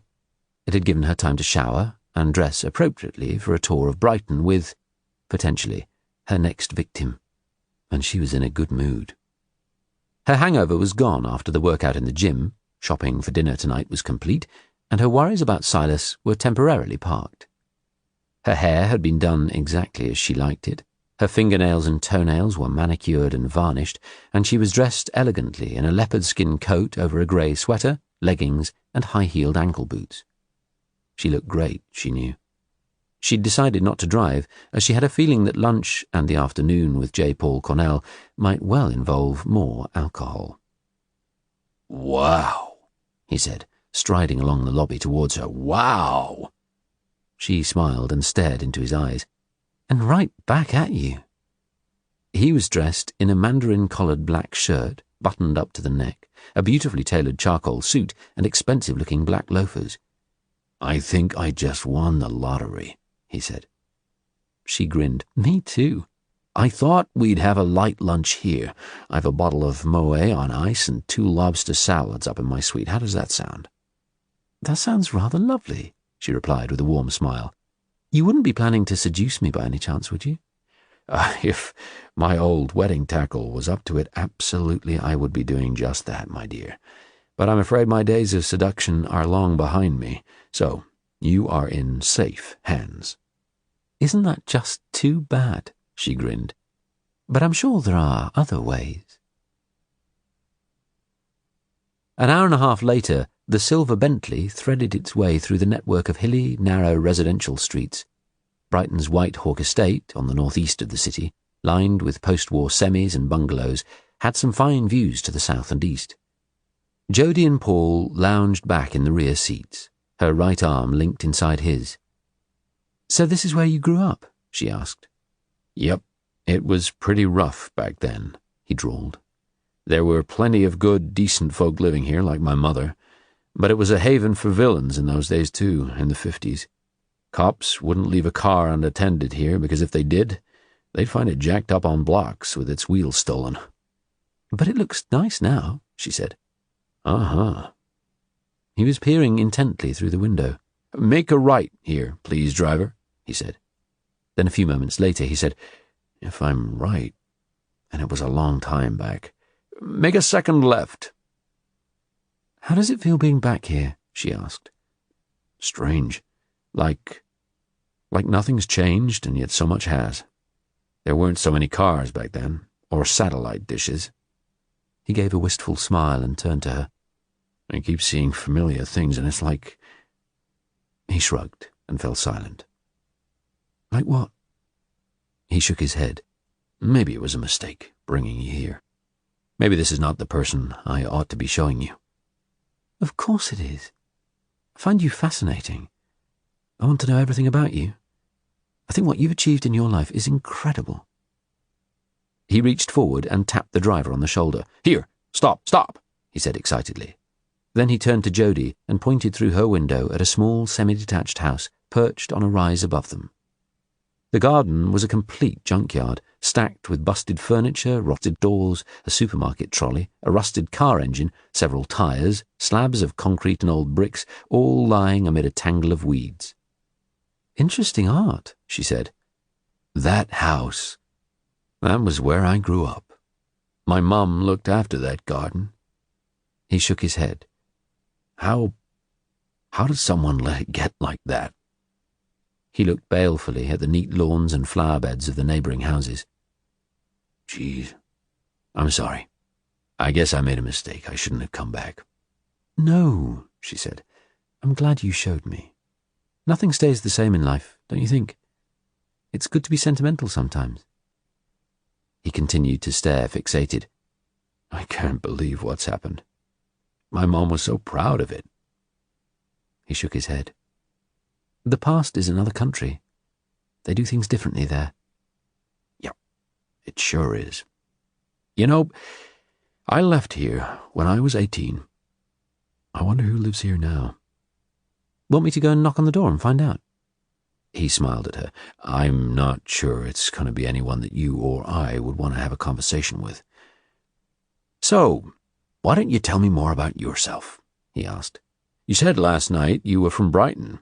Where was your family home? Instantly he saw she looked uncomfortable. Oh, yes, originally, but we moved a lot because of my dad's work. What did he do? He worked for a bank, and they moved him around the country. We were constantly uprooted, you know. It was tough as a kid, always changing schools. You just make a new set of friends, then you have to say goodbye to them and move on again.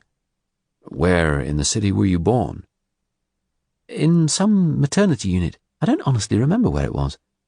And what about your parents? Are they still alive? No.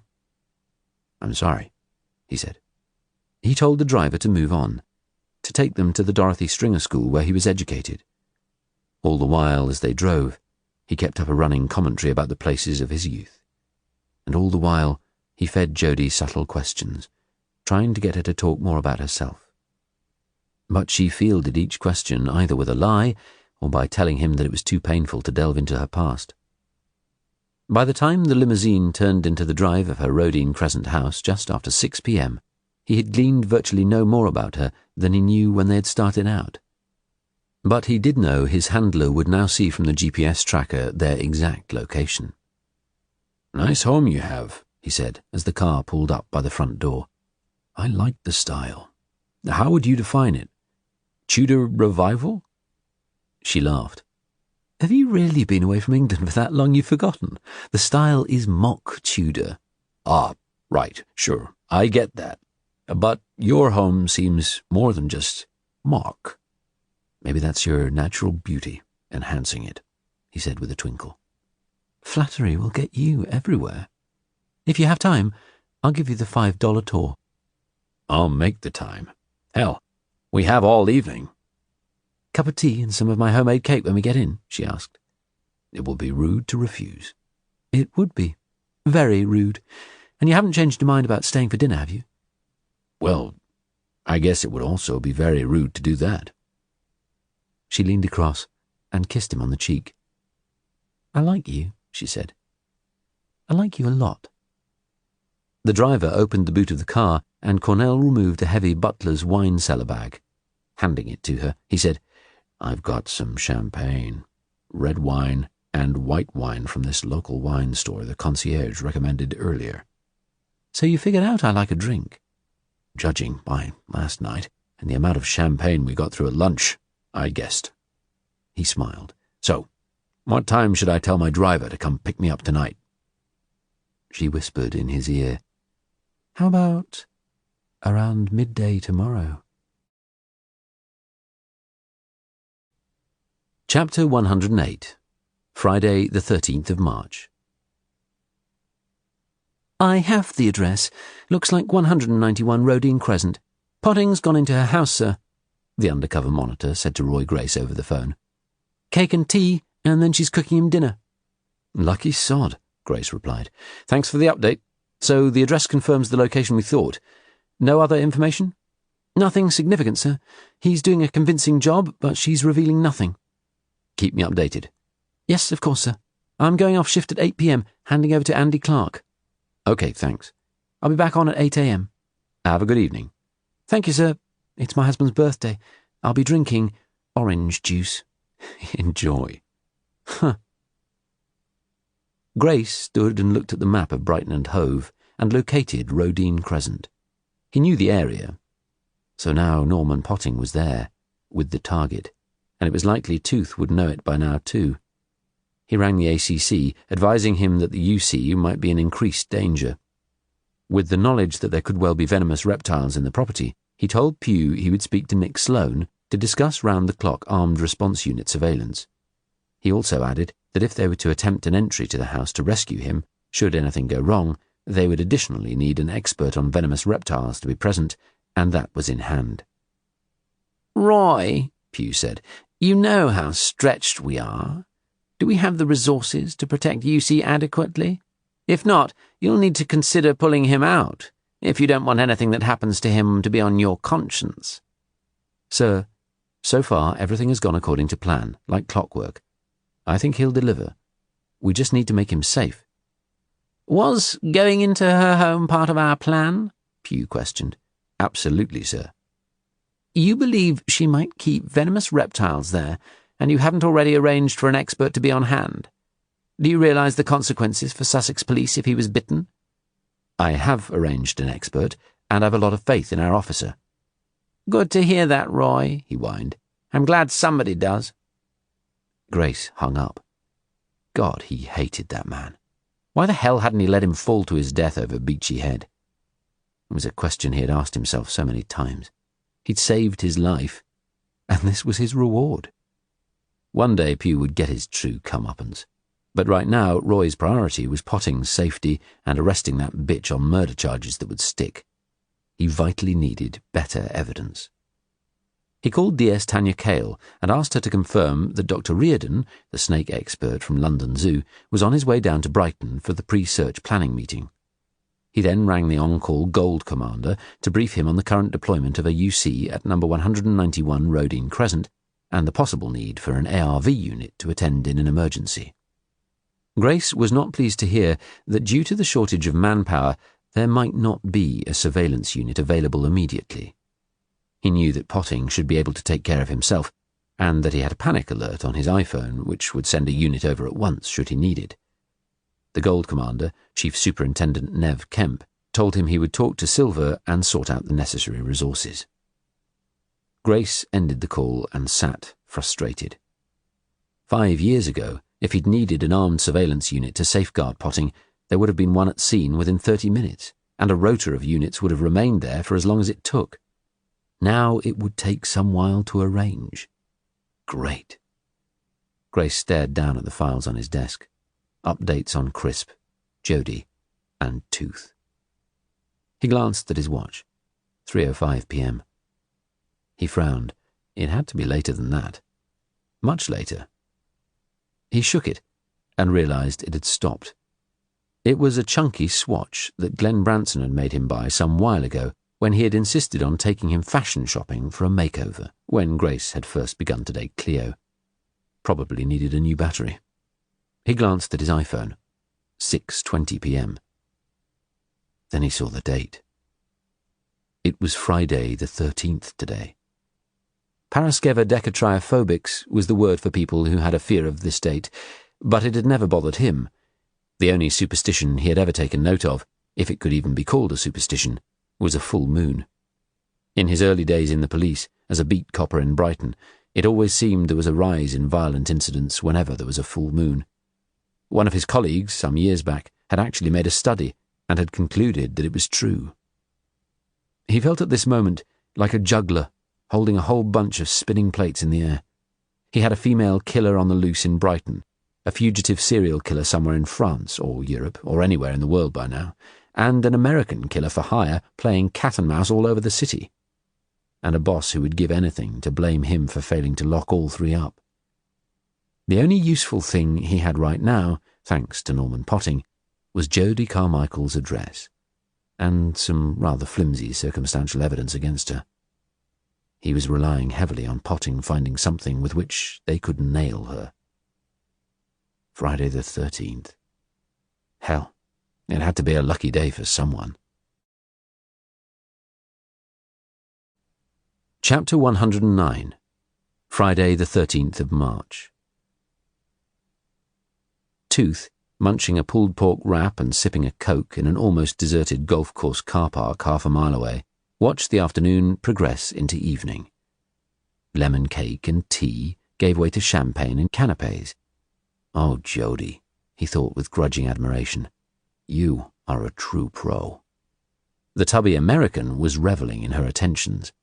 Right now he was lounging on a sofa, stroking a cat and holding a freshly refilled glass of bubbly.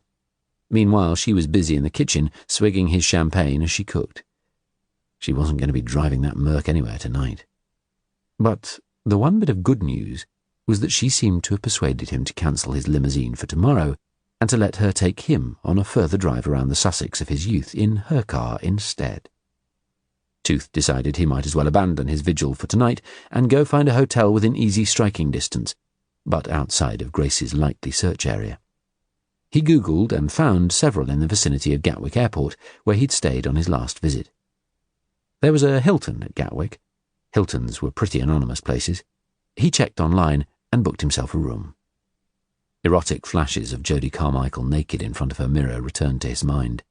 There'd be plenty of hookers he could find online who'd be willing to come to an airport hotel like the Hilton. The thought cheered him up. But not as much as the thought of Jodie Carmichael driving herself and her fat boyfriend out of the garage tomorrow morning did. Chapter 110. Friday the 13th of March. J. Paul Cornell stifled a yawn, enjoying the aroma of the massive Armagnac that Jodie had poured him, then puffed on the last few inches of the fat Cohiba cigar. Patting his belly contentedly, he said, "Geez, you spoiled me tonight. What a meal! Divine scallops and the most perfectly cooked steak. You know, I can't remember ever eating a better steak." Actually, he could. It was full of gristle and she'd overcooked it, but he wasn't about to tell her that. The high-backed perspex chair at the glass dining table was cripplingly uncomfortable, but he wasn't about to tell her that either. "You're a true genius as a chef. Apple crumble and custard, my favourite dessert." "Nothing's too good for you. I'm loving your company." "And me yours." He yawned. "Look at the time. Almost midnight. Where did the evening go?" "I had no idea it was so late," she said. "It's been such fun." "It has. Think I'm pretty much ready to hit the sack. I'm afraid my medication has that effect on me." "Your room's all made up." "A few years back, and I'd have made love to you all night." He raised his glass. "My lovely Jodie, where have you been all my life?" She raised her drambuie. "God, how I wish I'd met you sooner. I wonder how different my life might have been," he said. "It's never too late, is it?" "I'll drink to that." He drained his glass, stubbed out the remainder of his cigar, and stood up unsteadily. "I don't have a toothbrush." "I've got a spare one." "You're an angel." "True," she said. They both smiled. "I wish, that I could make love to you," he said. She kissed him on the cheek. "Let's get you to bed." "Good plan." "What would you like for breakfast?" "You," he said. "I think I can arrange that." 10 minutes later, she led him upstairs. Cornell noticed her cat scratching a wall at the end of the corridor. "What's he after?" he quizzed her. "I think he's mousing. He keeps doing that. Maybe there's a mouse in the cavity wall." "Tyson!" she shouted. The cat shot off along the landing and down the stairs. There seemed to be a lot of scratches at the bottom of the wall, as well as a few shallow grooves. What, he wondered, was the other side of it? Her snakes? He would try to take a discreet closer look when he had the opportunity. A few minutes later, with J. Paul Cornell safely installed in the guest bedroom with ensuite bathroom, Jodie went back downstairs to clear up. She was feeling pretty good about how the day had gone, but, she knew, she needed to deepen the bond between them. He seemed to be a bit guarded, and she needed to break that down. How? He had confessed his impotence due to a prostate operation. Maybe if she could arouse him despite what he had said, that would do the trick. Perhaps later she would slip into his bed, naked, and try. She topped up her drambuie, lit another cigarette, and sat at the kitchen table. She liked him, which was as well, she thought, if she was intending to marry him. A copy of the Argus newspaper lay there. As she sipped her liqueur and smoked, idly flipping through the pages, her eyes were suddenly drawn to a story.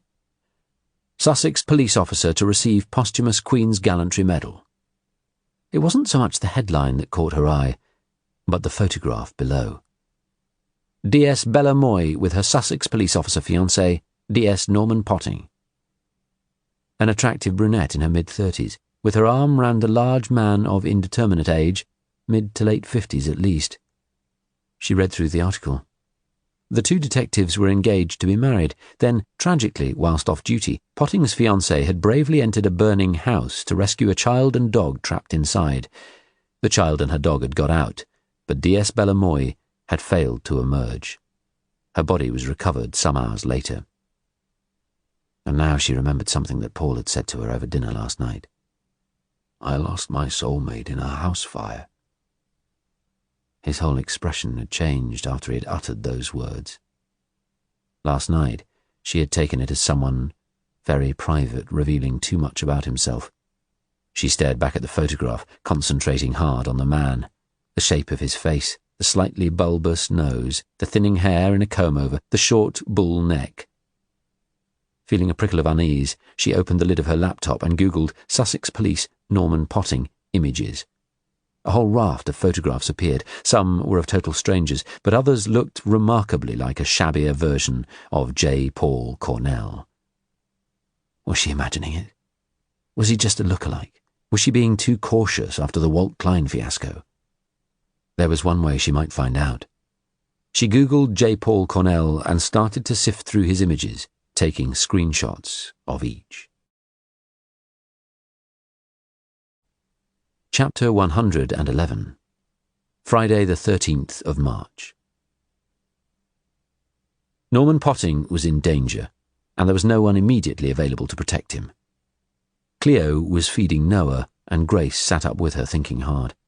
Should he break with all the rules, drive down to Rodine Crescent and be on hand for Norman? He had confided the UC's identity to Cleo, which he knew she would keep secret. Half an hour later, just approaching midnight, Noah was sound asleep and Cleo collapsed exhausted into bed. "Try to sleep, darling," she said. "You won't be any use to Norman if you're too tired." He yawned. "You're right." He reached out and turned off his bedside light, but then, after a few moments, switched it back on. "I'm sorry," he said. "I can't leave him exposed like this. I've got to go and check he's okay." "Do what you've got to do. Just be careful and get back as soon as you can. You have to have some sleep." He dressed, pulled on a warm coat, made himself a quick espresso, and calmed Humphrey, who seemed to think it was morning.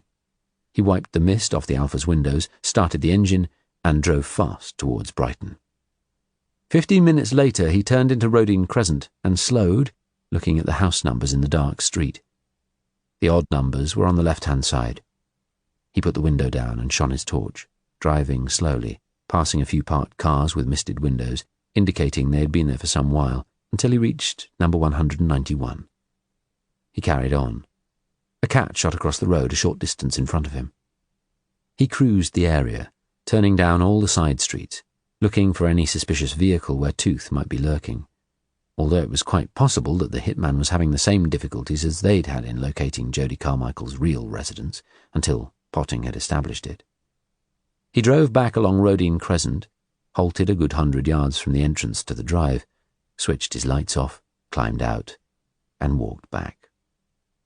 In case Jodie had night vision CCTV cameras, something he wouldn't have put past her, considering her form, he just ambled slowly past, like any man out taking a late stroll, glancing down the driveway as he passed. He could see the silhouette of the house directly below, which appeared to be in complete darkness. Norman Potting was in there, somewhere, asleep, according to the latest update. Grace crossed the road and walked back along the other side, barely glancing at the driveway this time, then crossed over again and got back into his car. Still looking around and thinking, wondering just what was going on in that house right now. According to the duty handler, who was listening to every word that was exchanged between Potting and Jodie Carmichael, not much. Potting had gone to bed. Alone. He looked at his watch. It was coming up to 1 a.m. Despite the espresso, he felt leaden, and thought back to Cleo's words, that he'd be no use to Norman if he was too tired. He felt exhausted. He drove home. Chapter 112, Saturday, the 14th of March. Jodie, wide awake, sat up in bed staring at her laptop, her room lit only by the dimmed headboard lights and the glow from her screen. For the past hour, she'd been saving the few photographs of Cornell that she could find on Google and on other search engines onto her computer, as well as all the photographs she could find of Detective Sergeant Norman Potting. When she had finished, she double-clicked on one image of Cornell. A window appeared, with a request for her to enter his name. She did so, and instantly all 7 newspaper and online photographs of Norman Potting showed up as a potential match, each with a blue tick against them, giving her the opportunity to confirm or reject any. She stared at the faces. The computer confirmed her increasing suspicions that they were a match, that J. Paul Cornell and Detective Sergeant Norman Potting were the same person. But how the hell could they be? Cornell had a long history on the internet, a trail of stuff going back 20 years or more. Were there just uncanny facial similarities between the two men? I lost my soulmate in a house fire. Was Cornell perhaps talking about a girlfriend way back in the past who had died? She heard the click of a door opening. Stealthily, she switched off the lights altogether, closed the lid of her laptop, tiptoed across the thick carpet to the door in the darkness, and listened. She heard the creak of a floorboard. Then another. Cornell trying to walk along the landing quietly. She saw a streak of light, just for an instant, then again. Holding her breath, she opened the door and peered out, and saw him at the end of the corridor, crouched down, examining the scratches. She watched him for as long as she dared, then slowly drew her head back into her room. Her heart was thudding. You want to know what's behind that wall, do you? Strange behaviour for a billionaire who professed a short while ago to be so tired. Maybe I should show you what's really behind that wall, Detective Sergeant Norman Potting. You bastard.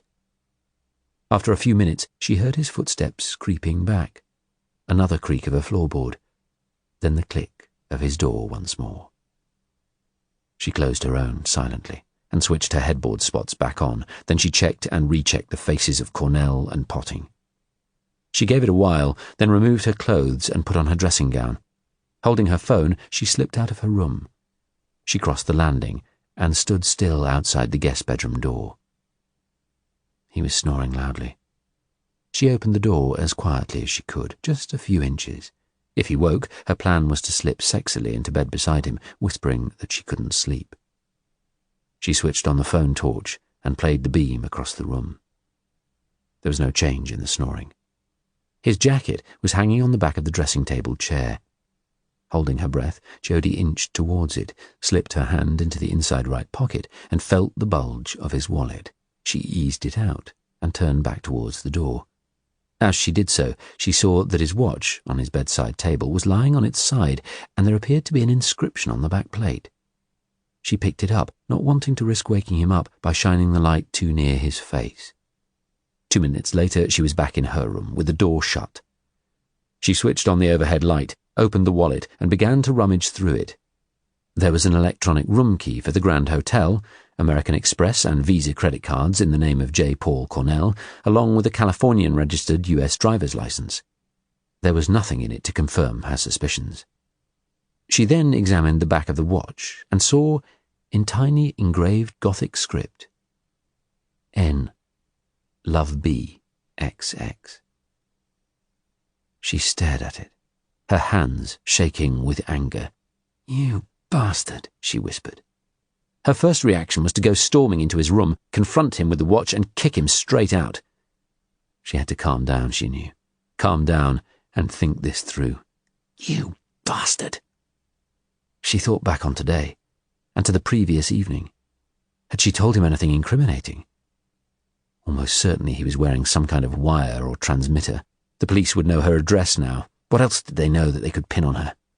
She carefully replaced the contents in the wallet, in the order in which she had found them. Then, turning the lights off again, holding her phone, she tiptoed back out into the corridor and stood, listening outside his door. He continued snoring loudly. Gently, she pushed it open. As she did so, she heard a purring sound, and Tyson brushed up against her right leg. She pushed the cat away and slid into the room one step at a time. There was sufficient ambient green light from the glow of the clock radio for her to make out his jacket again. As she reached it, she heard the rustle of bedding and froze.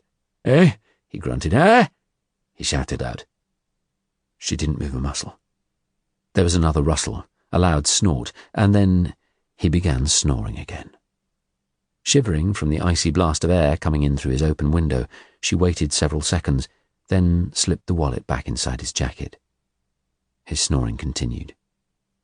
She placed the watch on the bedside table, edged towards the door, backed out, and closed it. Down the end of the landing, Tyson was once again scratching noisily on the wall. She switched on the torch again and shone it at him. "Tyson," she whispered.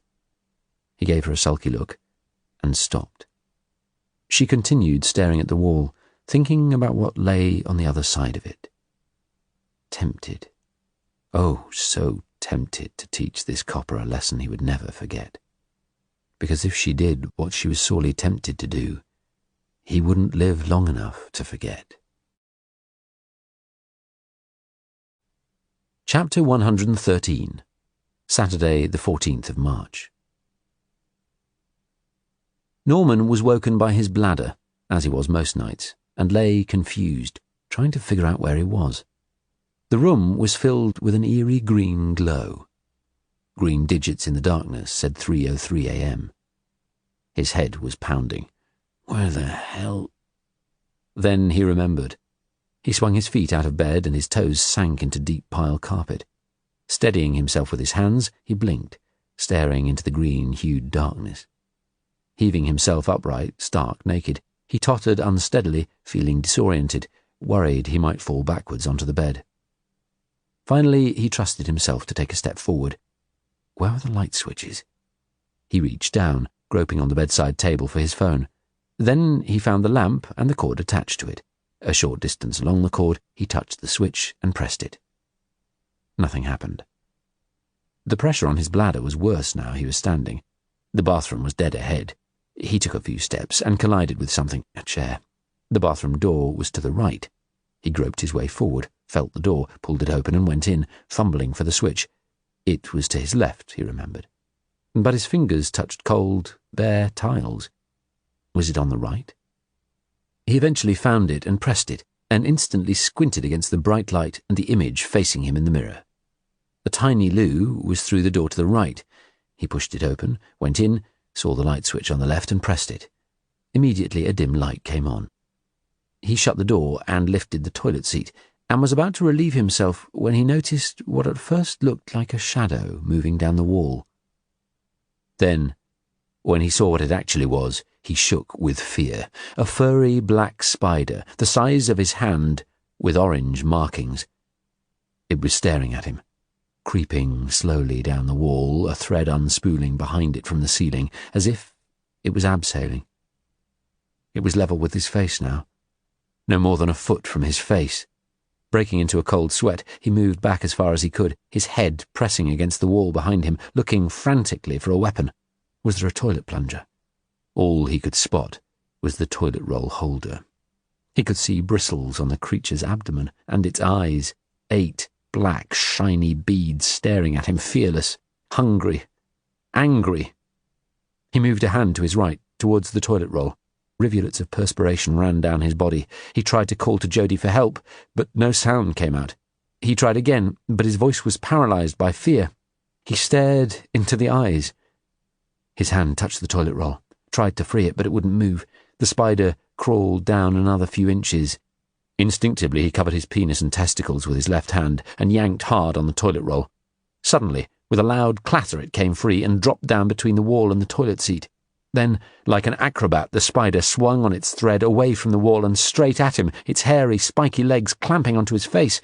He screamed, shook in terror, screamed again, shook, trying to shake the bloody thing off. 1,000 pinpricks stabbed his skin simultaneously.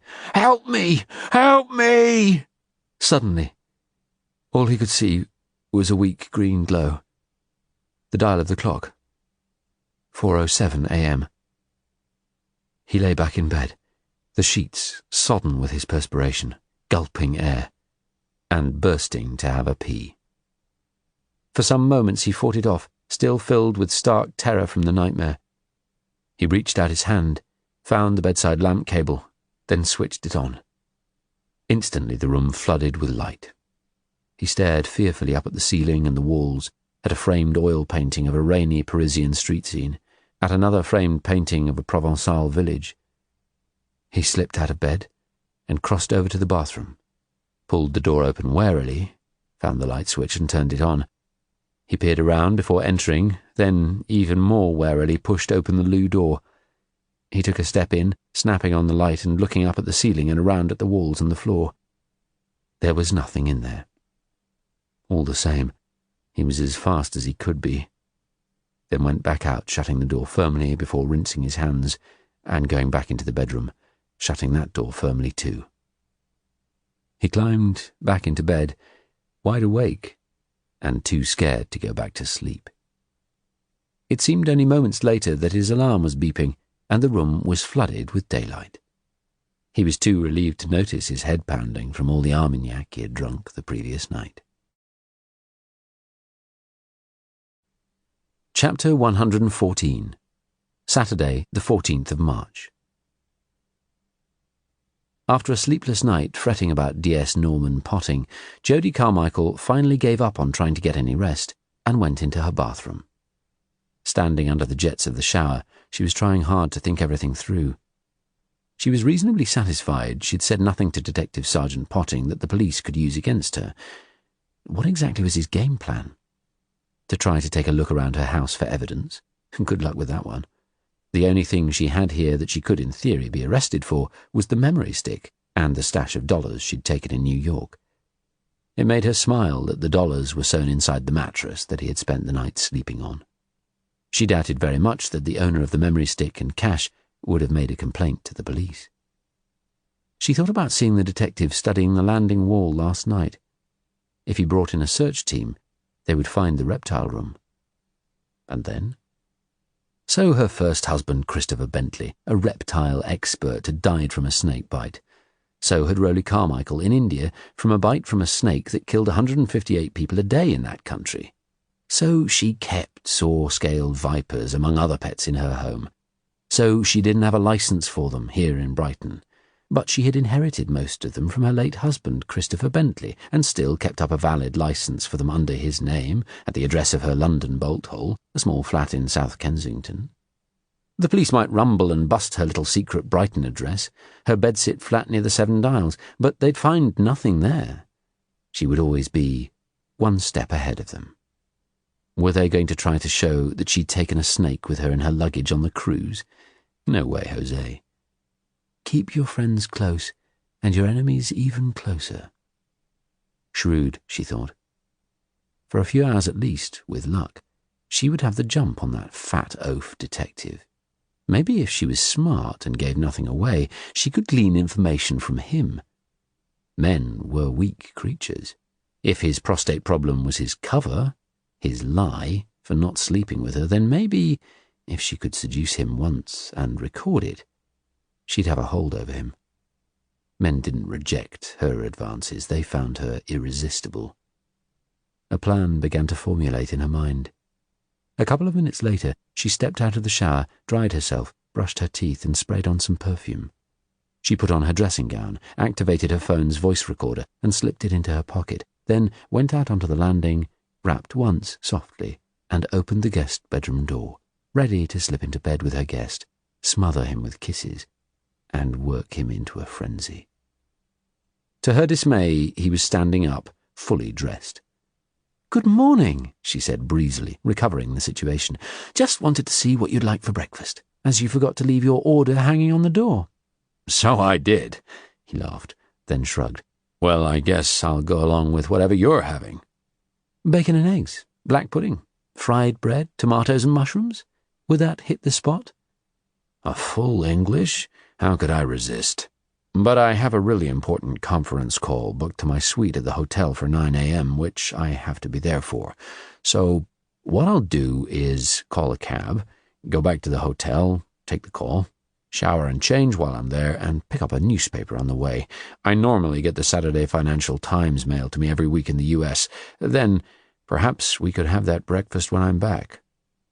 It'll be on the table all ready. Oh, if you're getting papers, could you pick up a Mail, Times, and an Argus newspaper for me? Sure. He looked at his watch. I could be back here in, say, an hour and a half. She walked up to him, placed her hands lightly on his shoulders, and, looking into his eyes, said, "That's too long. I'll miss you.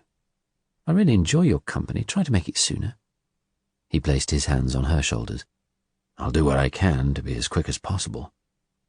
She detected a faint change in his expression. "The other option is we have breakfast back at my hotel. How would that sound? Save you the trouble of cooking." Why was he suggesting that, she wondered. Had he been making calls during the night? Testing him, she said, "Hotel dining rooms are so impersonal. I think breakfast should be a very private occasion, don't you?" "I've never thought about that." "It can be the most romantic of all meals, if you're with the right person, and best of all, naked in bed."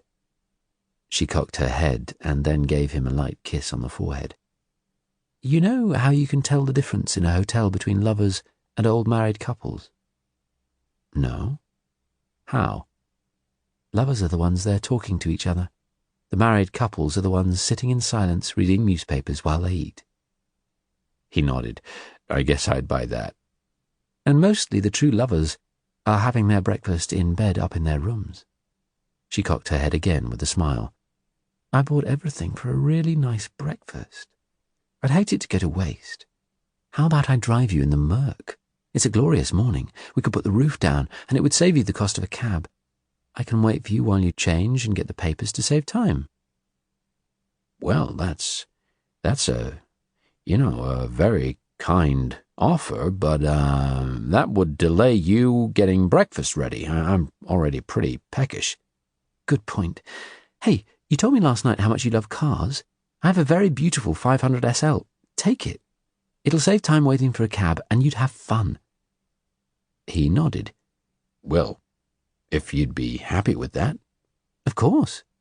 "And you'd trust me not to run off with it?" "I think I would." "Well, I guess it would be kind of fun to drive over here on the wrong side again." "The wrong side?" she chided. "Wrong side for who?" He grinned, then looked serious for a moment. "Is there any issue with insurance?" "You don't need to worry.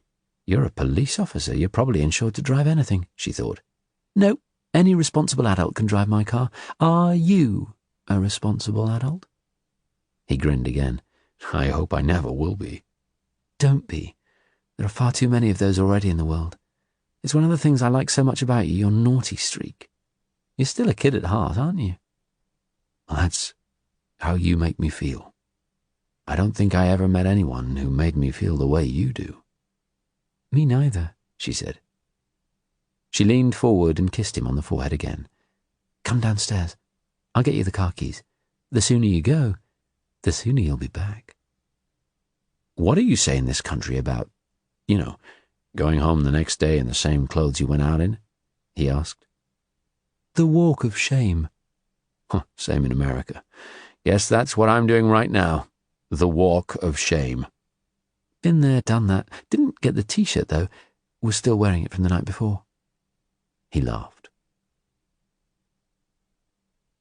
Tooth, dressed in his normal clothes, ready to catch a plane, was parked down a side street a few hundred yards from Jodie's house, hopefully safely off the dog-walking route of that noisy neighbourhood watch bitch from yesterday. He listened in growing horror to the conversation. Nothing ever panicked him, usually, but he was as close to it as he'd ever been at this moment, as, on his laptop screen, he watched Jodie walk down the stairs, followed by the American. No, shit, no. He watched her slide open the drawer in the hall table and pull out the car keys. He had seconds, he knew, to act. Making his decision, he flung open the car door, slamming it behind him and hitting the central locking button on his key, then sprinted, uncomfortably, up to Rodine Crescent, turned right and raced, limping, along to number 191.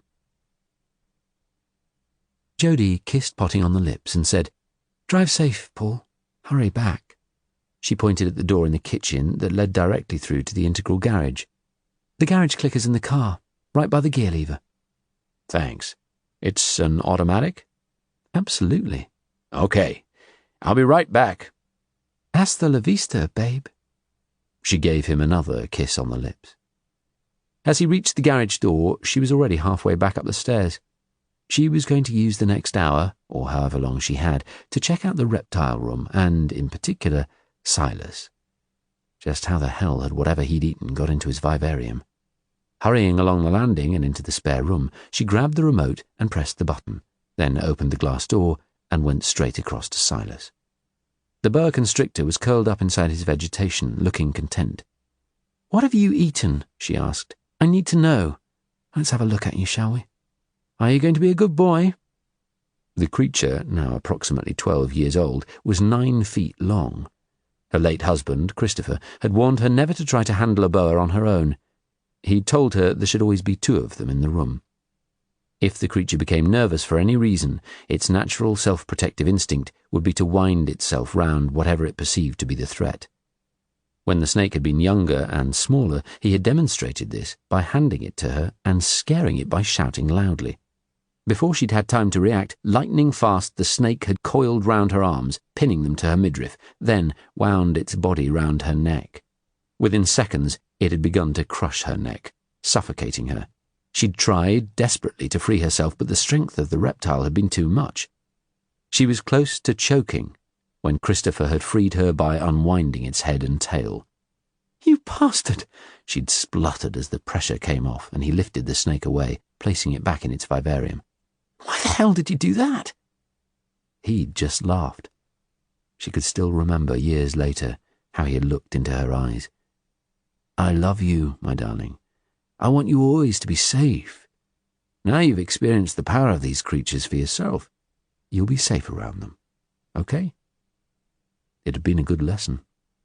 She lifted the lid carefully. "Hi, Silas," she said. "So, what have you eaten?" Norman Potting pushed open the interior door to the spotlessly clean double garage. He was scanning it for any obvious clues. He saw the gleaming blue Mercedes sports car, as well as a hybrid mountain bike and a helmet on a shelf above it, a stack of suitcases, a red plastic crate on a shelf piled high with newspapers, and a row of gardening tools on hooks. To his surprise, the garage door was already up.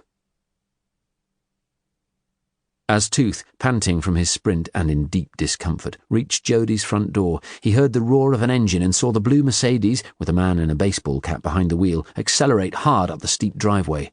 The car turned left and shot off down the road. Shit. Breaking her goddamn neck would have to do instead. He looked into the kitchen, the dining room, the living room, but all were empty. Then he hauled himself up the stairs. The reptile room wall at the end of the landing was open. Through the glass door, he saw her, facing away from him, peering into a vivarium. Just as he rushed forward, he heard a massive explosion that shook the windows and doors in the house. Jodie felt the floor of the house shake as she heard the deep boom somewhere close by. Jesus, what the hell? As she turned in shock to run and find out what it was, she saw a small, wiry, shaven-headed, furious-looking stranger in an anorak, jeans and trainers hurtling through the door of the reptile room towards her, holding a long, pointed blade. She had no time to think. She just acted instinctively in self-defense, doing the only thing she could think of. Finding almost superhuman strength from somewhere, in her panic, she heaved the heavy boa constrictor out of its vivarium and hurled it straight at him. The creature hit him full in the chest, its weight halting him in his tracks, knocking him off balance, sending him stumbling backward against a wall. "Yarr!" the man yelled as the snake instantly began winding itself round him and bit him on the hand. "Yow!" he yelled, trying frantically to shake the snake free, but it responded by wrapping itself tighter round him, pinning his arms to his sides, then continuing to wind round his shoulders and then neck. He could feel its strength crushing him. "Get him off me, you bitch!" Jodie grabbed a glass vivarium containing 4 tarantulas, raised it in the air, and held it up above her head. "Who the hell are you?" she shouted. "Are you police?" He looked up at the spiders, terrified. "Who the fuck are you?" he shouted back. "Jodie? Judith?" "Both of them," she replied clearly. "And more." "Get this thing off me!" "Oh yes, and then what?" She raised the vivarium higher, as if preparing to hurl it at him. "No! No! Please, I hate those critters. Please. Look, lady, I'll go away. I promise." The snake was winding more tightly round his throat, and it was getting harder for him to speak. "Like I believe you. You know something? I've killed 3 people, 2 husbands and a fiancé. Actually, 4, if you count my stupid sister. You think I care a toss about some shitty intruder?" "Please. Please get us off me." He was finding it even harder to gulp down air. He stared up, wide-eyed with fear, at the undersides and hairy legs of the spiders. "Help you? Tell me who the hell you are," she yelled. His voice was coming out as a croak now. "Get this thing off me, and I'll..." She slammed down the vivarium on his head, knocking him sideways and onto the floor. It shattered, freeing the spiders. She picked up another vivarium containing 3 light brown-coloured Deathstalker scorpions and brought that crashing down on the floor beside his head. As it shattered, freeing the scorpions, she took several steps back towards the door and saw, to her satisfaction, one of them crawling across his face. "Help!" he screamed, writhing in terror, his face bleeding in several places as the boa increasingly tightened its grip. "Who are you?" she said. "Who are you?" He stared back at her in silence, shaking. She raced past him and through the open glass door, slamming it shut behind her, shaking with fear and relief. And confusion. "Who are you?" she screamed again through the door. He just stared back, transfixed in terror. Was he a police officer? But he had an American accent, couldn't be. So who was he? His face was turning blue. A tarantula was crawling down his neck. A scorpion, its sting poised, was standing over his eyes. The boa was coiling tighter and tighter round his neck. "Help me, please," she heard him gasping. "Help, please, please help." His eyes were bulging as if they were going to pop and stared at her, imploring, "Have some pity." She watched the scorpion crawling over his cheek. Then she went into the spare room, picked up the remote, and pressed the button.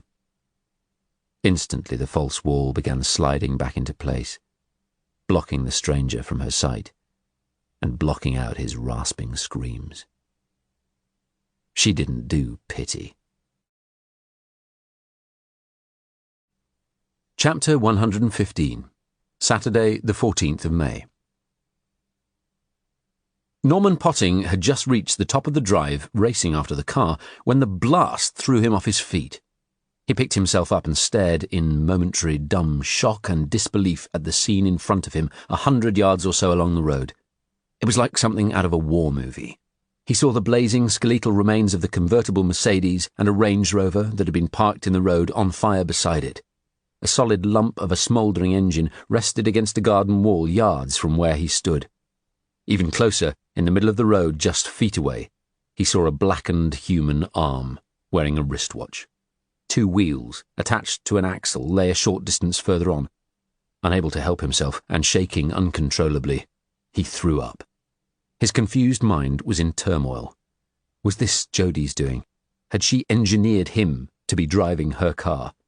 Just who the hell was the shifty-looking character in the baseball cap who'd been sitting in the driver's seat as he entered the garage and had raced away in the Mercedes? His professionalism began to kick in. Pulling out his phone and giving his identity, his voice full of panic, he requested all the emergency services and, panting with exertion, ran forward as close as he could get to the inferno. 20 feet away, the searing heat was so intense he had to stop impotently. All he could do was watch transfixed, thinking, this would have been me. He also called his handler, asking for urgent backup, and then Roy Grace. Stay where you are, Norman. Don't go back into the house. We have armed response and a full team on their way. Thank you, Chief. Then he began to shake uncontrollably once more. Staring at the fireball, all he could think again was that person driving could have been him, should have been him. He tried to piece the last few minutes together.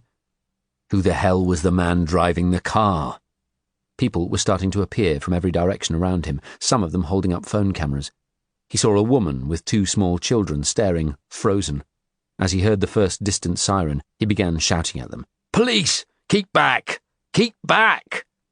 He saw another woman holding the hand of a small girl who was crying. You really want your child to see this? He yelled in blind fury as he noticed more charred human body parts everywhere amid the glass and debris from the car.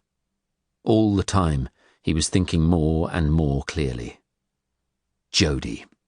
That bitch had set him up. But who the hell was the poor sod in the car? For some moments he stood, uncertain what to do.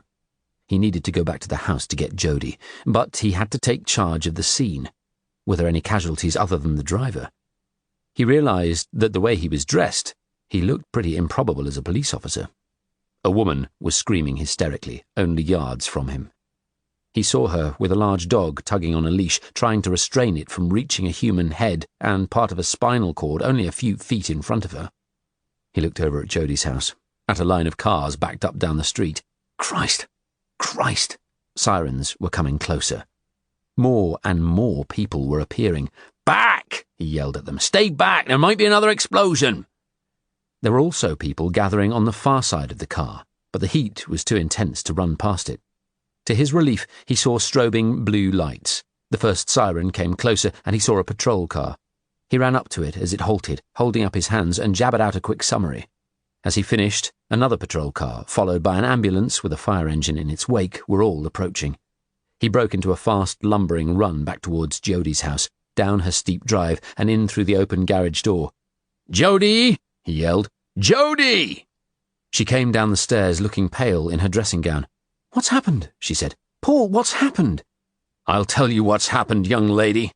He strode over to her before she had a chance to move, grabbed her right wrist roughly, then swung her arm up behind her in a half-Nelson hold. I'm arresting you on suspicion of attempted murder. That's what's happened. He was shaking like a leaf. But he wasn't going to blow this by putting a damned foot wrong, despite the state he was in. You do not have to say anything, but it may harm your defence if you do not mention when questioned something which you later rely on in court. Anything you do say may be given in evidence. Something valuable he had learned about over the years he had worked with Roy Grace was the psychology of the behaviour of suspects. Genuinely innocent people often tended to resist arrest vociferously, and sometimes quite aggressively. But most guilty suspects became like putty in your hands, almost as if relieved the game was finally up. She felt like putty now. Attempted murder? What are you talking about? You wanted me to take your car, didn't you? Yes. So who just drove off in it? Someone drove off in it. Who? You tell me. I'm sorry, Paul. I don't know what you're talking about. What was that noise just now, that explosion? He wrenched her arm further up her back, so hard she cried out in pain. You little bitch, he replied. His phone rang. He answered with one hand and heard Roy Grace's voice. Norman, where are you? In 191, holding my suspect. Can you open the front door? There are officers outside. Potting frog-marched her across and unlatched the door. You'd better hurry, guys, Jodie said with a smirk. One of your colleagues is upstairs, and he doesn't have very long to live, if he's even still alive. Chapter 116, Saturday the 14th of March. With Jodie's hands cuffed behind her back, Potting was right behind, escorting her up the stairs and along the corridor, followed by several officers. She stopped beside a door and turned to Potting. There's a wardrobe just inside, to the left. If you open the door, you'll find a remote. Press it. Potting did as he was told. Instantly, the wall at the end of the corridor slid open to reveal the glass door behind it. Holy shit! Someone exclaimed in horror. A small, shaven-headed man in an anorak, jeans and trainers, his eyes bulging, lay on the floor, motionless, with an enormous brown and beige patterned snake entwined round his body and neck.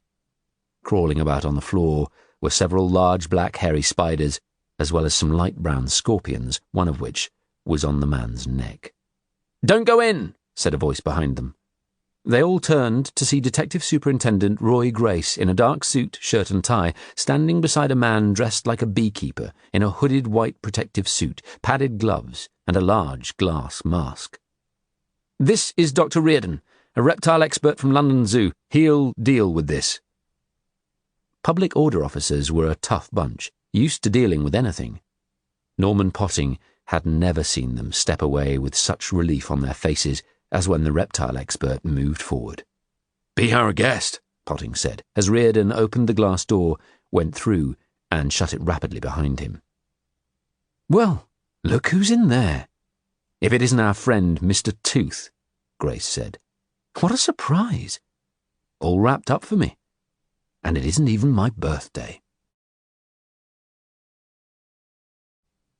Chapter 117, Sunday the 15th of March. The time is 10:17 a.m., Sunday the 15th of March. Interview with Jodie Carmichael in the presence of her solicitor, Clifford Orson, DS Guy Batchelor said clearly, for the benefit of the video recorder above their heads. They were in the small interview room in Sussex House. Beside him, on another hard chair with little back support, sat DS Tanya Cale, who was also a trained advanced interviewer. The first interview had taken place on Saturday afternoon to establish certain facts and the background of the defendant, and for her to give an account. This second interview was to challenge some of her previous answers in light of the information subsequently discovered by the police investigation. Both Guy and Tanya were aware that Roy Grace was watching the live video feed in the tiny observation room next door, and they were also aware that they could only keep a suspect for 36 hours. To keep Jodie any longer, they would need to go before a magistrate and present good reasons for an extension. She had already been in custody now for just over 24 hours. They had until 10 o'clock this evening to charge her or else come up with grounds for seeking an extension. Across the table, littered with glasses of water and mugs of coffee, sat Jodie Carmichael, quiet and sullen, dressed in a black top and blue jeans, toying repeatedly with the chain of the locket round her neck. Beside her was her brief, a tough, sharp London solicitor from a leading criminal law practice, suited and booted, and with freshly gelled hair. He spoke with a strong Brummie accent. The two police officers were expecting a fight.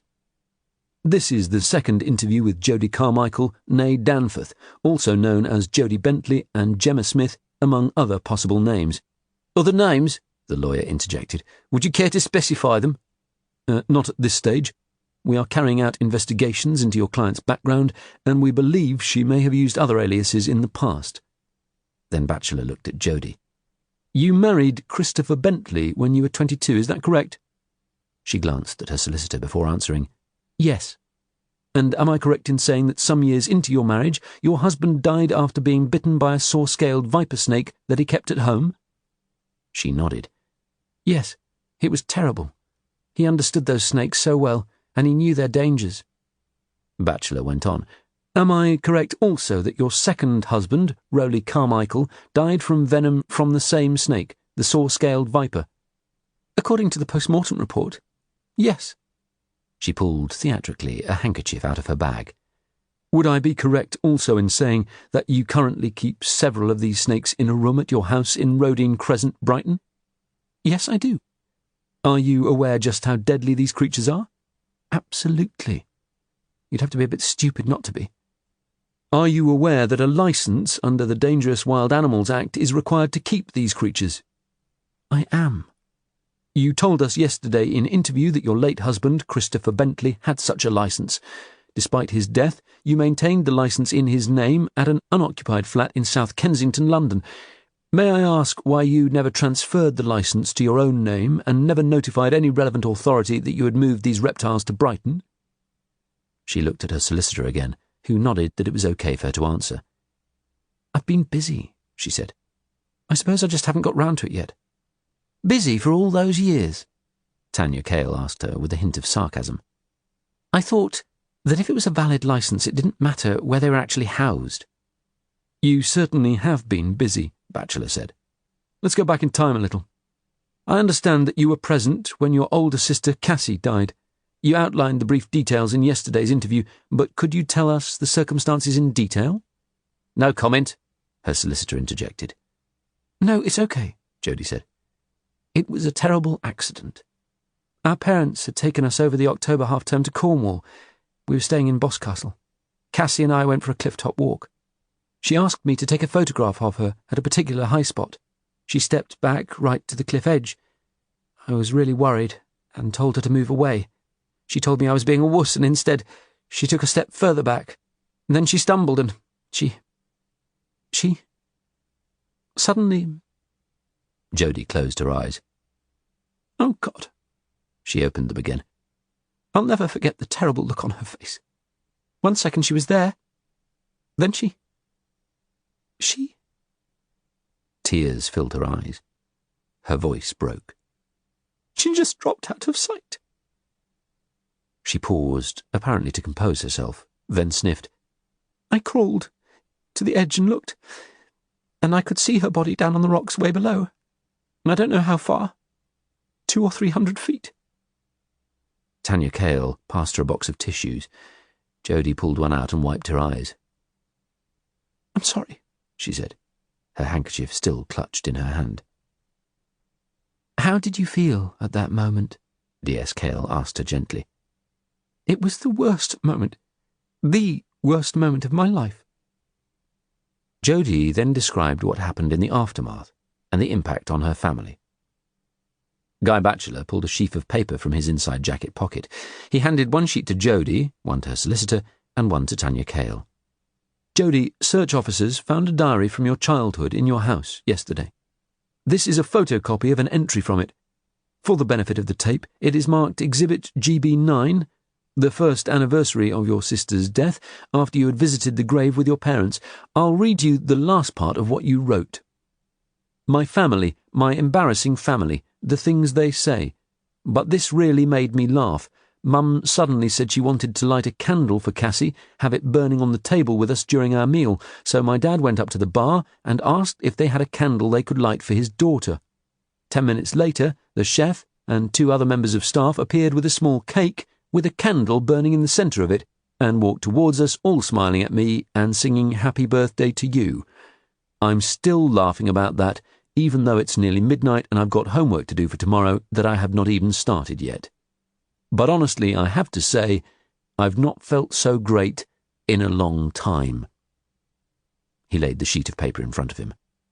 "That doesn't sound much like a grieving sister to me."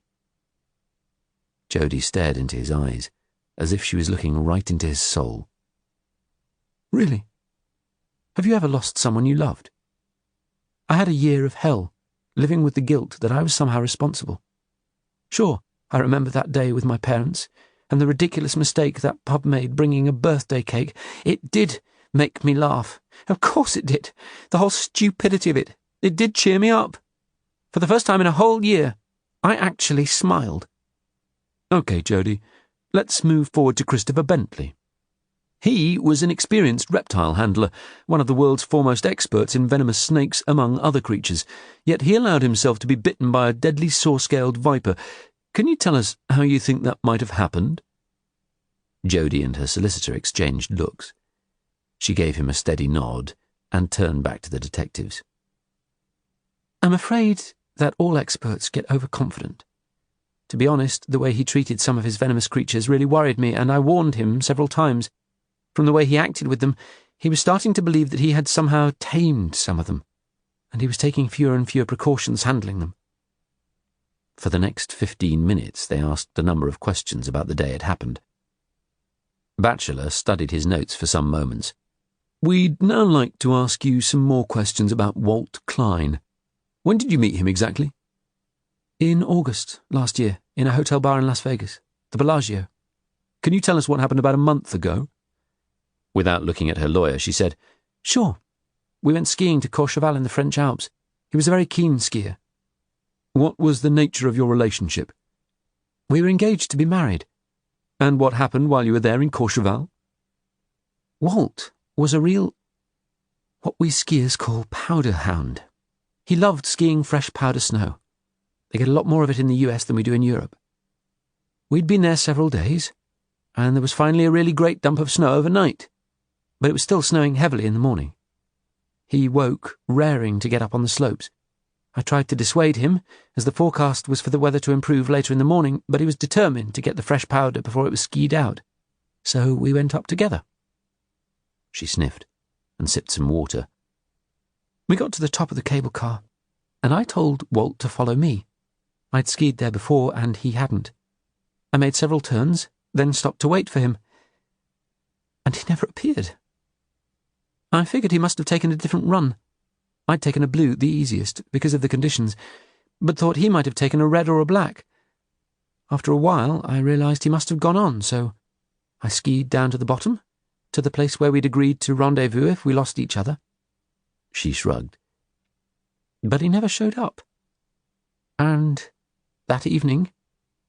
She again raised the tissue to her eyes, hoping she wasn't overdoing it. What happened that evening? Cale asked, gently again. A police officer told me he had been found at the bottom of a sheer drop. You were engaged to be married, Batchelor said. Did you know that Walt Klein had written you into his will? No comment, her solicitor said. It's okay, she said to him, then turned to Batchelor. He was worried. He'd had some heart issues. He didn't get on that well with his 2 children. He said they were sponges and hardly ever bothered to contact him or come and see him. It was his idea. He wanted to stop them getting every cent when he died. Very kind of him, Batchelor said. What are you implying? Clifford Orson said. I'm making an observation. Let's move on. Jodie, you say you were engaged to be married to Walt Klein. Correct, yes. Did Walt Klein ever talk to you about his financial affairs? No, never. Did you love him? I was engaged to him. Of course I loved him very much. So, was there a reason why you didn't attend his funeral? No comment, her solicitor said firmly. Ignoring him, Jodie replied, Actually, there was. His son and daughter met me at the airport when I arrived back in New York and made it very clear I would not be welcome. I felt it would be extremely disrespectful to attend in those circumstances. The 2 officers then asked her a number of questions about the meeting at the law firm in New York and the circumstances of her stay at the hotels. Okay, thank you, Jodie. Let's move on to your second husband, Rowley Carmichael. You told us yesterday that you first made contact with him through an internet dating site and had spent several months exchanging messages. When did you actually meet him? She reddened, then thought hard, and knew it was not going to look good. Last month, she said. Can you remember the date? February the 24th. Bachelor studied his notes again. Tuesday, February the 24th? Yes. Your fiancé, Walt Klein, was buried on Friday the 27th of February. So you were dating Rowley Carmichael 3 days before your fiancé's funeral? Jodie turned to her lawyer. My client would like to take a short break, Clifford Orson said. Chapter 118. Sunday, the 15th of March. The time is 11:35 a.m., Sunday the 15th of March. Interview resumed with Jodie Carmichael in the presence of her solicitor, Clifford Orson, D.S. Guy Bachelor said. He repeated the question he had asked before and reminded her she was still under caution. I was feeling desperately low, Jodie replied. I'd just lost my fiancé, and his family made it clear I wasn't welcome at his funeral. I went out for a drink to my favourite bar in Brighton to try to cheer myself up, and I arranged to meet Rowley there. His wife had died a while ago, and he seemed like a lost soul. We just sort of connected, as we had done over the internet. It was as if we knew each other after our online chats. Is that so?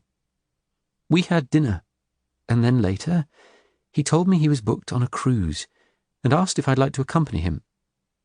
I thought, why not? What the hell? I had nothing else on, and I was feeling pretty distraught about Walt. I thought it would be good to have a total break. You didn't know Rowley Carmichael well at the time you were dating, and engaged to Walt Klein? She hesitated. No, not really. We had never met. So, you were in regular email correspondence with him for several months prior to going on the cruise with him, during the time you were seeing and dating and subsequently engaged to Walt Klein. She turned to her solicitor. My client has no further comment to make, Clifford Orson said. We have a few further questions, Bachelor responded. Jodie, can you confirm that you were registered with at least 3 different internet dating agencies for single ladies to meet wealthy men? Despite another warning glare from her lawyer, Jodie said, Are you married, Detective? I'm asking the questions. I'm 36. I don't know if you're aware just how hard it is for a woman my age to meet a decent guy without baggage. My biological clock is ticking. All I've ever wanted is to be married to a man I love and raise a family. I'm getting increasingly desperate, and I've registered with loads of dating agencies. Is there something wrong with that? Choosing men in their late 70s as potential life partners and fathers is unusual, Bachelor wanted to say, but instead he merely shook his head. Not at all, but it's certainly at best unfortunate that your late husband, Rowley Carmichael, a very rich man, died within days of your wedding. But very fortunate for you that the ship's captain was a legally registered celebrant. So many ships' captains aren't, so although they perform weddings at sea, they are not recognised in law.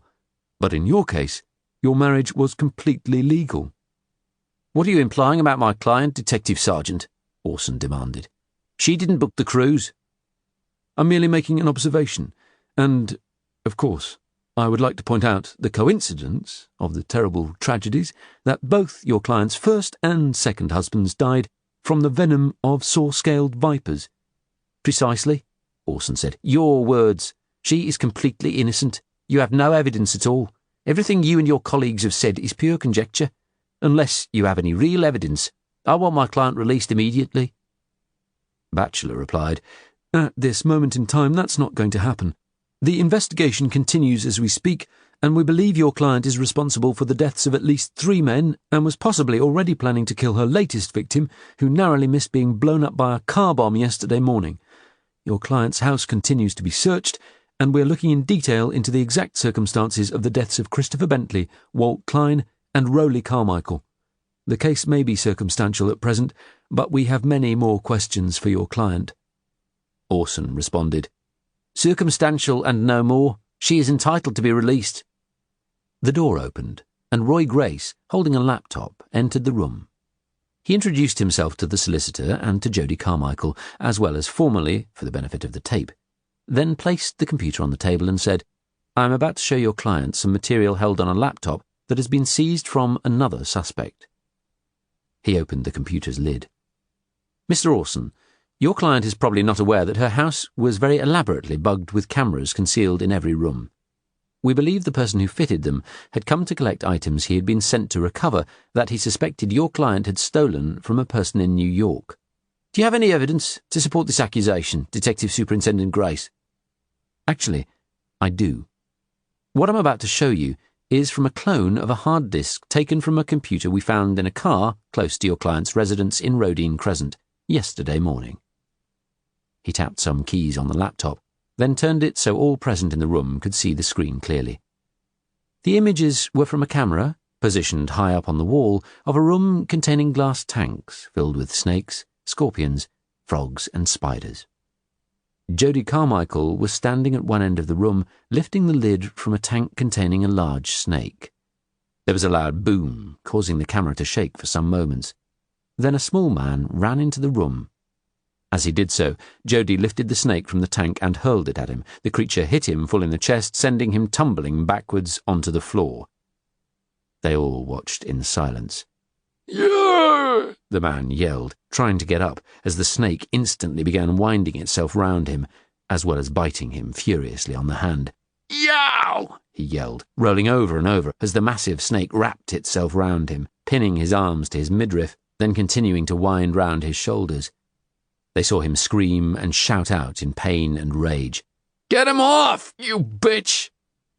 Jodie grabbed a glass vivarium containing what looked like 4 tarantulas, raised it in the air, and held it over him. "Who the hell are you?" she shouted. "Are you police?" He looked up at the spiders, clearly terrified. "Who the fuck are you?" he shouted back. "Jodie? Judith?" "Both of them," she replied clearly. "And more." "Get this thing off me!" "Oh yes, and then what?" She raised the vivarium higher, as if preparing to bring it smashing down onto him. "No! No! Please! I hate those critters, please! Look, lady, I'll go away, I promise!" The snake was winding more tightly round his throat. "Like I believe you. You know something? I've killed 3 people. 2 husbands and a fiancé. Actually, 4, if you count my stupid sister. You think I care a toss about some shitty intruder?" Grace stopped the recording and looked down at Jodie, who was again toying with the chain of her locket, and then at her solicitor. "Is that real enough evidence for you?" "With respect, Detective Superintendent, this is my client, in fear for her life, shouting out a threat in self-defense." "Self-defense? Strangling her intruder with a massive snake? I don't think so. And that explosion you heard, for your information, that was a bomb placed in her Mercedes car, possibly with the intention of killing a police officer, and we are looking to establish if your client was involved." "Couldn't you give us one shred of evidence that it was placed there by my client?" the solicitor asked. "It's preposterous." Grace closed the lid and picked the computer up. "We'll let you have a copy of this recording before you leave, Mr. Orson." Then he smiled. "Oh, and by the way, the police team searching your client's house discovered the sum of $199,900 in new bills concealed in a mattress in one of the rooms. This may be entirely coincidental, but I've been informed by the New York Police Department that your client is a person of interest in the theft of $200,000 from a hotel room in Manhattan on the night of Wednesday, the 18th of February of this year. However, what your client doesn't know is that it is counterfeit money. As I say, this might be entirely coincidental, or perhaps even circumstantial. I apologize for interrupting this interview. Please continue." Jodie, still toying with her necklace, glared at him. About to walk out of the room, Grace hesitated suddenly, stared hard at her, and took a step towards her with a frown. "Could I have a look at your necklace and locket, please?" "Why?" "I'd like to see it." She removed it and handed it to Grace. He studied the locket for a second, and then shook it. Something inside rattled. Looking back at Jodie, he noticed her face had paled a fraction. He opened the locket carefully and peered inside, at what appeared to be a solitary snake fang. He paused for a moment, thinking hard, then said, "I'm taking this item into police possession as a potential exhibit in my investigation." "Would you please be careful with it?" she replied. "It's sentimental. My first husband gave it to me. It came from a gaboon viper that bit his best friend. Christopher killed the snake and managed to save his friend's life. He gave me this fang as a good luck charm soon after we met." I apologize again for interrupting this interview. Please continue. Grace left, closing the door behind him. Chapter 119. Monday, the 16th of March. Grace was in a pensive mood. The time is 8:30 a.m., Monday the 16th of March. This is the 11th briefing of Operation Spider. He scanned his assembled team. Everyone was present except for Norman Potting, who had left him a message that he was on his way. "I'll give you the good news first," Grace continued. "Most of you here were involved in Operation Violin, the investigation last year into 2 revenge murders and the abduction of a young boy. Our prime suspect, an American professional killer known only by the name Tooth, vanished following a fight with Glenn on a dock at Shoreham Port. He was missing, presumed drowned, after jumping into the water, although a subsequent extensive underwater search never found a body. Then, a short while ago, we had a tip-off from Pat Lanigan from the NYPD that Tooth was very much alive and active again, and had returned to Brighton in pursuit of a memory stick and a sum of money that had been stolen from a hotel room in New York, allegedly by none other than our Jodie." He sipped some water, then some coffee from the mug in front of him. According to intelligence Lanigan had received, Jodie had links to a Romanian bagman for a Russian crime gang who was found murdered in New York at the same hotel she had been staying in. She was seen in the bar with him by hotel staff one evening, a couple of days before he was found dead in his room. In what I suspect is not a complete coincidence, during a search of Jodie's house at 191 Rodine Crescent yesterday, the sum of $199,900 was found inside a mattress. Interestingly, a single $100 bill, matching the plate serial numbers of those in the mattress, was found in a holdall in Tooth's hire car on Saturday, along with a USB memory stick. We've learned that the money was actually counterfeit. He sipped some more coffee. The contents of the memory stick are currently being examined by the high-tech crime unit. It appears to be some kind of ledger containing names, addresses, and coded transactions within the US and some mid-European countries. We're sending a copy to the NYPD, as it holds a number of names of persons of interest to them, we understand. "Do we know how Tooth escaped after going in the water?" Branson asked. "Not yet, and I'm not sure that we ever will." "How come?" "Video footage taken from Jodie's Rodine residence shows the unfortunate Tooth attempting to attack her with a stiletto knife. She defended herself by hurling a huge boa constrictor at him, which proceeded to wrap itself round his torso and neck in apparent self-defence, and constrict his airways. This charmer suffered severe oxygen starvation, as well as several bites and stings from various other creatures before the snake was removed.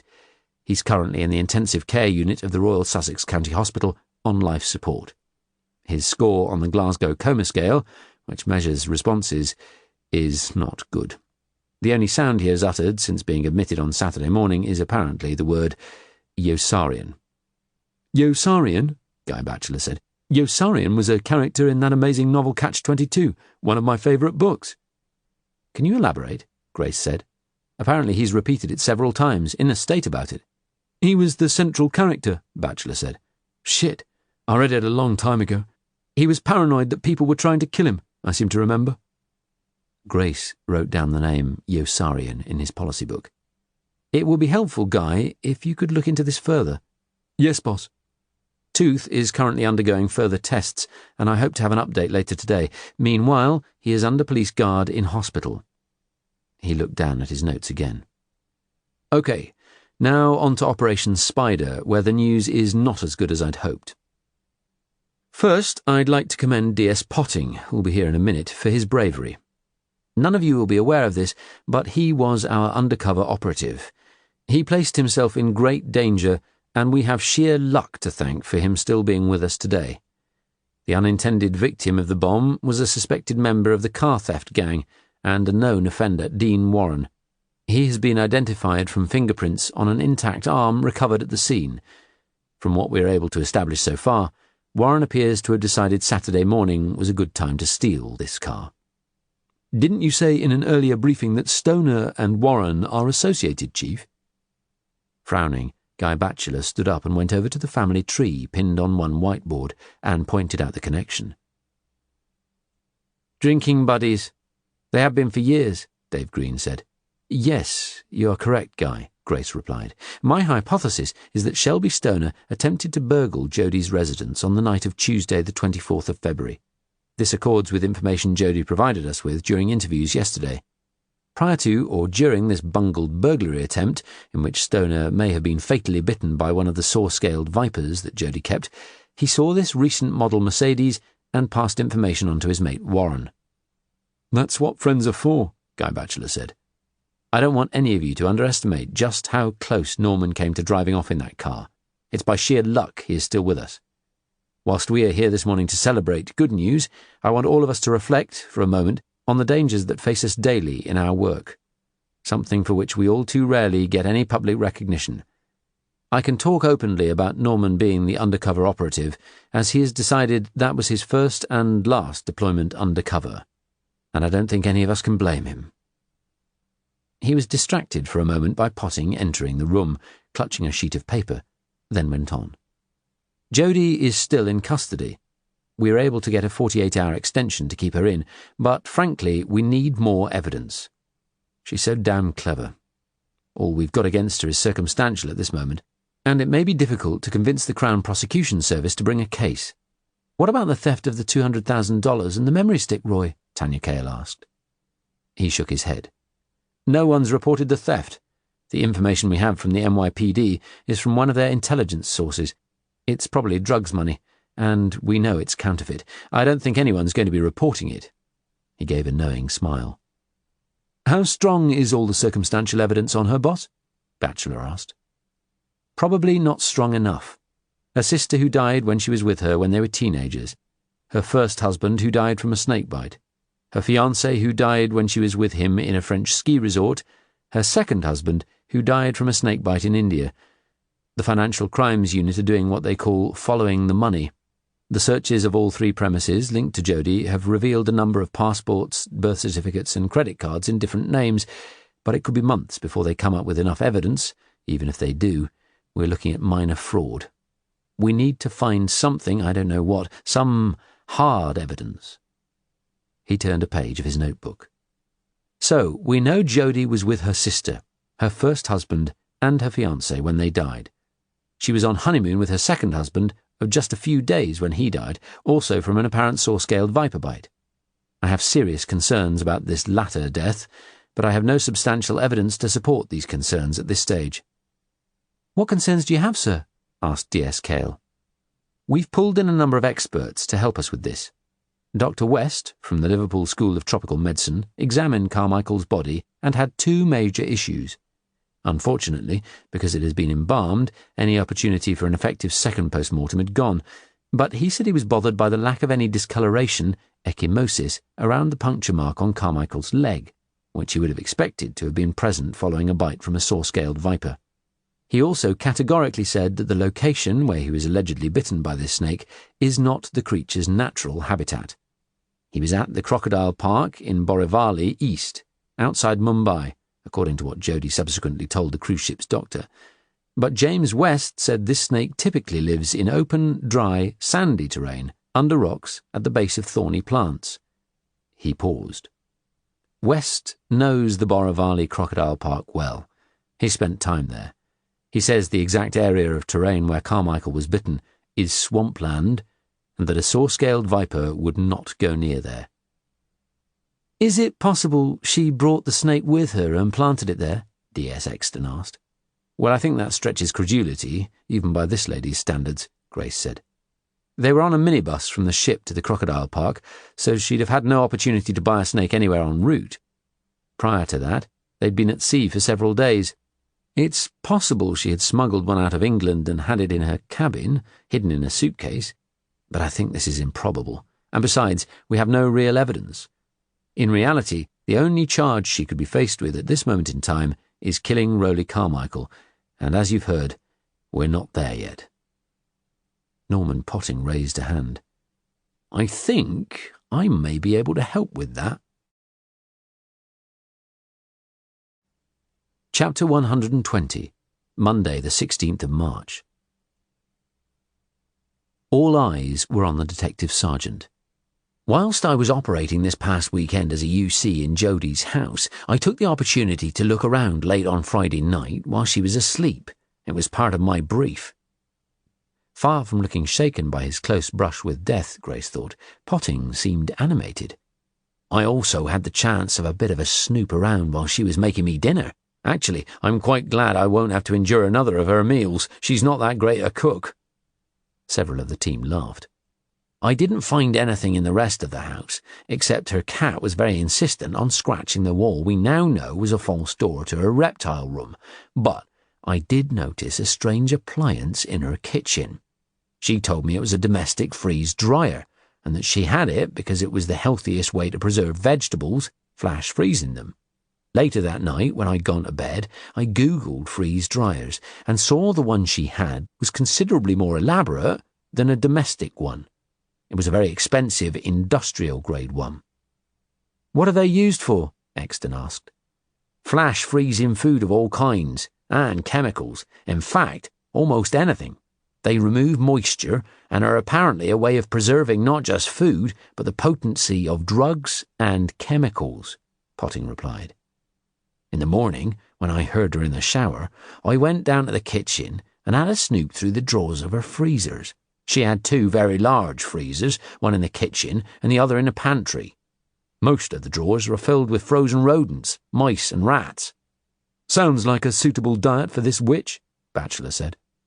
Potting grunted agreement. One of them would have been a lot tastier and less tough than the steak she cooked, or rather cremated for me. Anyhow, I had a good rummage through, and beneath several layers of the things, I found a stash of unlabelled, rubber-stopped vials. Containing what, Norman? Grace asked. Amber crystals. I had no idea what they were, and I wasn't about to taste one to find out, luckily. They all looked identical, so I took one, wrapped it in a freezer bag I also found in there, and pocketed it, intending to bring it straight here and have it sent for analysis. But, in view of the subsequent events, I contacted the head of forensic services in Guildford, told her my suspicions, and asked if the analysis of the vial could be fast-tracked. To avoid any possible breach of chain of evidence argument by a brief in court, I drove it there myself on Saturday morning. What were your suspicions, Norman? Tanya Cale asked. He held up the sheet of paper he had brought in earlier and gave a broad smile. I was late for this briefing because I was waiting for the emailed result to come through. I have the full details from the lab here, if anyone would like to read them. But to cut through the technical jargon, the vial contained freeze-dried venom from a saw-scaled viper. Roy Grace's mind was spinning. There had been no ecchymosis around the puncture mark in Rowley Carmichael's leg, which was strong evidence that however the venom had got into his system, it hadn't been through a snake bite. That had been confirmed by Dr. West. He'd also confirmed that the geographic location where Carmichael was purportedly bitten was not terrain where this snake would be found. Grace stood up, balling his fists. He was so excited he could have hugged Potting. This is really good, Norman. Well done. This is going to help us enormously. Chapter 121. Monday, the 16th of March. An hour later, back in his office in a far happier mood, Roy Grace did not imagine today would get any better. But it was about to.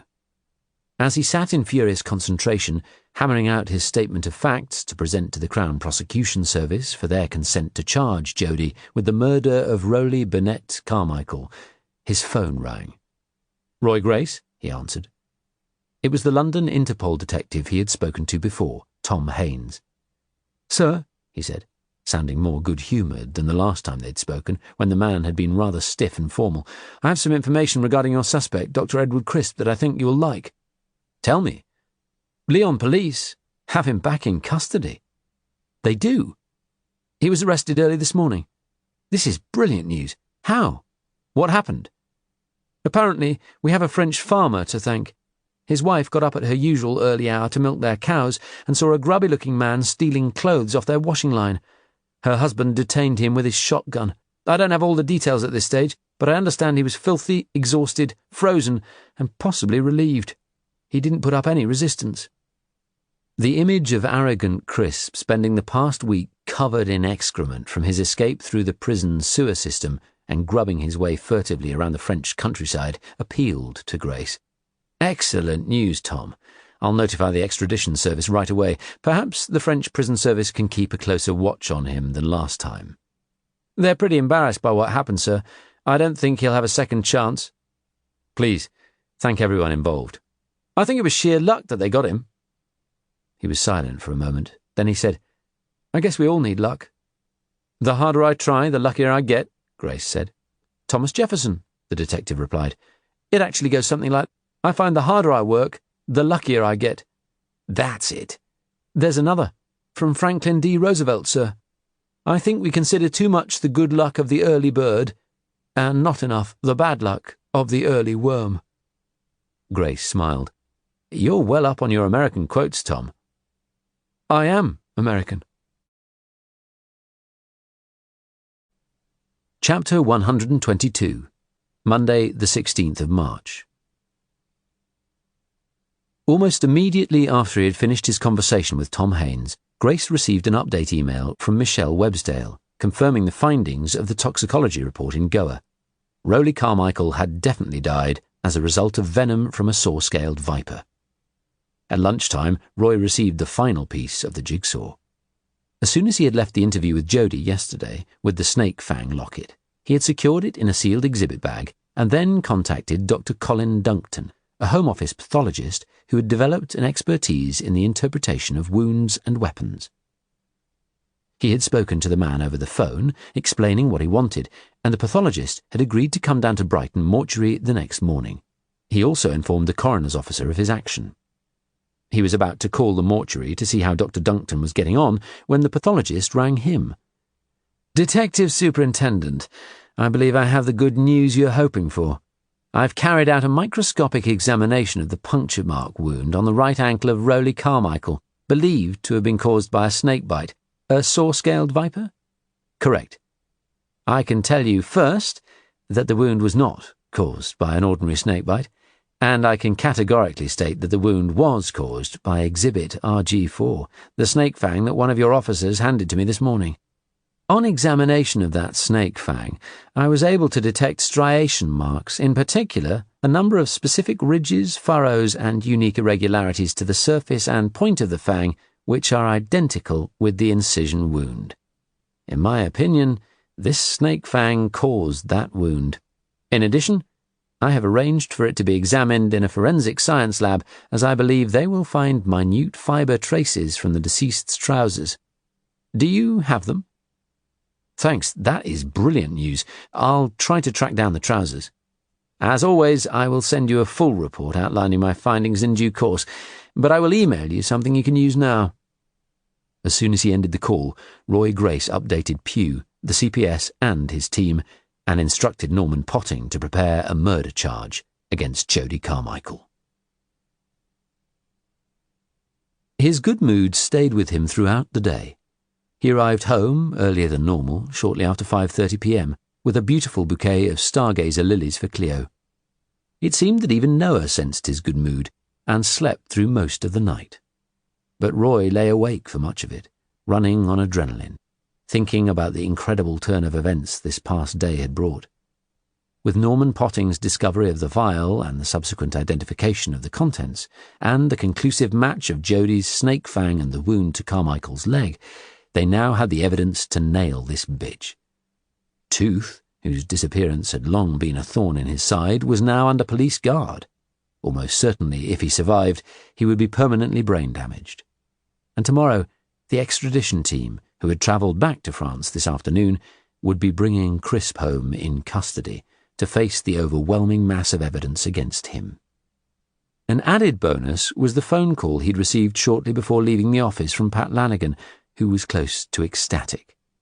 The contents of the USB memory stick recovered from Tooth were pure dynamite, Lanigan said. It gave them names, links, and associations that the entire NYPD mafia-busting team had been working a long time to find. Grace asked him if he would do him a favour and email his arsehole boss ACC Pugh to tell him of their gratitude.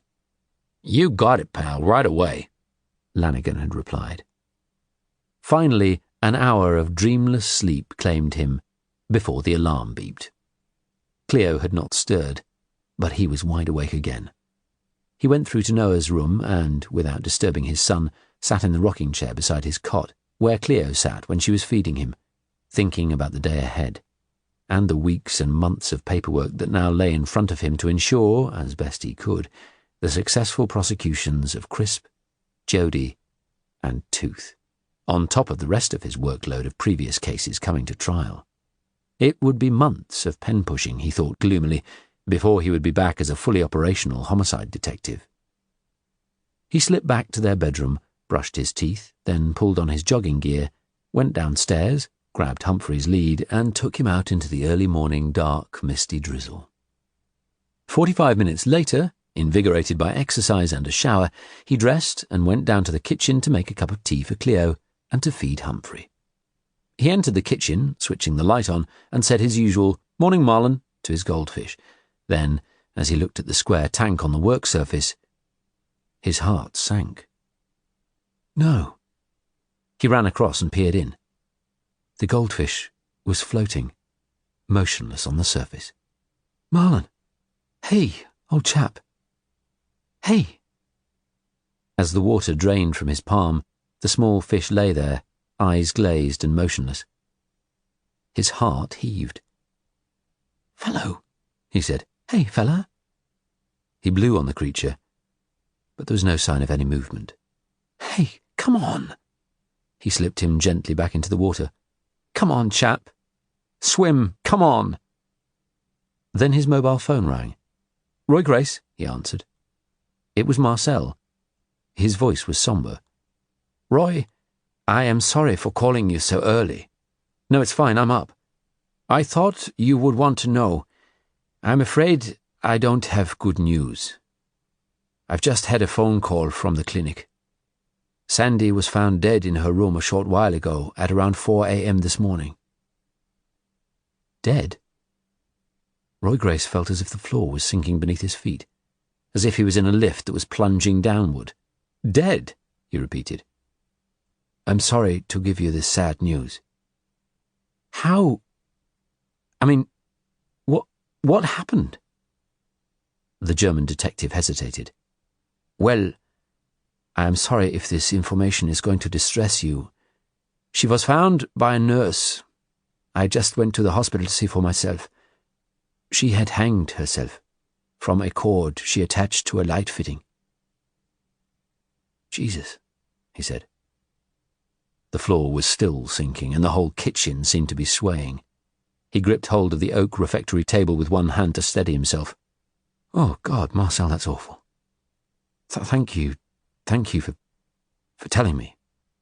Roy, there is some more information I have for you. Sandy, her son, Bruno, yes?" "Bruno, yes, Bruno," he said in a daze. "Sandy left a letter in her bedside cabinet. It was sealed, but on the front was written, 'To be opened in the event of my death.'" Grace said nothing. Cullen continued, "I just opened it. Inside is a laboratory DNA report on Bruno, confirming from DNA samples from him, yourself, and from Sandy that you are the father. And there is a letter written to you in her handwriting. Do you want me to read it to you? Or I can scan it and email it to your private address?" Upstairs, he heard Noah crying. "Yes," he said. "Please scan it and email it, and I'll call you back later this morning. You will have it in a few minutes." Roy sat down bleakly at the kitchen table, staring at the tank, willing Marlon to suddenly start moving. But the fish remained motionless. He looked at his phone, waiting. Moments later, the email arrived from Cullen. He opened the attachment and looked at the words written in Sandy's familiar handwriting. It was less neat than it used to be, but still clearly legible. clearly hers. Dearest Roy, if you are reading this, then you will know that I am gone. Where, eh? We used to talk about that, didn't we? All those long discussions about whether we just faded to black, oblivion, or whatever. Guess I'll find out now. Or not. I know you came to see me looking for answers. I'll do my best here in this letter. I made a mess of things, that's for sure, but I don't blame you for anything, and I don't want you blaming yourself. But your suddenly coming back into my life is too much.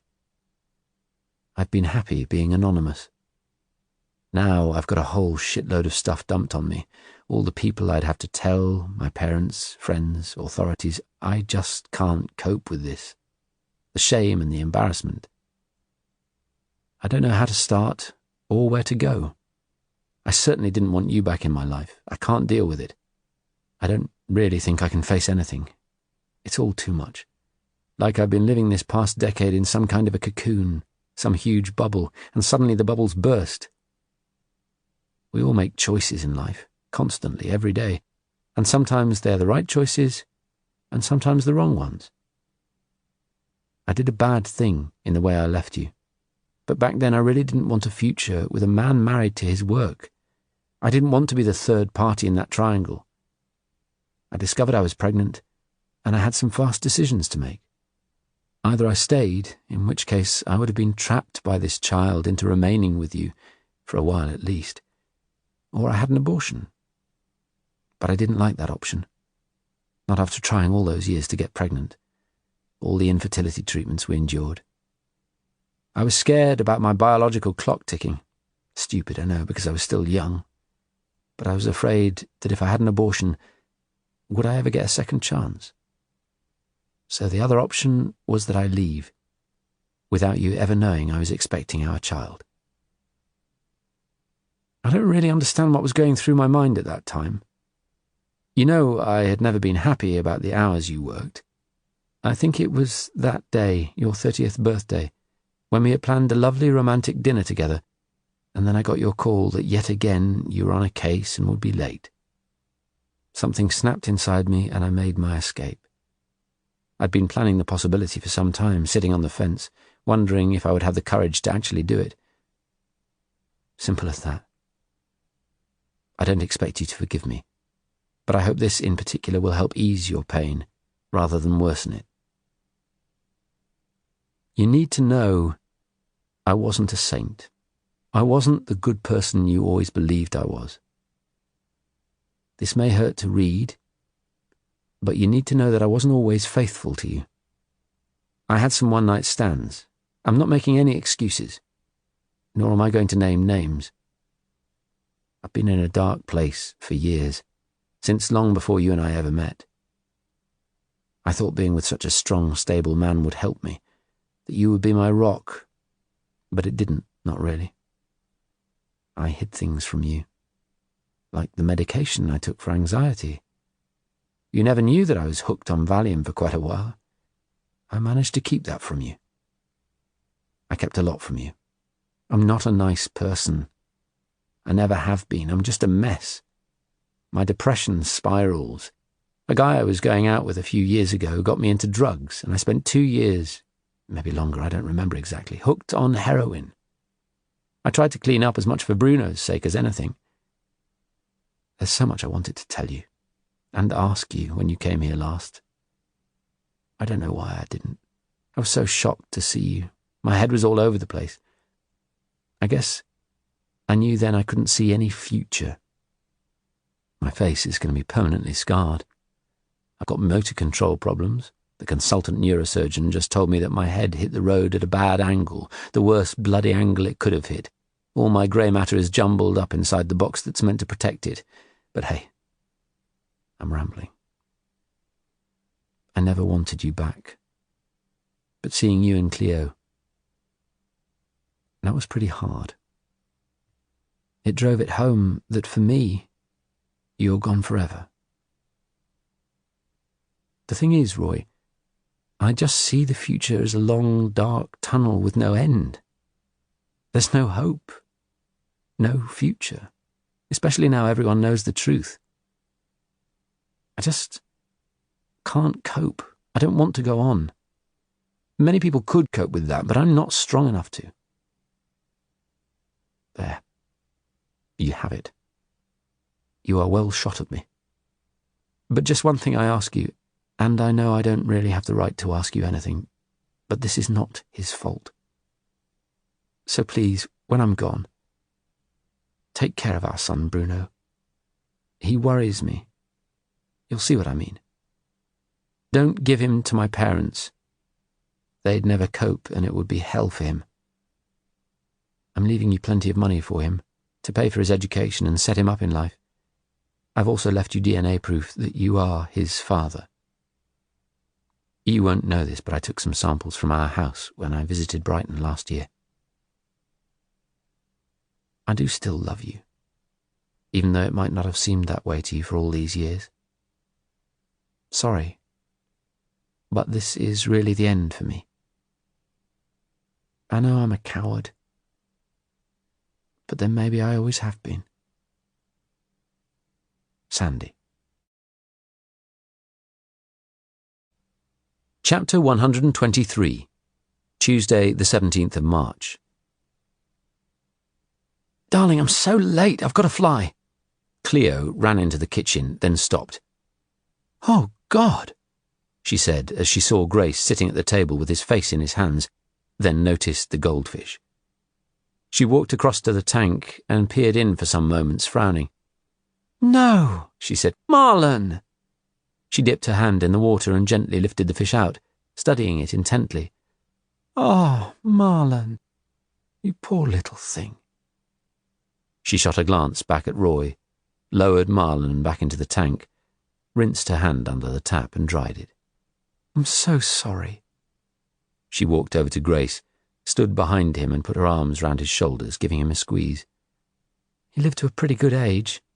He's outlived a lot of goldfish by years, and he had a nice life. Grace nodded. He won the jackpot having you as his dad. He gave a bleak smile. Thanks. There was someone else who now had him as their dad. He needed to break the news to her, but now was not the moment as she was dashing off. He would do it later, and that would give him time to think. Time he very badly needed. He needed to compose himself and sort this mess out. On top of the shock of having it confirmed he had a 10-year-old son, he was still reeling from the news of Sandy's suicide. Shouldn't he have spotted the danger signals all those years ago? But what were the danger signals? Leaving him the way she had made his life hell. By disappearing off the face of the earth, there were plenty of people he knew, including Cassian Pugh, who had harboured sneaking suspicions that he had murdered her. Another dark thought swirled through him. I wasn't always faithful to you. So who were you unfaithful with? How many times? How many people? Is there someone I know who you once slept with who secretly smirks every time he sees me? And what did you mean when you said about Bruno? He worries me. You'll see what I mean. Cleo hurried over to the door, glancing up at the kitchen clock, then at her watch as if for confirmation. Shit, I can't believe the time. I'm so late. We've 4 postmortems this morning and we're 1 short on the team. Look, darling, why don't we find something nice to put Marlon in and bury him this evening? He nodded. Yeah, good idea. He could hardly speak. In a way, he was relieved by Cleo rushing out. It brought him more time to think. He heard the front door close, a car door slam, followed by the familiar sound of her Audi's engine firing up and being revved far too hard while it was still cold. Caitlin arrived a few minutes later. He found a small plastic sandwich box in a cupboard, put Marlon in, wrapped in a folded bed of kitchen roll, and placed him on a high shelf. Then he left, without eating anything.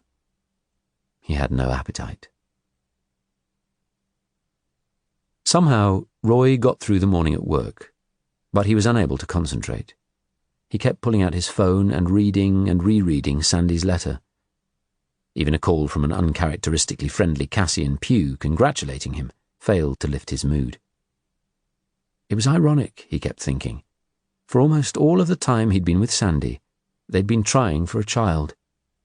After she had vanished, for almost another decade, he hoped desperately she would come back. Then, when he and Cleo began seeing each other, all that changed. But there had always been the spectre of Sandy somewhere in the background, and he had always felt something would happen one day, something that would shake him to the core.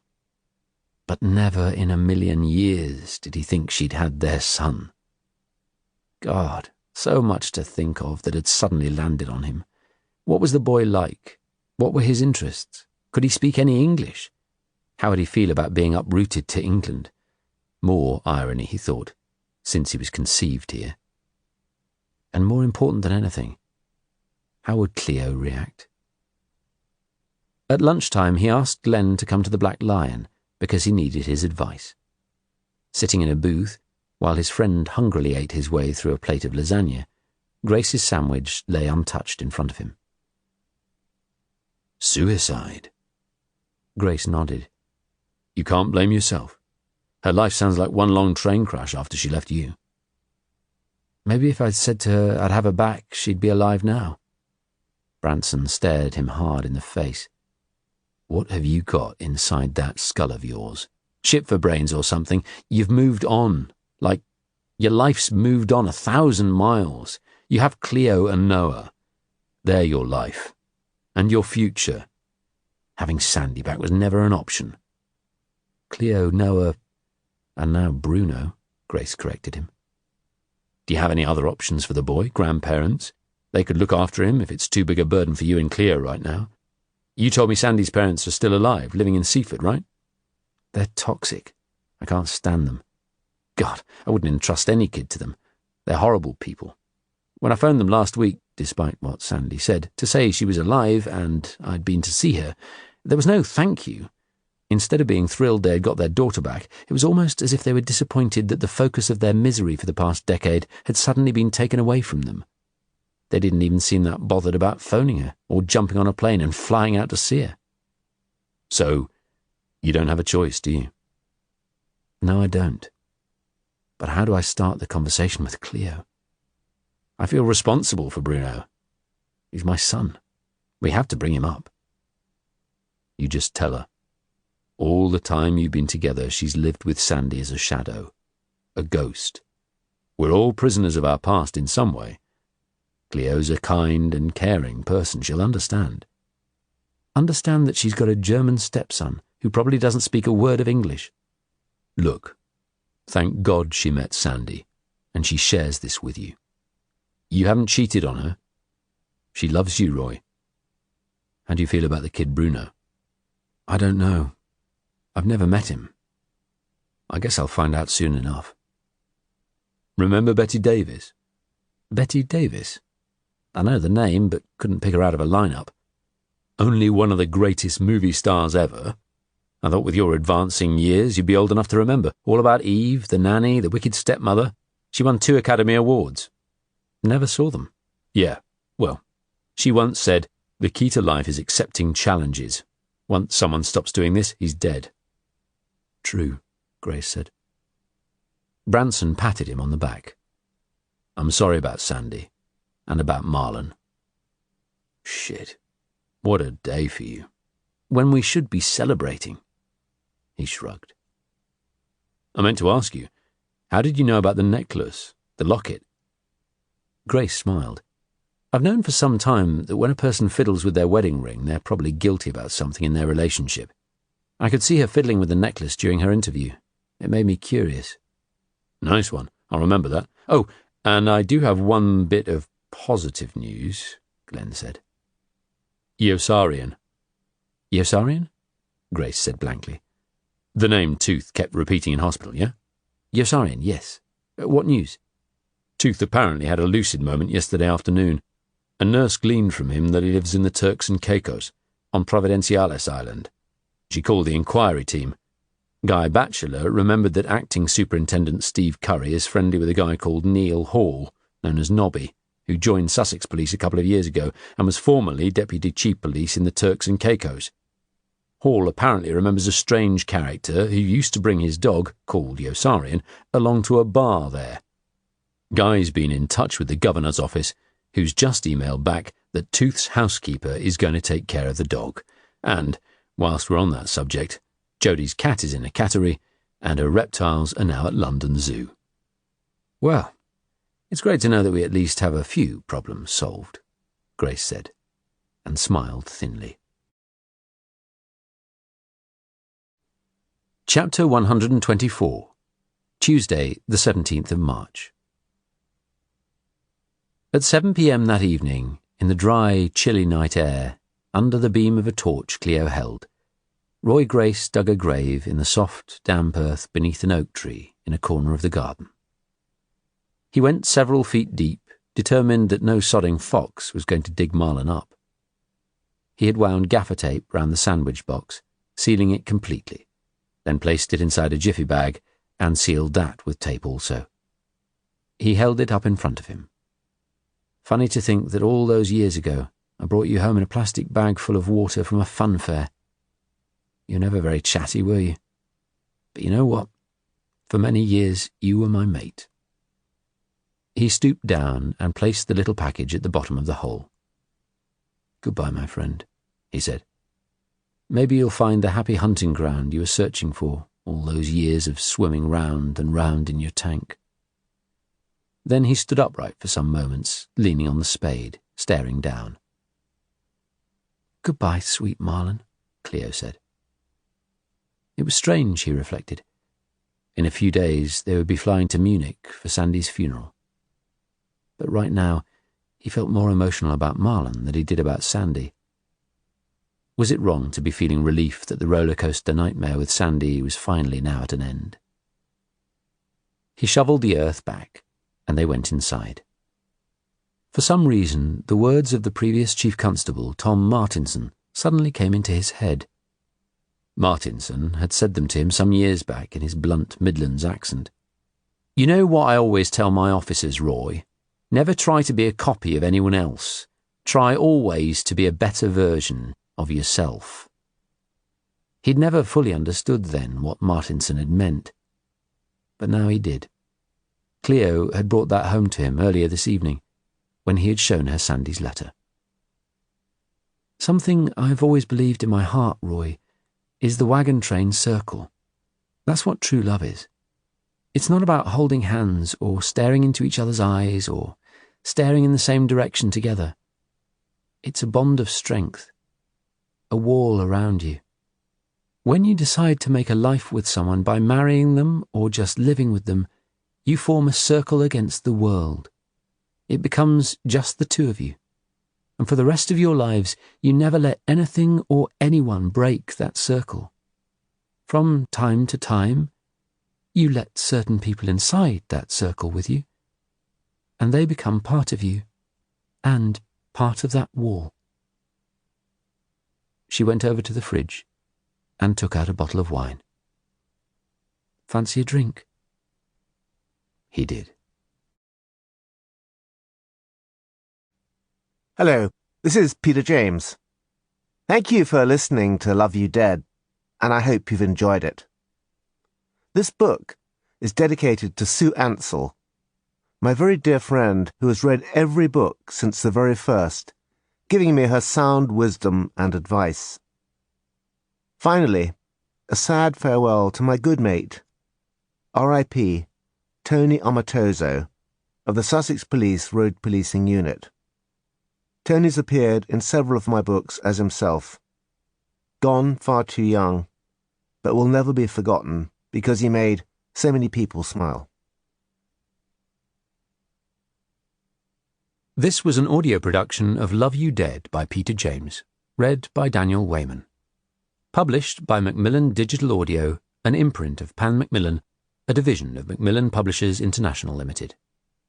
Text copyright Really Scary Books, Peter James, 2016. Roy Grace is a registered trademark of Really Scary Books Limited.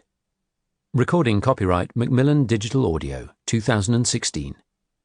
The right of Peter James to be identified as the author of this work has been asserted by him in accordance with the Copyright Designs and Patents Act 1988. All rights reserved.